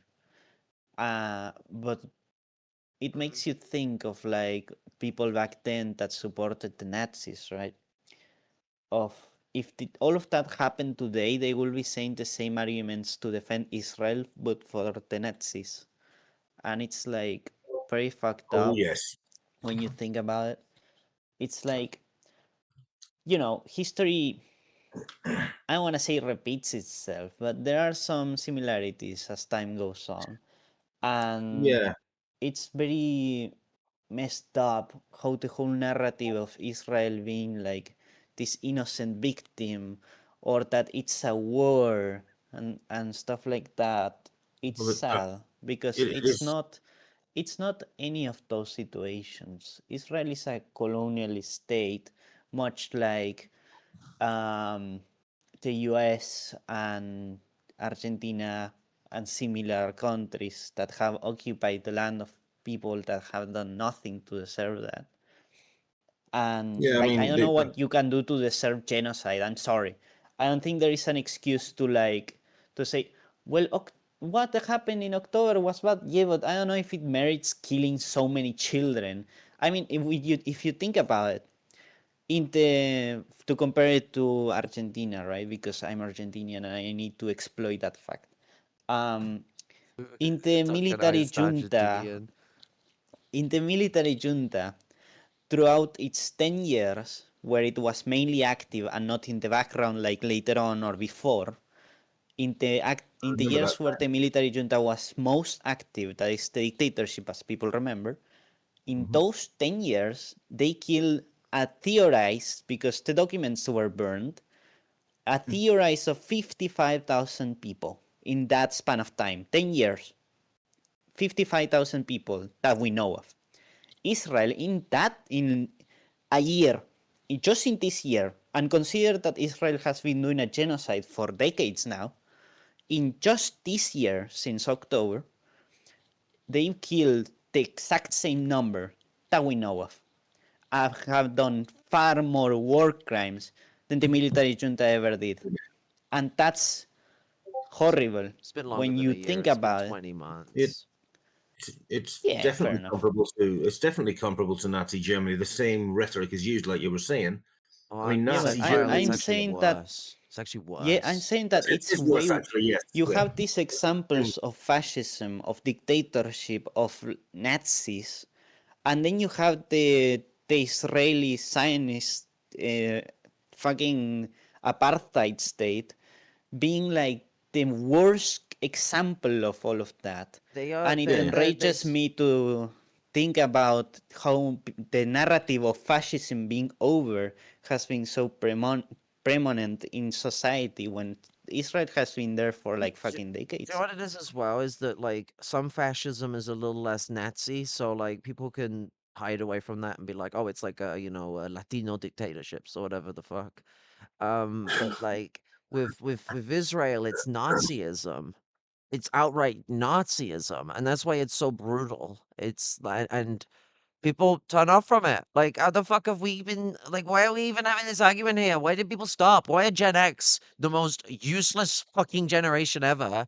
Because like fucking God, you still see the hippie boomers that are in their like 90s turning up to fucking protests. But like 90% of the Gen Xers that were all these big heroes saving us all from fucking sexism or whatever. Where are they? Nowhere. Nowhere. Actually, usually condescending to people and telling us how to do protests properly and how not to fucking engage and shutting down people who are out there in LA struggling for the rights of people less fortunate than themselves.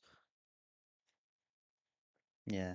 I don't it like sucks. generationalism, but like if there's any generation to point fingers at, like I think my generation, Gen Z, has been way too hard on the boomers, not gonna lie. They still need our bullshit. I'm not saying we should just be nice to them all of a sudden, but like boomers are a more mixed bag than I think we give them credit for. Gen X, on the other hand, are a bunch of fucking collaborationist little fuckers that think that they've fixed the world enough and understand it enough that they can mediate like little liberals and tell us all what to fucking do. Like, I don't like generationalism, but you set yourself up for it, you're gonna get called for it, and like, fuck that shit. The older millennials are like it too. Yeah, I mean Thank you very much. here you've seen ever You're welcome. since the There's exceptions. ever Oh, ever thanks. since the dictatorship here, I've noticed how many people, elder people, even elder people back then, right, were very active in protesting injustice within here and elsewhere. Especially when you look at a popular movement that was prominent back then. I remember, I think it was the Movimiento Madres de Plaza de Mayo, which is like movement of mothers of like Plaza de Mayo. And basically they were mothers that had their children kidnapped by the government in different ways. There were like old women that had their adult kids being kidnapped, and there were mothers that were kidnapped themselves, and when they gave birth, their children was kidnapped and sold to Europe in some way. And even back then, elderly people were very active in protesting all of these things. Nowadays, we shouldn't ignore them or attack them or blame them for like what's going on. I don't think that we should blame a generation for what's going on. Oh, I mean, I I'm will just pointing recognize. fingers at a specific group of people, a specific age range that do have a tendency to fucking be patriarchal or paternal about how they deal with struggle in a way that's Yeah, like so fucking unhelpful. And like all of them are showing their fucking like their blues in this Palestinian struggle and in this struggle for immigration rights and the rights of the fucking vulnerable, where they don't want to yeah, like show up. Like, where are these people for Medicaid? All these fucking communists are like, yeah, if Trump gets in, it's gonna like make everyone more revolutionary. Well, do you know what? It didn't at first, but people are starting to wake up. Where are the communists to instigate this shit and expand it? Nowhere. They don't care. They don't give a fuck. yeah. And it's I like, was how could gonna. you even call yourself a communist if you don't care? The fact that like someone from Argentina has their finger on the pulse of what American shit like is going on when it comes to radical struggle, then some of these so-called fucking communists, usually white cis men, being fucking failed excuses for communists, but being very, very skilled misogynists, as well as a lot of just fucking liberal reactionary nonsense as well from the larger bulk of this bullshit trend of fuck you. I get my virtue signal and nothing else to give to the movement. I occupy a place above any kid trying to like protest, blah blah blah blah blah blah blah. Fuck out of here. Like, I've been a Mm, Marxist for fucking 8 years, going to fucking protests for the last fucking like 4, 5 years. Um, it's like not never something that you become this like super elitist like body of revolutionary power because you went to protests. Do you know what? There are always situations, terrifyingly enough, that I'm not going to be prepared for. I haven't experienced. I haven't been tear gassed.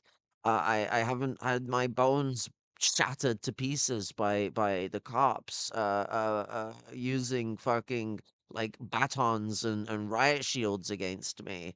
You know, there's a lot of stuff that yeah, I've witnessed it. I've seen how it happens. It doesn't mean like I know how it goes down fully in a mm, sense where I in that situation could operate on my rational sensibilities correctly, which is why we work together because no one is prepared for that all the time, everywhere, all the ways. But if we work together and we're all preparing together for these things, we are together operating in a way that makes us more secure, more safe, more prepared, and more ready. This isn't about your little veteran ply of, look at me, I'm a special revolutionary. I have been to this and that protest, so do as I say all the time and be my little bitch. Fuck out of here. You've got to figure shit out working together with people respecting you, regardless of your fucking experience. Because do you know what? Like, and that doesn't mean like stick you in shit that you ain't ready for, obviously. But it's like if you're not able to speak up as much as everyone else in that room of organizers, you are actually more of an like going to be more of what's it? A weakness in the liability. situation, a liability, yeah. And not by your own fault, but by the fault of being forcibly made a liability. When if Mm, you're integrated in it and you have a voice in that coalescing, organizing facet, and because God, if you say something wrong,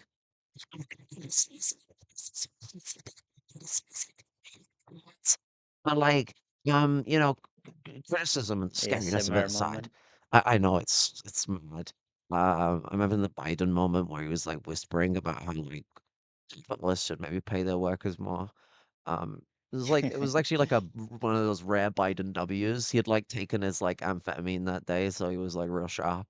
But the Mm. fucking actually, I reckon the cocaine that was found in there is Biden's. Like I like man doesn't fuck around with uh, prescription drugs. Man's just like, yeah, I need the cocaine. And everyone's like blaming Hunter, and I'm like, well, I guess Hunter got it for him, but like, but the it's that thing where we have to understand the frame of reference that we are like Oh Yeah, fuck, and it's boys. also Sorry, go on. it, it's also good to understand your strengths and weaknesses because I don't know. For example, say that you're like me and you're like an introvert or something like that. Don't go doing Well, I mean, speeches or something, you know? yeah, like don't go in front of the crowd to do a speech, that kind of stuff. I But mean, it's shit, you like got everyone skills doing has radio their operations, though, you know? So, like, shit, we need yeah. you I in the mean, I guess my communications example. department. I guess I'm the bad messenger for that example, No, but no, you're a like good example for that example because I'm saying that, like, yeah, you're not good at being a speaker, but you have radio operations training, so you are good at managing, like not being the person who communicates, but managing communication technology. So that you're a great mm, example for it. Like, yeah, you don't want to do much of the like well, you want to try your best. You have like, I mean, you've been putting more and more effort into speaking up on the streams rather than like a lot of the struggles you've had with anxiety, where you've like had a lot of silence. I mean, you've even talked about it. You still have struggles with that, but like now you want to branch out and even maybe do your own stuff. So there is an element of you that wants to try those things, but you understand that like those things are a struggle for you, and so you pace yourself about it and you try and learn how to hone in your skills, whilst also just understanding that you have eccentric skills in actually very similar and related departments, but that doesn't neuter your point. It actually still highlights it. mm, yeah, thank you. But yeah, basically, when you understand your strengths and your weaknesses and you accept them, because some people don't accept their flaws, um, and don't just say, yeah, I have a flaw. I mean, like, understand you have a flaw, work with it, work to overcome it, stuff like that. It's like, don't just sit around accepting there's a problem. that's that's how you get where we are today. But like, basically understand yourself and position yourself in a way that strengthens the people, strengthens the movement.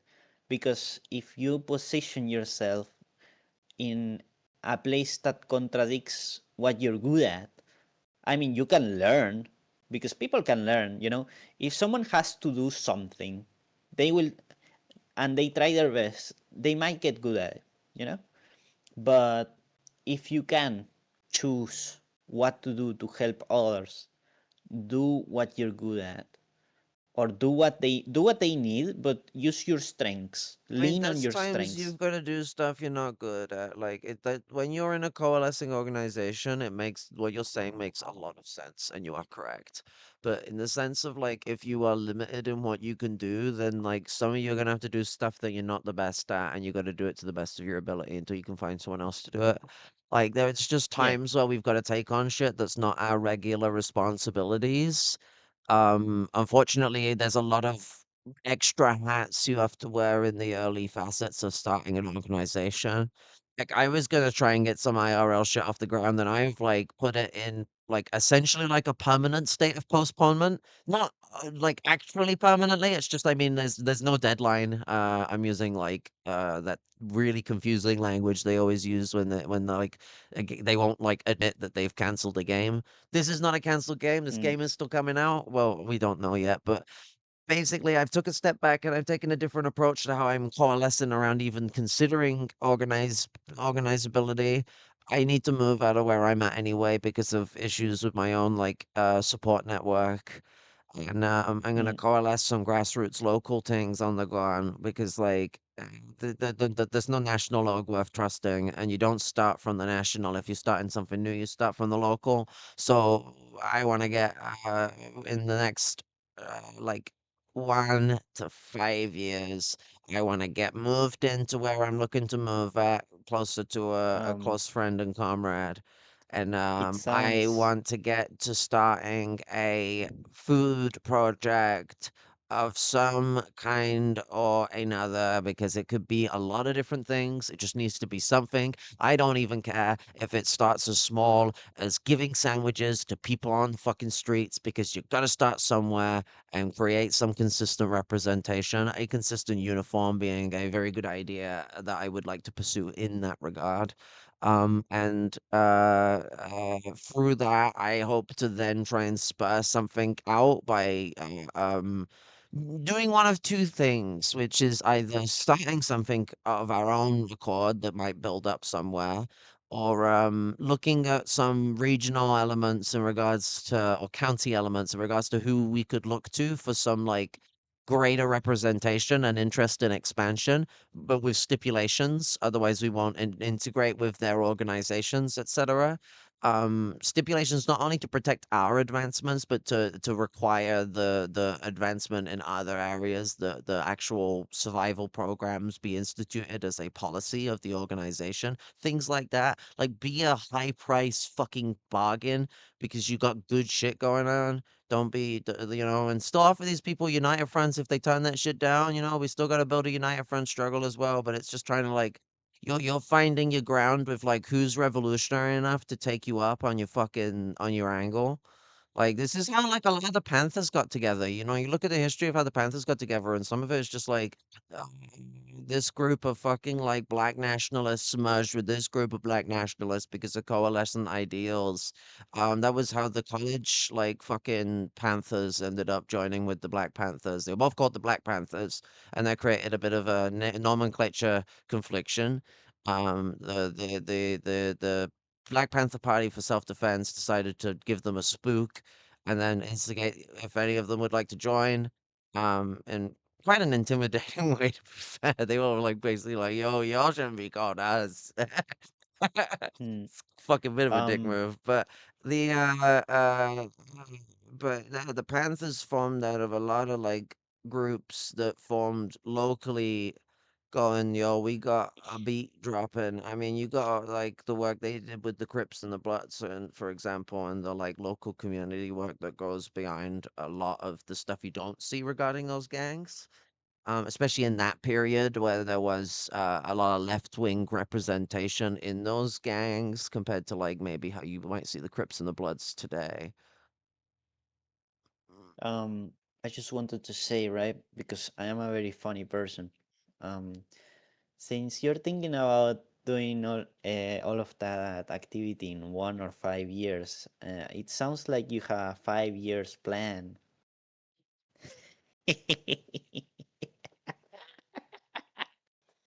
Sorry. You deserve the silence. This hurts, please. Okay. I'll just chuckle away here while I'm muted. But yeah, it's I think that what you're doing and what you're planning to do forwards is very good and very principled. And I think it's way better than anything like the revisionists have been doing in these trying times. I don't care until I've got it done. It doesn't like. It's all words unless I get something done, but it's just how I look at it. Like, thanks for the compliments, but I don't need the glaze. My words Not are a only as glaze? good as my words are only as good as my deeds. Yeah, well, I think your deeds are good so far. I mean, thank you. If anyone's like dropped out of the stream, we are gonna return to stupid, sexy song. He's looking funny at the moment. Yeah. He's dressing me up. Despises. That Turkish charm. Is he Turk? Are we related then? He's more preoccupied with meeting people that are protesting. They have yet to find the children to harm. They will blank. What's up, man? You should know that everyone is Turkish. Oh, hell yeah. Nice to see you. Yeah. I mean, the cradle of civilization, right? How you doing, brother? Doing all right. How about yourself? Staying safe? Yeah, I'm trying. You can walk. Where we going, boss? Nowhere. We're just walking around. Hell yeah. Can I give some words of advice for the kids that might come down? Sure. Oh, that'd be great. That'd be lovely. 3 things Uncle Aaron has to say. 1, get a respirator. Hard hat, this one's in my backpack. Wait, big reveal. Hello. Earplugs, I don't know if you like those a whole lot. I have them. Yeah. Those can be helpful. I did a lot of work up in Portland. Shout outs out to the friends. That's how I got this little guy right there. Oh, wow. Thanks, PPB. The girlies like it though, so. That's cool. All right, nice to meet you, man. Yeah, also the third thing, guys, once you're done with all the protests and all this things, you go back to normal, whatever the that means. You go out and you vote for the Democrats, and then you never protest again. And then you vote for the Democrats, so they give more money to the cops. That because part. Clearly, they need more training. I was gonna say, please go to a therapist or a mental health expert. You're seeing things out here that aren't normal. You're hearing things that aren't right, and you're gonna be dehumanized in a way that a lot of you haven't seen. 3 big tips, guys. All right. Stay safe, brother. Solid advice. Like, people take these tips.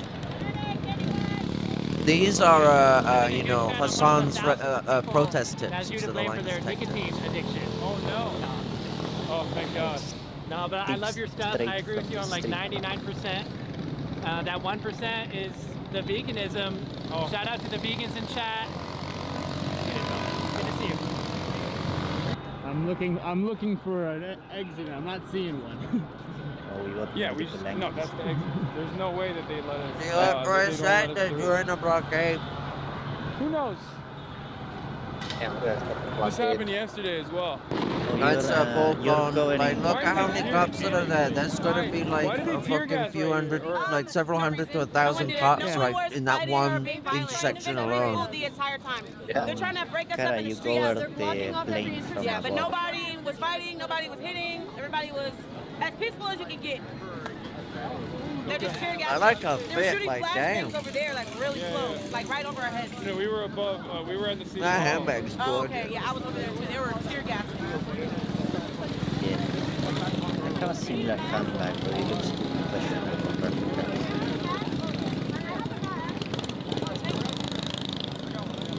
Oh, a respirator. I don't have that. For you. Oh, they're giving out respirators. They're giving a bunch out. Oiga, ¿quieres saber cuánto? 1, 2, 3. 1, 2, 3. Thank you so much. No problem. Thank you. You We guys got have goggles me safe. too. Okay. These violent criminals need to be stopped. No, yes you do. No, I don't. You How need are it they more than I taking do, pictures? I'm not gonna wear these. Are you serious? No, I'm good. Thank you. Now take the goggles. Yo, JP's shut voice is hilarious. Do they even wear them with these? I mean, it's my interpretation. Oh, okay. Yeah, Sure you don't want them? Are you sure you don't want them? Yeah. What are they? Sure, If they're wearing masks, what are they hiding? Fucking Hassan's Oh my God, I heard man. that. Like, where did he get it from? Is he some like Warzone reporter or something? Man's like, nah, I don't need a fucking mask. Pussy shit. And I'm like, yo. There's always people that are giving you stuff out here, like water bottles, shit like that. Why he's got the one with the pink on it? I'm so jealous. Today has been actually particularly damning in terms of police activity. Pink In and yellow is an comparison to underrated protester combo. activity. It's even worse than yesterday. At least yesterday they like blocked the road, right? And that people consider to be a bridge too far. The but, reason like, I would today, agree with that is people have because it done reminds me nothing. of Double Bubble. Nothing at all. And yet, Goddamn. Buck wild. and yet the cops have been unleashing. I feel like Actually, no, that's not true. I mean, I've seen like blonde women with like pretty highlights that are pretty cute. Yeah. It is pretty cool. I think that seeing Hassan, I think I need to look straight up to considering his height. I mean, I found out I'm like 6'3". Oh. I measured the other day, and I'm like 194.4. Oh shit! Look, What I said? That's like they 6'3". They were bringing like an armored car to the crowd. I think Hassan's like 6'7". I mean, I'm like, I don't use feet because I'm not I'm not But into what that. the fuck are you in but centimeters then? I'm 169. You're 169 or are you just being funny? No, I'm 169. Are you actually? Yes. Okay. I mean, yeah, you are short, so that makes sense. Not ominous or creepy at all. One of the cops Upsetting. got So you're hit like in the head 5'6", I think. with a water bottle. I mean, I know That was women who thrown are from our like way vicinity. shorter. So I was like, we're like. Oh yeah, they're just gonna kill us now. Because like at first everyone was like, And I know don't women run. that are taller. And then when that happened, But I need to. when that happened, I was like, I'm not the shortest. Yeah, Dude, yeah, but I'm not the shortest woman went around. both That's what I'm directions. saying. Yeah. Well, we just split. It's good. It's good to do that. Like One of us has to survive. The whole... I'm gonna I throw would rather everyone be under the the bus. shortest woman. I hate being like Really just fucking me, so honestly. tall. It's true. Like 6'3", I stand up like a sore thumb. I still can't get over the fact that the 6'3". Yes, plainclothes I dude got was just measured. spraying the 194.4, crowd with tear which is gas. Yeah, that was. 6'3". I wonder if we got it on Well, camera. Probably not. Yeah. I think we did. Did you see the guy? You saw the guy with the fire I hydrant. definitely saw him. Yeah. Yeah. Motherfucker was bear macing the press Wasted. pool, It's dude. wasted inches. He like I'll ran take a up couple. from around the press pool, cut in, and as the press pool was running, he just started spraying him with pepper spray, bear They were mace. literally just shooting at us. Someone donated. That also is true. Like intentionally. Yeah. I feel like a video game character that got loot. Yeah, level 3 mask. Like, yeah, we moved up. I started out with a... Yeah, well, I wanted you to get one. You're like, no. I mean, I got that shit on. So. You Unless you're literally regretting not taking wanted one. to look hot, as opposed to being safe. So. Look, if I die, mean, this is the conflict. because I'm I guess the guy You know behind what the I'm camera is saying? also In drip. Sexy Hassan, and like this is We the need conflict. Jason to win This out is here, Hassan's like two That's what people are demanding. personalities. Do where it. like one of them wanted to We need stay Marlon openly and sexy, Lacey. and the other one wanted to mask Come out up. here, do some antics. Oh, he's taking The out the big regular antics guns. that Oh god. why are they running? we all know and Contain love. yourselves, The guy with people. the- Build a Contain slip and yourselves. slide in the Well, middle of the protest.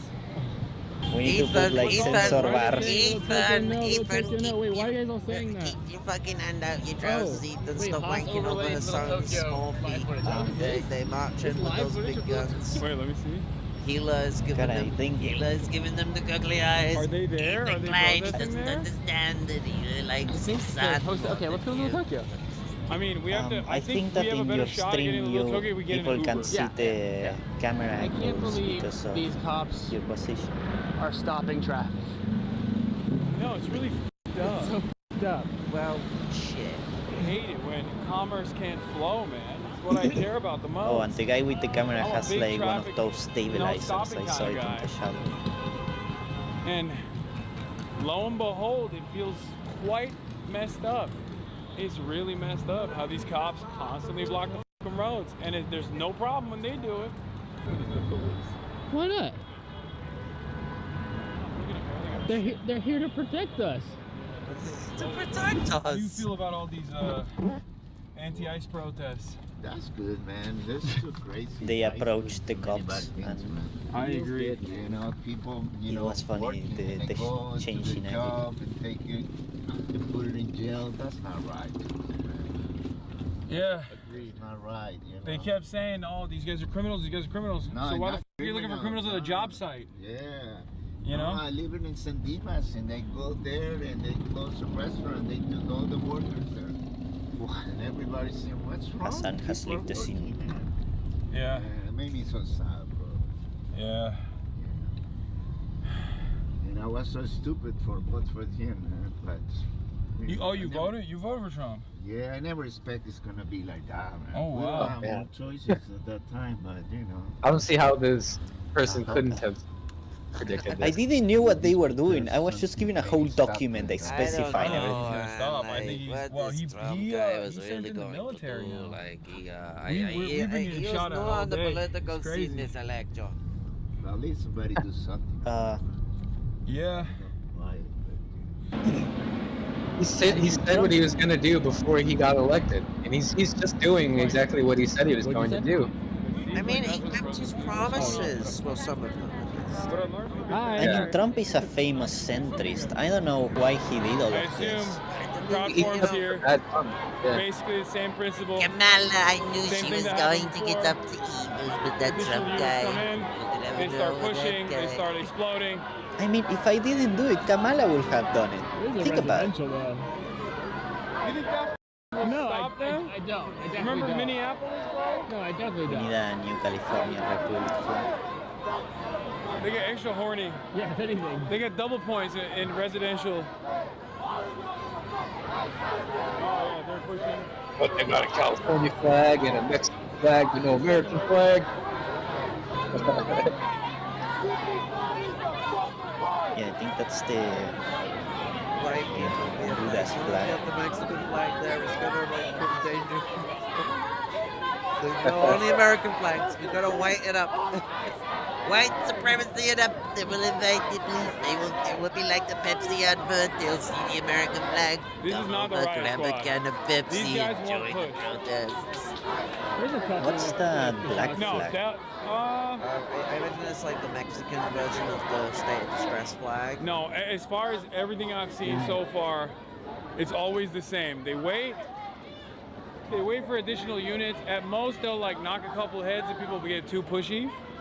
But they either wait for the sheriff's department to come in and back up, or the riot team to come in and back up, and then they start This is opening just gonna fire. end up reviving And then like the guys from back Californian there are also separatism. going to I think people forget that California is very similar hit it to from the Texas flank. in its Moving around a little lust bit. to They put the separate hats from on, the They're U.S. running. Like I said, if you Yeah, I ever mean, see a that was a running, big story it's even not just a good. couple of years ago. Hate running. Oh, they're running.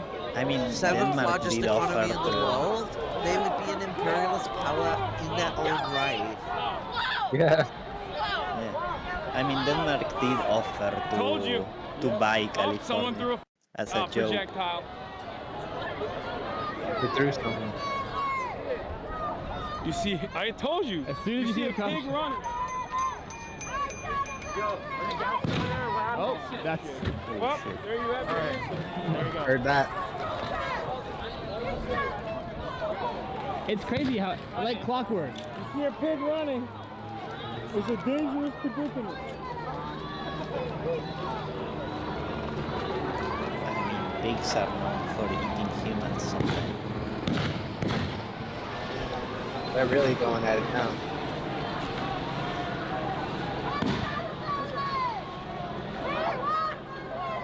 Hey, don't go that way.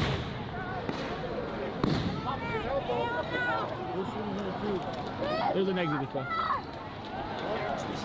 Oh, they're fired.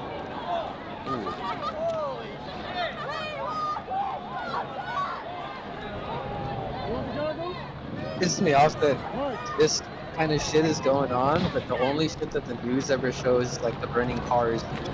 Like people riding around on motorcycles around burning cars. So I don't know. Given that Maybe the police have been like maybe it setting off doesn't work that way. explosives, I don't know. like the I possibility feel like that vampires. they were the can't ones walk that into blew up private the cars property. is actually quite Unless they get invited in. Yeah. Yeah, people No, forget that someone invited them in. the police are very known for framing otters.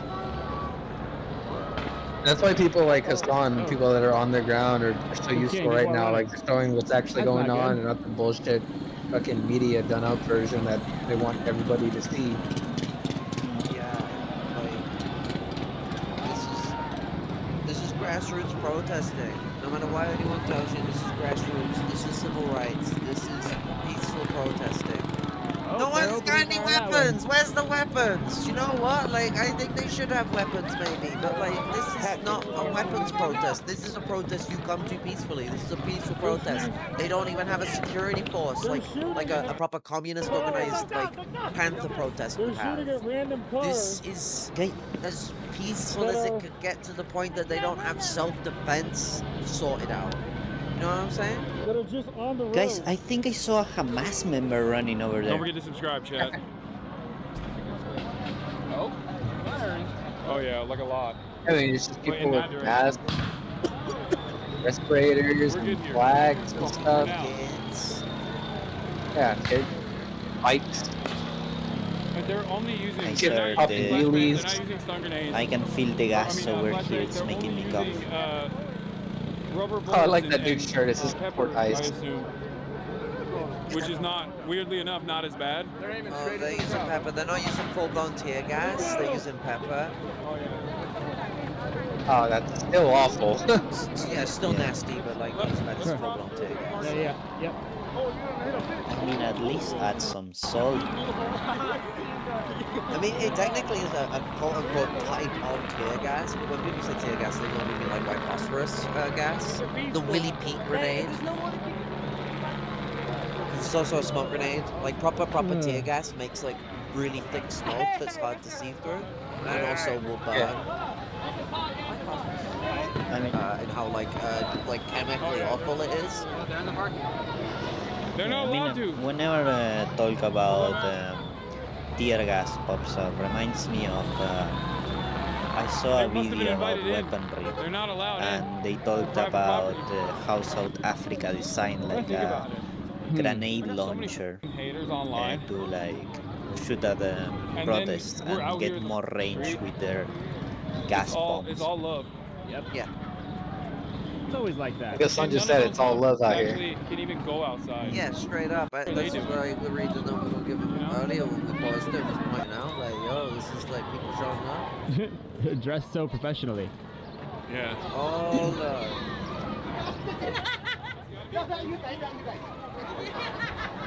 The American, like here it's very collapse of chill. American Sure that society, they're okay. rise of American fascism beat.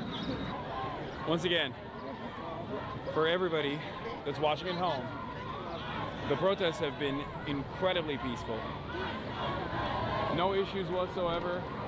Mostly just demonstrating in front of cops. Oh, look at that person up there on the street light. And then sporadic bouts of violence. I hope they can get whenever cops downstate. decide it's time to mobilize. So whatever you see in the news on television about how like, oh, how terrible these protests are, how violent they are, from sexy-haired mainstream media people, when they come out here behind the police line and they're like, look at the ashes of this Waymo. CIA named people like Jake Tapper, who sounds like a fake ass At like most property damage, but even then, this is John like Doe. nutty. CIA like handler name. And I haven't seen a single broken window. I would also Mr. go so far. I mean, we've been going to the stores and shit. What I'll go so far as to say that like I think a part of the reason why the protests haven't become more unstable is partially because hi. Thank you for watching. The reason why there's also limited retaliatory damage as well is because the violence from the protesters have also, the violence from the police have also been very limited in comparison to how bad it was yesterday. What's up, man? The standard of violence is always set by the party that has all of the control, that has all of the power. In this circumstance, the party that has all the power are obviously the police. They have guns, they have weapons, they're an unaccountable force. They can take away your freedom, they can arrest you, they can jail you. And in that situation, when they escalate, when they start tear gassing, when they start aggressively deploying stun grenades, flashbangs, try to kettle and corral the crowd, people understandably get angry and retaliate in kind, and they obviously can't retaliate to the police because they'll f***ing get killed. So that's often how property damage even occurs. But at which point, property damage is still ultimately inconsequential as opposed to human lives. Because the only reason why you care about property damage is because it impacts human lives.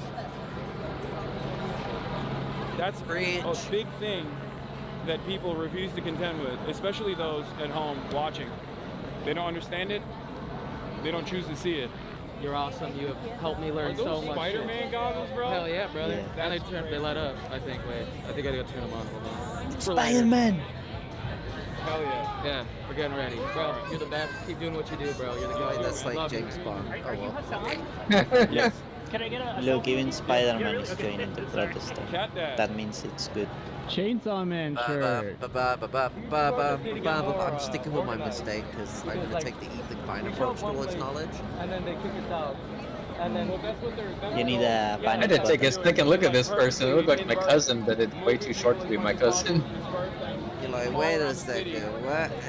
in an effort not to Yeah. have a massive gathering of people. I mean, Because I feel here like if there's in my city, there's a bunch 10, of 20,000 clones people in of one me place, when I it's was a lot harder younger. for them to dominate. They all Oh, look yeah. like me in my old photos. Oh, hi. Or Hi like, again. kind Oh, of looks a bit like a baby Were you Chavez. also Like, doing man's got like baby Cesar Nice. Chavez vibes. You want to tell Like, Chad what you guys do? I will only tell you what we do. That's all I can do. Yeah. We're just third-party legal observers. Yeah. We don't organize. We don't. No, of course not. No, I Look just at all meant these like criminals. for people that don't know at home, when they see people Seeing with the green this hats, scares me. sometimes I think someone's yellow, maybe I don't know. National Lawyers Guild Legal Observer. Yeah. They're here taking notes. They're a completely uninvolved third party. We watch for First Amendment violations Yeah. and for arrests. Yeah. And you guys get also shot in the process too. Yeah. It's crazy. Yeah. They see I feel like, hey, one of the legal observers got the merch on. Yeah. Let's go. Yeah. Yeah. No, it happens. It happens. So. Yeah. While they're taking notes, cops see the fluorescent hats and they're like, that's Target. Yeah. Messed up. Yeah. Yeah, I mean, it's like Zionists with the press vests. Like I said, loud noises scare them, and also bright colors also end up scaring them as well. Water bottles. Somebody playing corridos in the back. Water bottles is the scariest thing. I don't even want to say the word.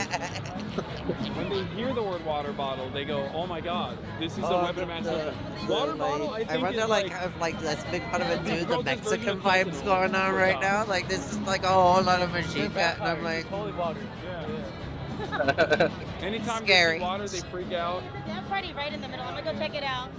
I mean, cops have feelings too, you know. yeah, I mean, I do think it's funny though that a lot of the white reactionaries and shit are like seething over like all the Mexican flags here, but it's like they don't really recognize like how What did I tell you before? culturally relevant that flag is. Demonstrations of So, joy, like, also I a don't big know. no-no. where are we? Like, you know, and all this, do you know what, like, I'm positive person, but that's not what I want to do. They hate Thank you, expressions of joy. Edge, Microsoft edging. That's the thing that kind of annoys me as well, is that, like, Huh? people use the fact that, like, Mexico, whether, like, we're talking about the Aztecs, or we're talking about the Spanish Empire that was put in place afterwards, was imperial territory, yada yada yada. The Mexica are an ethnic people that like intersect into that region, and like so there's a reason why a lot of people would be like, yeah, I'd rather go with the country that's like named after my people, uses my people's culture in a less distasteful way. Uh, and like most of the people in the country look like me and like fucking talk like me, yada yada, you know, as the game goes, when you're a fucking oppressed peoples, you cling Hmm. together in solidarity. So like yeah, like why the fuck are they gonna like think of the US flag in positivity? What's the US ever done for the Southwest natives? Yeah, Yeah, I for real. mean, to Like, compare it, it will be like the situation between Ireland and the UK. Yeah. oh, you know what the United States did to the Southwest natives? They just added them in to the mix of segregation. That's what they did, and then they beat the shit out of them whenever they spoke their native language. After Yeah, deporting Yeah. yeah. I mean, here in Argentina, a lot of the after the whole incidents that happened between the civil wars and such, um, a lot of native land was finally conquered after 400 years of trying. Um, and when they got into power there, they genocided the people, every group that they conquered during that time. Among them, the Mapuche tribes, the Quechua, the Guarani, any holdout that was present was crushed, both from the natives and from any kind of group that was aligned with the people. They were all crushed by the um, government. And it was kind of weird because Buenos Aires kind of like imperialized the other regions. It was weird because they were like both separate, a bit separated at the time. Weird. But basically, what they did to the natives is that they went with a whole army, like a whole modernized army, to invade native land, 10,000 strong, with Gatling guns and shit like that. They massacred anyone who was able to put up any kind of resistance, and those who didn't got enslaved and sent to human museums. Some of the most horrid things that existed ever, I'd say. Yes. And to think, right now there has been a lot of advancements when it comes for example, to the Mapuzungun language, with new books and more freedoms, right? But the existence of the Mapuche people came out of the language of the Mapuzungun. They united under that language, right? And the fact that that unifying aspect was so repressed, because language is a way of is the way culture speaks, you know. And the fact that it was so repressed by the Argentine government, even to this day, right? It's very horrible, and I don't want to imagine all of the horrible things that the US has done with even more time to do it, you know? It's like the US has been doing genocide for quite a while. So I don't think it will be wise to see the US as anything other than a genocidal colonial state that needs to end in order to have the land and the world heal. Yeah, 100%. And don't let any fake fucking communist talk about or fucking fearmonger about balkanization or whatever the fuck. Fuck those people. I mean, what's wrong with the Balkans? Yeah, for real. Get into that fast, but like, well, America could do with balkanizing. Yeah, I mean, the US is massive. It's like, I'm sorry, it's but a there's a subcontinent. concept that's too big. It's a subcontinent. It's not even a fucking nation. It's not a normal country. It's a subcontinent. Yeah. Like, I don't know. Down here, even Argentina is very big, but you know, it's not that bad to be smaller, you know. Also, the East Coast is like way more like dense. The population density way higher on the East Coast than the West Coast. There's a lot of open land in the West Coast and the Midwest.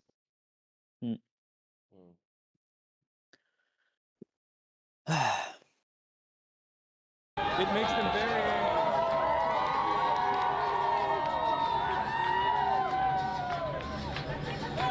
Can I get some coffee? I can still listen.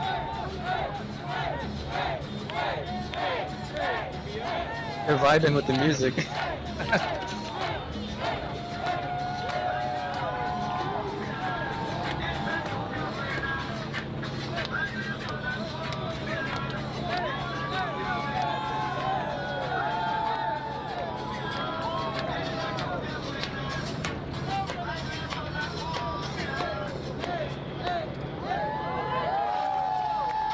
It's times like this, like when I wish I had my Theo's accordion.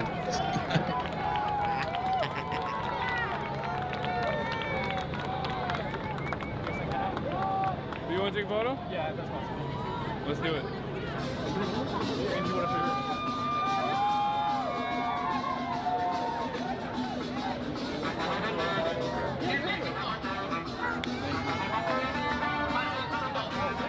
What's up, man?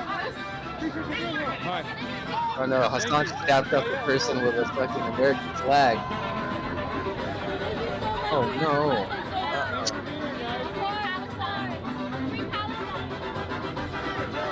Look. Ace.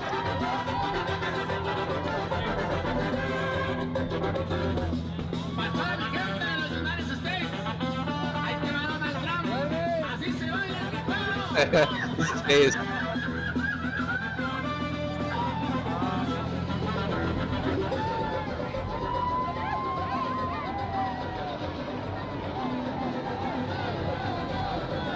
Too much expression of joy.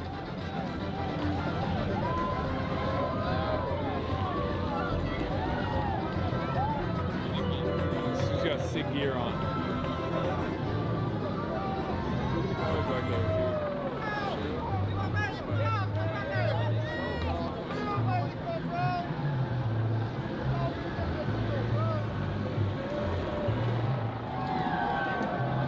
too. Free water. Yeah, they're doing a lot of nurses and a lot of healthcare cool. professionals, EMTs, will usually come out to protest like this, and they just What if there's offer guns support. inside They're like that a healing crate? class, you know what I mean? Like the dudes, the black mask dudes are usually the berserkers. Same mask that Hassan has. Yeah, the bruisers. Oh, nice. And you got the support class. I don't know what we would be. We'd be the bard, I guess. Lame. We're just the journalist class. Journalist difficulty. Bro, my dude Omar in Gaza saw me at the protest and replied to my protest in, like, he's in Gaza right now. He goes, I hope y'all stay safe, bro. What's up? Yes, I am. Yeah. Nice to meet you, man. Thank you for being here. Yeah, thanks for being here, dude. Oh, dirty with them. Oh, shit, look at that. God damn. Yeah, you got me as I was riding past, too. I wasn't even doing anything. Well, they're having a good time. This guy got shot. Expressions of joy are not allowed. Yeah. It's Commuting. weird to be smiling and shooting people. Damn, that looked fucking painful.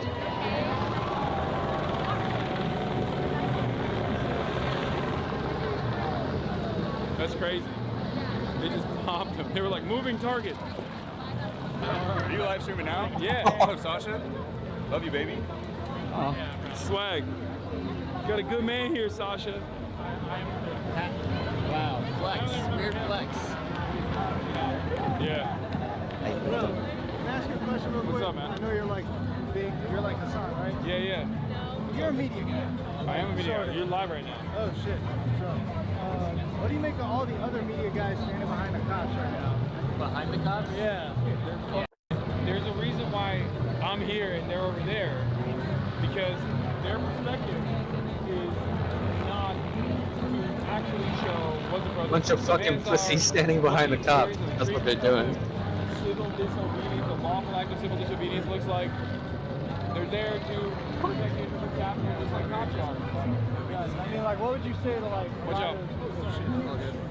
What would you say to like people who are like coming up who may want to actually have like an honest career, as honest as you can have, like in the media? There's great journalists out there. There's great journalists here as well. Don't worry, you can still do it. I have a lot of friends that work. I have friends that work in the New York Times, Washington Post, Wall Street Journal, everywhere. You got to do what you got to do. Yeah. And good journalism is incredibly important. So if you want a career in media, like, just be brave. Don't worry about it. There's a need for mainstream outlets to still do good coverage and do real coverage. So they still value that.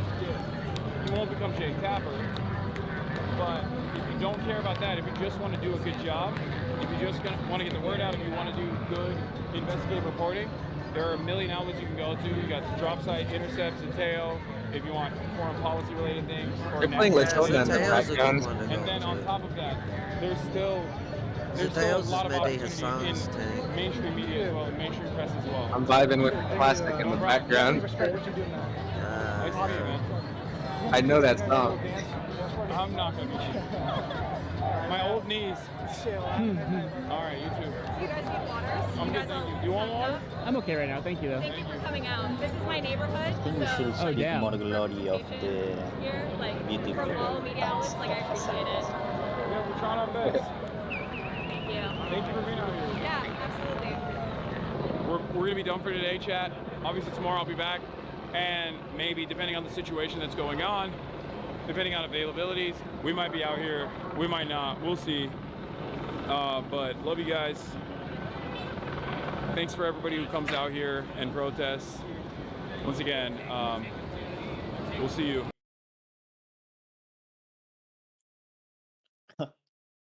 Oh no. I'm just gonna have a blurry majority report as the background. I mean, we could put on day one too, but like, I think a lot of that illustrates what was really important to consider about these protests. They're not violent.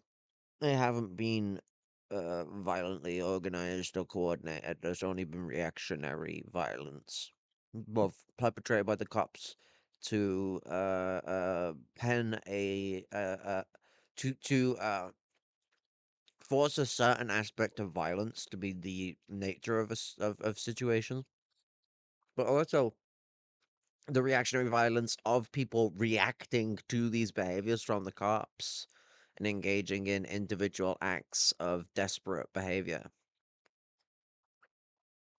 Yeah, it's really like that.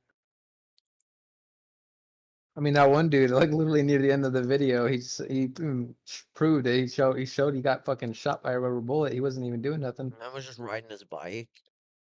Yeah. Yeah. I mean, for the police, if you're on the other side, you're basically a criminal that needs to be shot. And if they had live bullets, they would use. I think they thought that he was like riding in supplies or something because they shot him right in the lung and like or near enough to it. And like that's trying to win someone. You shoot someone in the right spot and rubber bullets in the chest, and you'll fucking like make their lung just like empty. You'll fuck them up.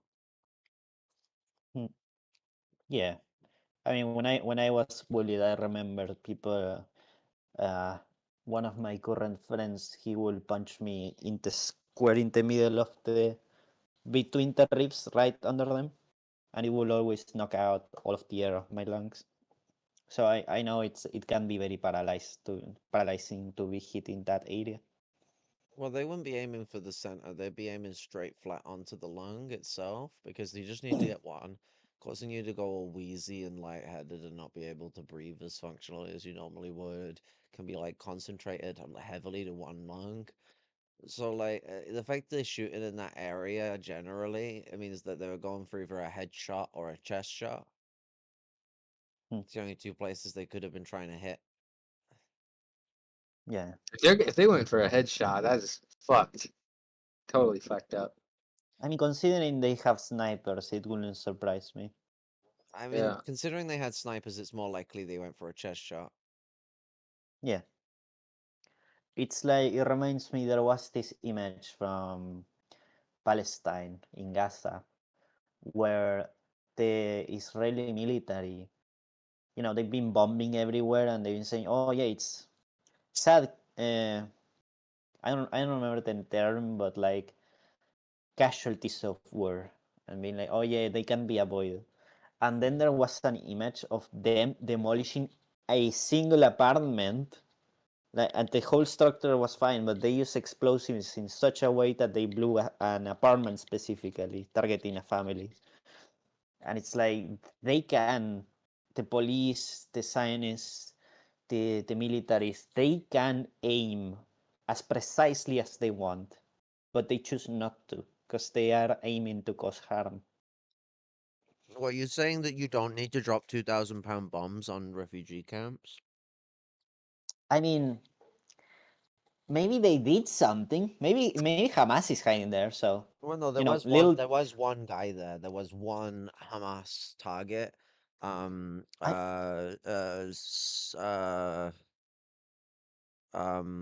What's it? El Simwa. He was there. Yeah, Señor Hitler. He was standing there, and well, he was like the mastermind of October 7th, I think, or I mean, he might have been a guy associated with him. Or associated with someone associated with someone associated with him. So little Timmy had to die, okay? There was no way avoiding it. Shout out with the memes a bit. Yes, sir. But yeah, they dropped a 2,000-pound bomb on a refugee camp to get this guy because of him being the architect of October 7th. Even the pager attack, which also killed a lot of civilians, was more direct than that. Like a 2,000 pound bomb, that's 1,000 kilograms for the dillweeds that don't know the conversion rate. Come on now. But like I only live in a country like the UK where we use both interchangeably and in awkward ways. But it's a lot of explosive to be dropping on anything, let alone a bunch of tents in a refugee camp. Yeah.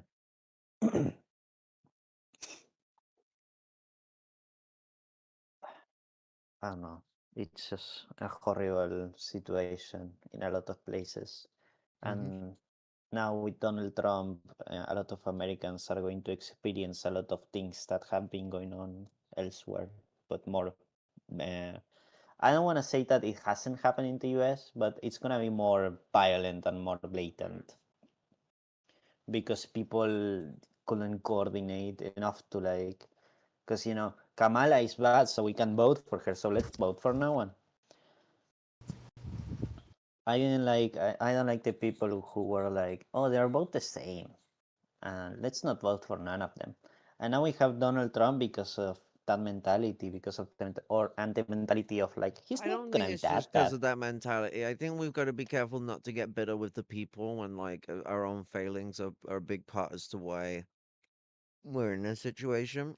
And like to be honest, I think Donald Trump won more because like people hate women and hate black women even more. Not gonna lie, like misogyny was probably one of the bigger reactionary elements that was driving Trump's election. Yeah, fair enough. Sometimes Misogyny I and forget racism. I think that's a big part of it, and I also think it's so annoying. But the way that the COVID pandemic happened and the way the economy reacts to recessions is also strangely helped him in like a really bullshit way. So typically in like recessions, like the economy will contract, and that actually reduces inflation. So usually in recessions or depressions, inflation is actually relatively low. But the whole discussion has just been on inflation the whole fucking time. So people at the moment just think low inflation means good economy when it's not the case. I mean, it might be good economy for the big cats, but not for the low people. And like low inflation doesn't mean that the products are going to go down in price. They're inflated and they're staying inflated. Um, and Yeah. the Democrats did that bullshit where they hid behind that rather than just like accepting the um accepting that the economy wasn't in a great state of things because of the economic depression that started in 2019. And this is the really thing that's annoying to me is that like I've been telling people about this for years. And it's finally come back and bit them in the ass. Everyone's like, oh, well, inflation's going down. Oh, well, the economy's picking up. And I'm like, oh my God, 2007. 2007. The only reason some people call it 2008 is because they don't know about 2007. What's happened? We had a boom and it bust literally a year later. Fucking Yeah. shut up. Like in that last year that Trump was in office in his last term, the gas prices were extremely low, like historically low. But that's not because of like Trump's great fucking policies or something. It's because the economy was like damn near completely shut down. The petrodollar had crashed. Yeah. And like it's the gas is lower now again because the economy retracted in the last quarter. Like the economy is slowing down. So like unironically, like Trump is making like a bad economy and trying to spin it as being good, and people are believing him. Yeah, I have a question for the Yankees. Um, what's the price of eggs at the moment? It's like 4 something right now. It actually just inflated a lot for me specifically. I don't know if you saw that I posted it like the other day, and Noob was posting 90% about of it the too. farmers' chickens died. Yeah, like for Arizona's supply, like 90% of our fucking supply, they died. So So it's like $4 a dozen. yeah, and it's about to go up once we start feeling the effects of that major loss. I Well, mean, here vegans have been warning. Vegans have been warning. No one listens to it, but vegans have been warning. I won't Yeah. listen to Big V, okay? But I've been checking on. I thought about it the other day because I bought half a dozen eggs, and I know that prices are different in different places in the world. I get that, but here half a dozen of eggs is like $1. So Jeez. you know, it's pretty sad. It's also funny too with the gas prices thing as well because like they're not even what's it called? They're not even translating to like the prices that you pay at the gas station either. Like the fucking gas stations are price gouging. You're right, taking us back to the fucking like 1870s where only rich people eat eggs. Like Trump really does like McKinley. I mean, Here, I'm trying to we need share it real to. quick. I took a picture of a when I last filled my tank with gas. I'd say we need to eat more broccoli. That would be good. You last filled your taint? My my What? tank, my tank, my gas tank. Discord. But yeah, I think people need to eat more broccoli. Broccoli is the best vegetable, and I'll die on that hill. But my Yes. favorite vegetable is tomatoes. Shut. Yeah, I'm still Tomatoes aren't vegetables, or they're fruits. I'm still paying. Don't, you're being like, baited, you're being baited, you're being baited. Yeah, They're they're fruits. berries. They're I'm still berries. paying Indeed, they are. $4.60 for some fucking gas, like per gallon. What a pedantic thing to say in response. They're berries. It's true, man. What are you talking about? It's just true. What was you saying, Flashy, regarding the petroleum prices? Oh yeah. Like if you look at like the prices for the actual market, it's a lot lower than what you're seeing at the gas stations themselves. Like if you look at like the actual market itself, it'll be like $1 something or $2 something. But then if you look at like what you actually end up paying at the gas stations, it's like 4 something, or even higher, like 5. Wait, what? So you filled up 6.7 gallons, and that cost you 30 fucking pounds. Yeah. That is pretty cheap, yeah, sure.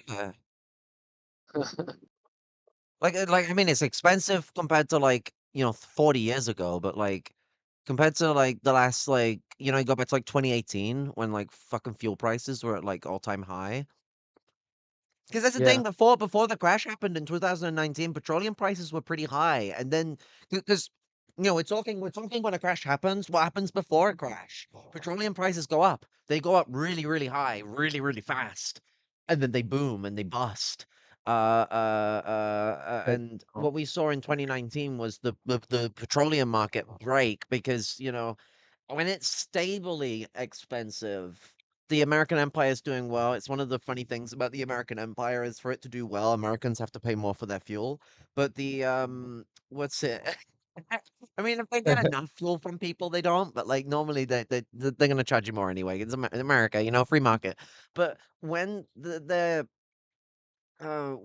economy is doing bad, you either have to pay more for fuel or less for fuel. More for fuel if it's specifically inflation. Inflated economy, always going to just keep fucking with the prices of things. Usually a motion of international austerity affecting the way in which local relations to economics, like international economics operates. But like when you're looking at the like point of where a crash occurs, that's where like you're paying like absolutely fuck all for this shit, but it's a sign to show that the stability of the American fiat currency is in peril. Um, it's why there are some people that do push the gold standard because the petrodollar is imperfect because it's just it's a more volatile gold standard. Yeah, for real. We need to go back to the silver standard. Well, I mean, this is why, like, what's it? That fucking Bitcoin is so popular because it's like even more than oil. Because the reason why the Americans pushed for the petroleum dollar was because they they wanted a value, a currency which for which value you could exponentially increase through the act of mining. They wanted something that, okay, I can massively advance the value of this currency by just drilling a hole in the ground and increasing the amount of oil that's on the market. And also like the other way where you have to burn oil to regulate the market, where they'll set fire to like barges with billions of barrels of fucking oil on them. But anyway, the in the sea, by complete clarity. And you know that uh, uh, that aspect of it is what Bitcoin harnesses to an even higher degree. And it's one of them where, like, I don't think going back to the gold standard is a good idea. I think we should just end this fucking stupid system. But I think some of the gold standard guys have a point when you're doing capitalism. The system was, like, still problematic because gold was used for other things other than currency. But the idea of having something that is the currency thing and is just for currency to stop it from being pegged to something volatile. I don't know. I'd rather deal with that than whatever the fuck this crazy shit is. But that's why the petroleum dollar, as Flashy is going on about, gets like so weak in times of actual depression and recession, rather than just like economic floundering, like we've seen with the more uh, uh, uh, typical increasing prices with the relative inflation that we go through on an almost consistent basis with neoliberalism. Yeah, like, and it really makes sense when you think about it in terms of like if the economy is booming and it's doing well, and you know, a lot of trade is happening, things are getting moved around constantly all the time and at an increasing rate. It's pretty natural to expect that the demand for, you know, the petrol is going to go up, which means it's going to push the price up. If things are not going well, trade is down, things are moving around a lot less, people are driving around less, it's expected that the price would go down. Yeah. That's exactly why during COVID, when the shutdowns were happening, people were posting like crazy about how cheap like airplane tickets were.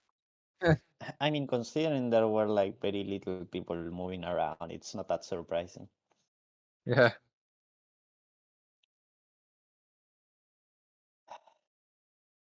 I remember when the COVID happened, there were like a lot of people recording carpinchos going around.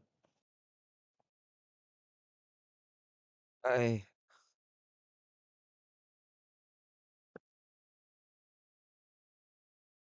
I'm gonna get going though.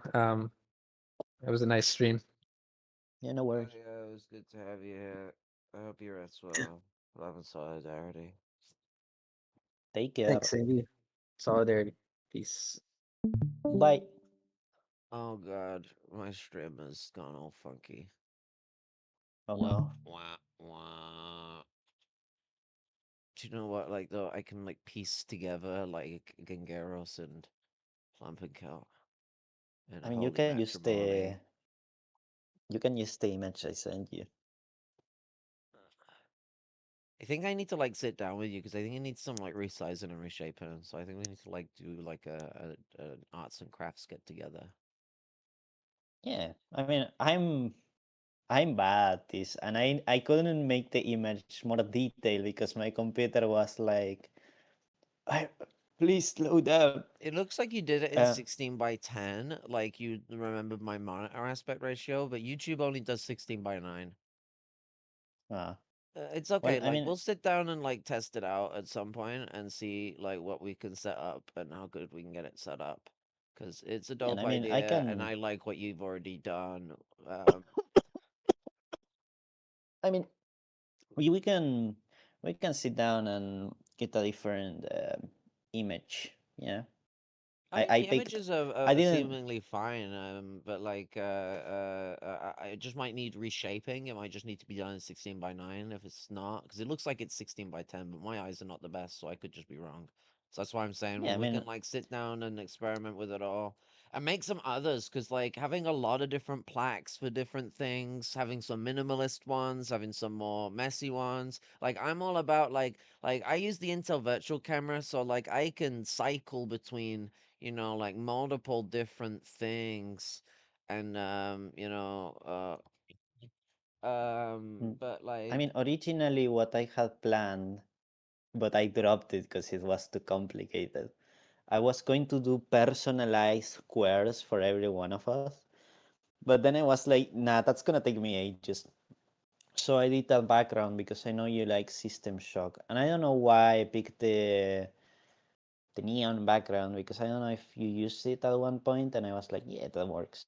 But yeah, I can get I around think to do more you stuff. probably got from my "what a terrible day to have eyes" neon thing from my technical difficulties slider. Mm. I'm proud of this, as one should be. Um, but this is what comes on for when there's technical difficulties. I also even have one for when like I'm angry called Incoherent Rage. We are Oh, experiencing temporary incoherent rage. Please stand by. rejoice. Lesbianism be upon thee. Yeah. Hmm. I mean, you could use the image of that the Simpsons use with the drunk guy and the camera.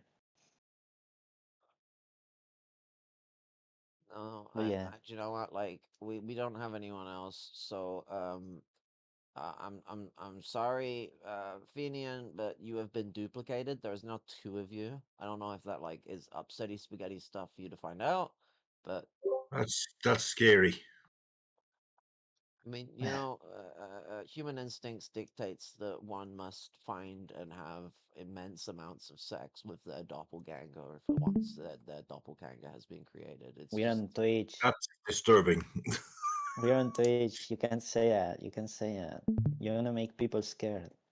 gonna make people scared.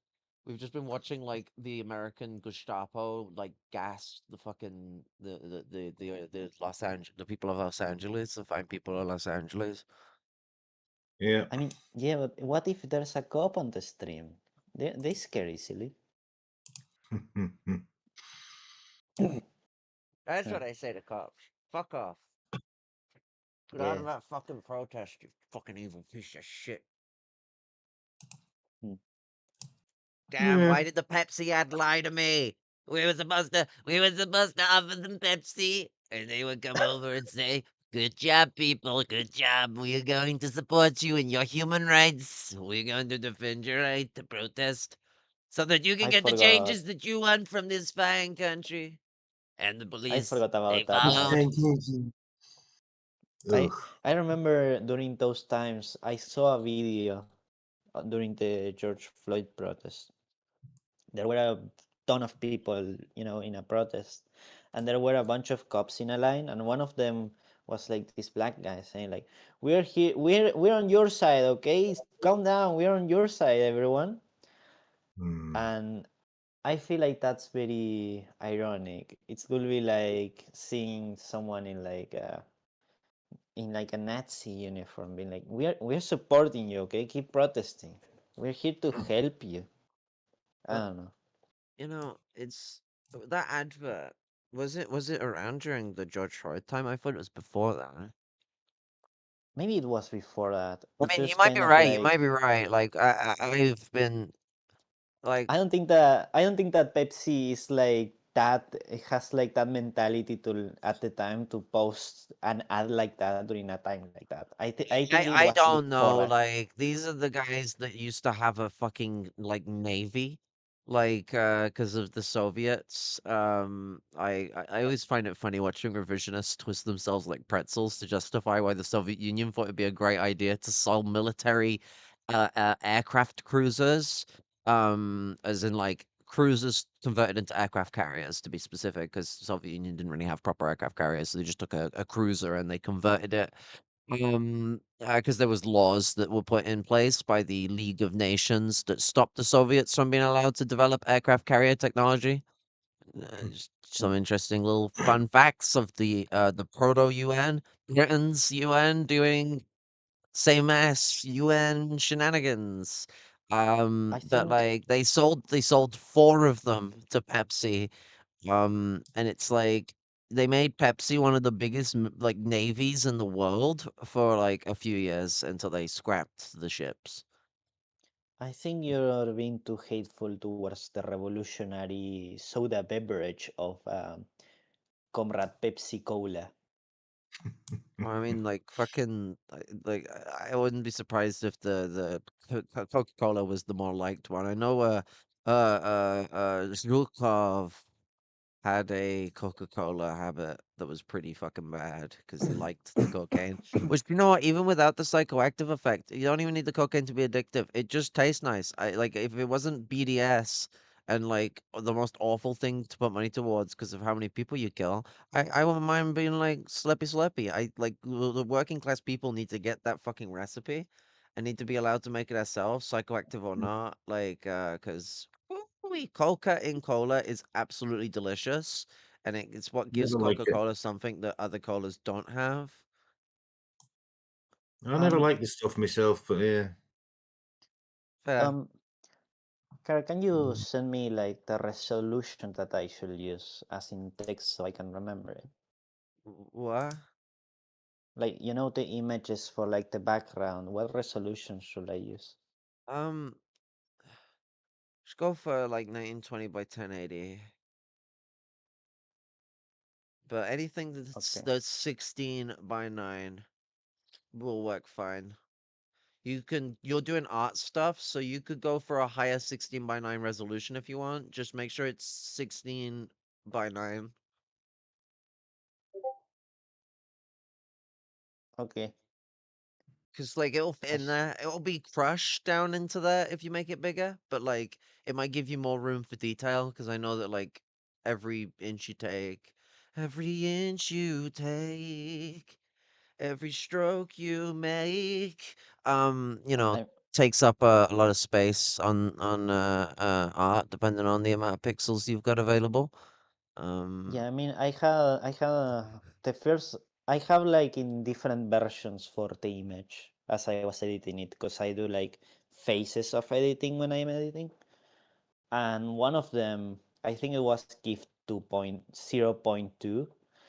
I had used like a Twitch logo, and and it was massive, and I just cramped it down. But then when I was editing the texting, I was looking at it very closely, and it was so pixelated that I went back to re-edit everything. I got a different logo, and I used the fill tool to make it more defined, Yeah. which helped a lot. Hell yeah, and Yeah. you learn a valuable lesson in like your skills an artist in that regard. Yeah, and I also did two versions, one empty to add more squares and another one to which had the squares at the moment to like position them more, faster. Aye, that's pretty dope. Streamlining things is great. I play Factorio. No, I don't. You have though. I the last time I played Factorio, I did a clock with the claws, and they were moving a fish around, and every time they did like a whole turn, it was a second. And I will spend. I had a friend who is a maniac with those things, and he will be copying massive designs and working on them. And I was sitting inside a little house watching the fish clock, and every now and then coming out to be like, "Hey, you're doing a great job. Keep doing it." And then going back to my You're literally rat the hole. capitalist of the colony. You just had your mate like doing all the work. I'm a manager. I was a manager at the moment. You colonial management of like you whatever company y'all work for, like fucking on the expansion, like this is some like space punk shit. Like what the fuck? You're I mean, referencing like it's Lethal Company by the feels of it. I mean maybe, but I the mean, it's gas adjacent. prices went down. The gas prices went down.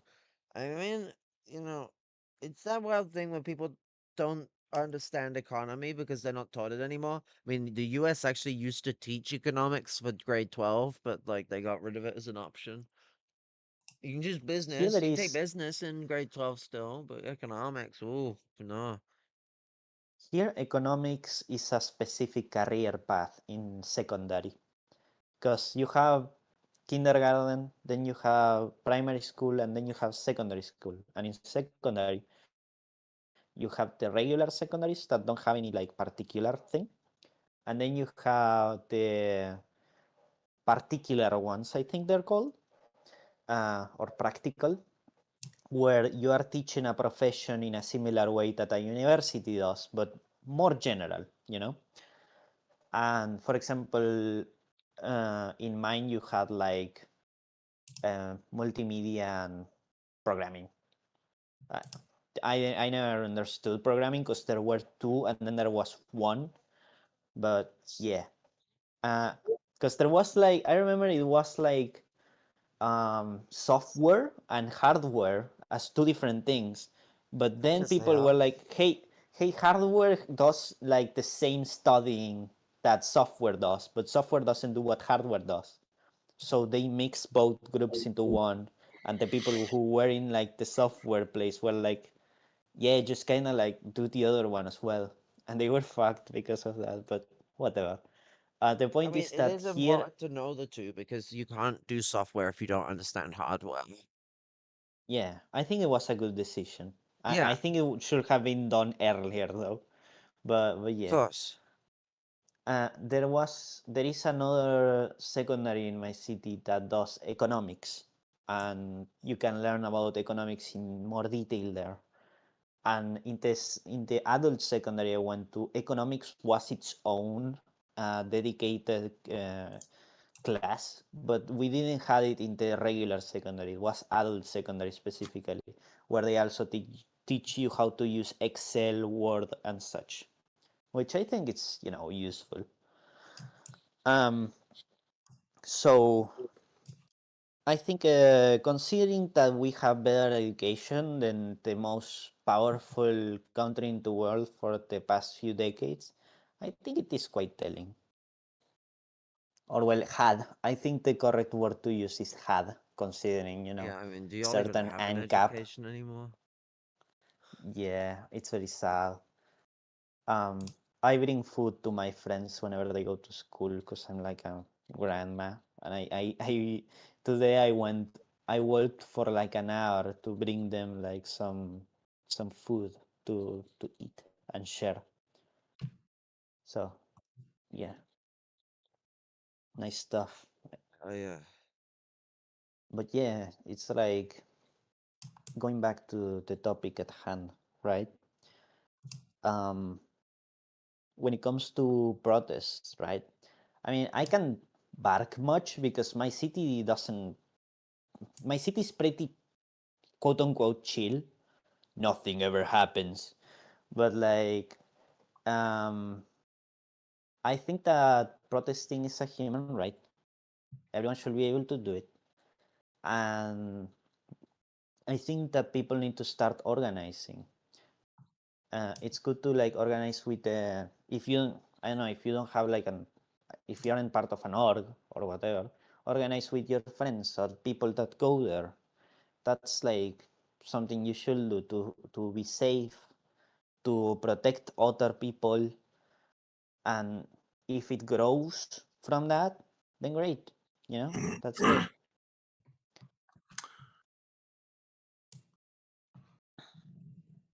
It is good.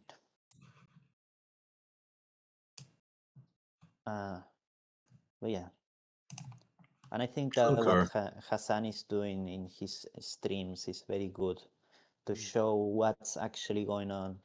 Do not let the news outlets paint the protesters as violent, uh, because they're not. You Yeah. know, they're That's just the nice thing. people trying to defend the rights of other people. You know, That's the but thing with something. today. It's much different to past decades where you couldn't debunk the bullshit from the mainstream because people didn't have camera phones and they didn't do streaming and we didn't have that, and that's one of the blessings of modern technology. You know. Yeah, there was something that happened. in Argentinian history, right? Back in the day during the military junta, there is a very shocking moment for people back in the day because there was a reporter that recorded what the military was doing. For a moment, they got a recording. But in the same recording, they record the last moments of the photographer because the military saw him and shot him dead. So it's one of the few pieces of media that we had on what the military was doing, because people didn't saw anything because the media was far more in control of the capitalists, right? Of the military. Yeah. So that piece of media that showed the brave act of a photographer, of a reporter, is one of the few things that we have of evidence of what was going on back then. And it's very sad that people die to show what's going on in their surroundings, Very easily we could have seen on the stream that maybe, in a stream that, I don't know, Hassan gets shot, that could happen. And that will be horrible. But yeah, I think he knows the risks. And I think that people knowing those risks, facing those dangers, are very brave. Sure, for sure, yeah.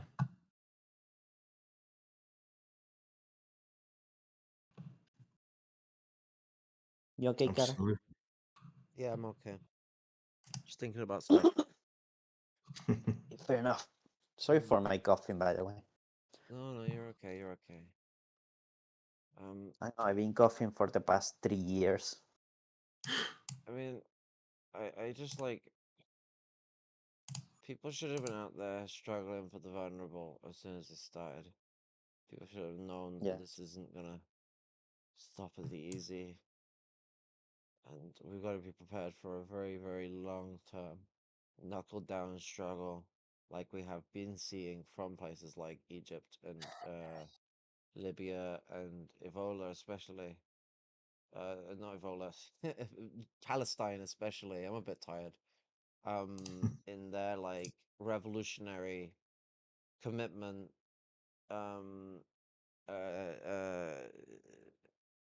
in their revolutionary commitments, embolden the very cultural essence as to what it means to be a Palestinian from like the historical Arabic understanding of Hispanic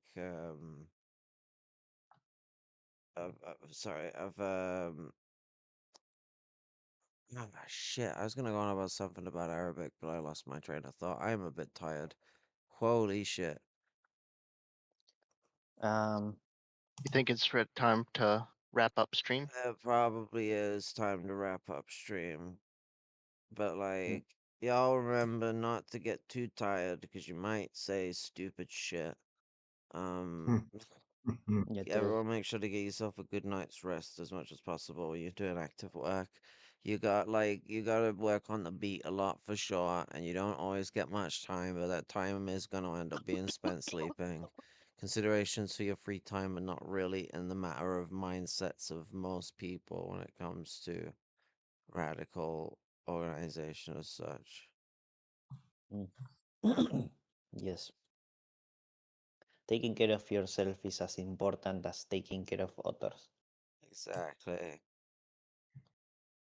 Yeah. I've been trying to improve taking care of myself more, as others should too.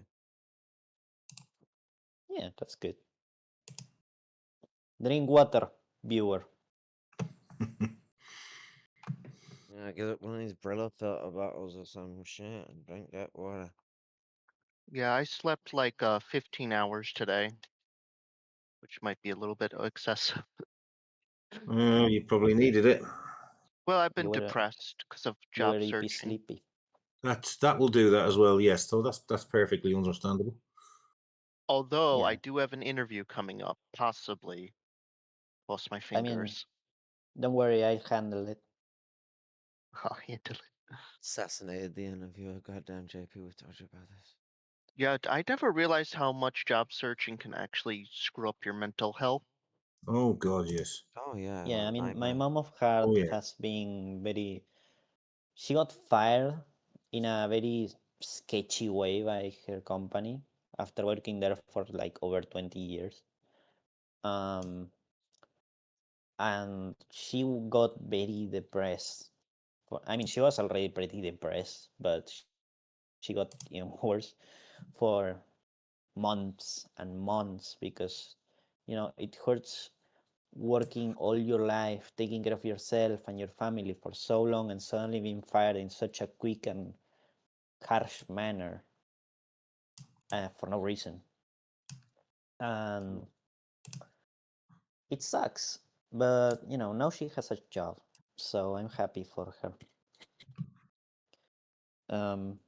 But yeah, working is healthy. Having something to do is healthy. So long as, you're not being like tortured. Yeah. I don't think that the cobalt miners in Africa are like in a very healthy state with their job, but Yeah. I mean, maybe they're enjoying it.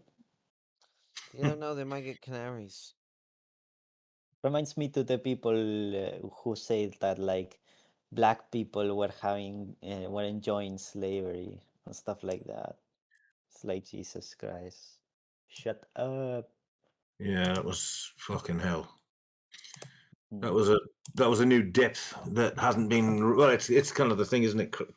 Yeah, crisis breeds reactionary mindsets, and it becomes okay to say shit like that that's been taboo for many decades. They start to try and normalize it again, Yeah, I mean, I think that prayer you gave a lot of good things to humanity. Totally. But yeah. Yeah. Yeah, one day, I wanted to maybe do contextual reading of books. I think that could be cool one day. Because I mean, like doing my own videos and taking hours of my time to edit it and filter out my delusional ramblings on Argentinian supremacy. So yeah. But yeah, I think it could be cool because, I love audiobooks, but I think that contextual reading is pretty cool to, read, stop, think about what you just read, continue. Talk about it. Yeah. But yeah, Brainstorm aloud, stuff like that. Yeah, I agree. yeah, it's just to hope that my epic gamer computer can handle it. Your i3. My Sniper Monkey i3, might I add. Can be sniper, whatever the hell. It doesn't change from being a Skylake i3, I think. I think that my computer could handle like the whole operations of ChatGPT. Okay, so Checkmate. like I think my i3 is so good that it probably has a sentence of its own and resents my ownership.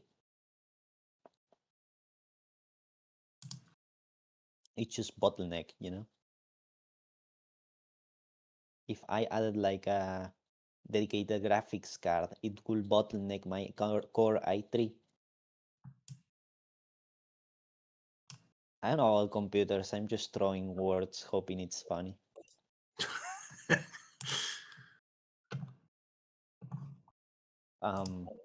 But yeah, good stream, good stream. It's such a good stream that you can hear it in the forest.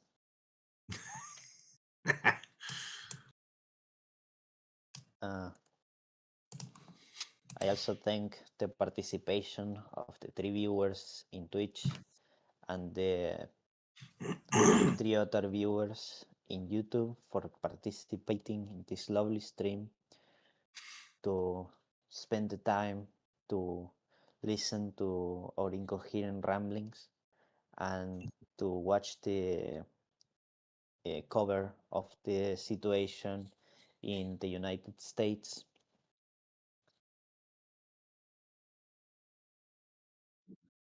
Yeah. Fucking thing. So I'm just trying to delete files that are out of my computer because it's driving me crazy. I was slowing everything down. So yeah, maybe it's time for me to bow out. Once Yeah, it, fair I'll enough. be bowing out once I stop this, but like, I think people need Yeah. to like understand that you're like, we can all like the good things that we can get from like, unfortunately in our situation provided by us by this market economy, but like, um, we, oh fuck, I'm so fucking tired. Oh, you know what? Fuck it. We're going to bed. There's a genocide going on. Americans are finally organizing and coalescing. And, like, if you're a communist, get the fuck out there. Otherwise, I don't really consider you a communist anymore. Yeah. Organize, protect each other, and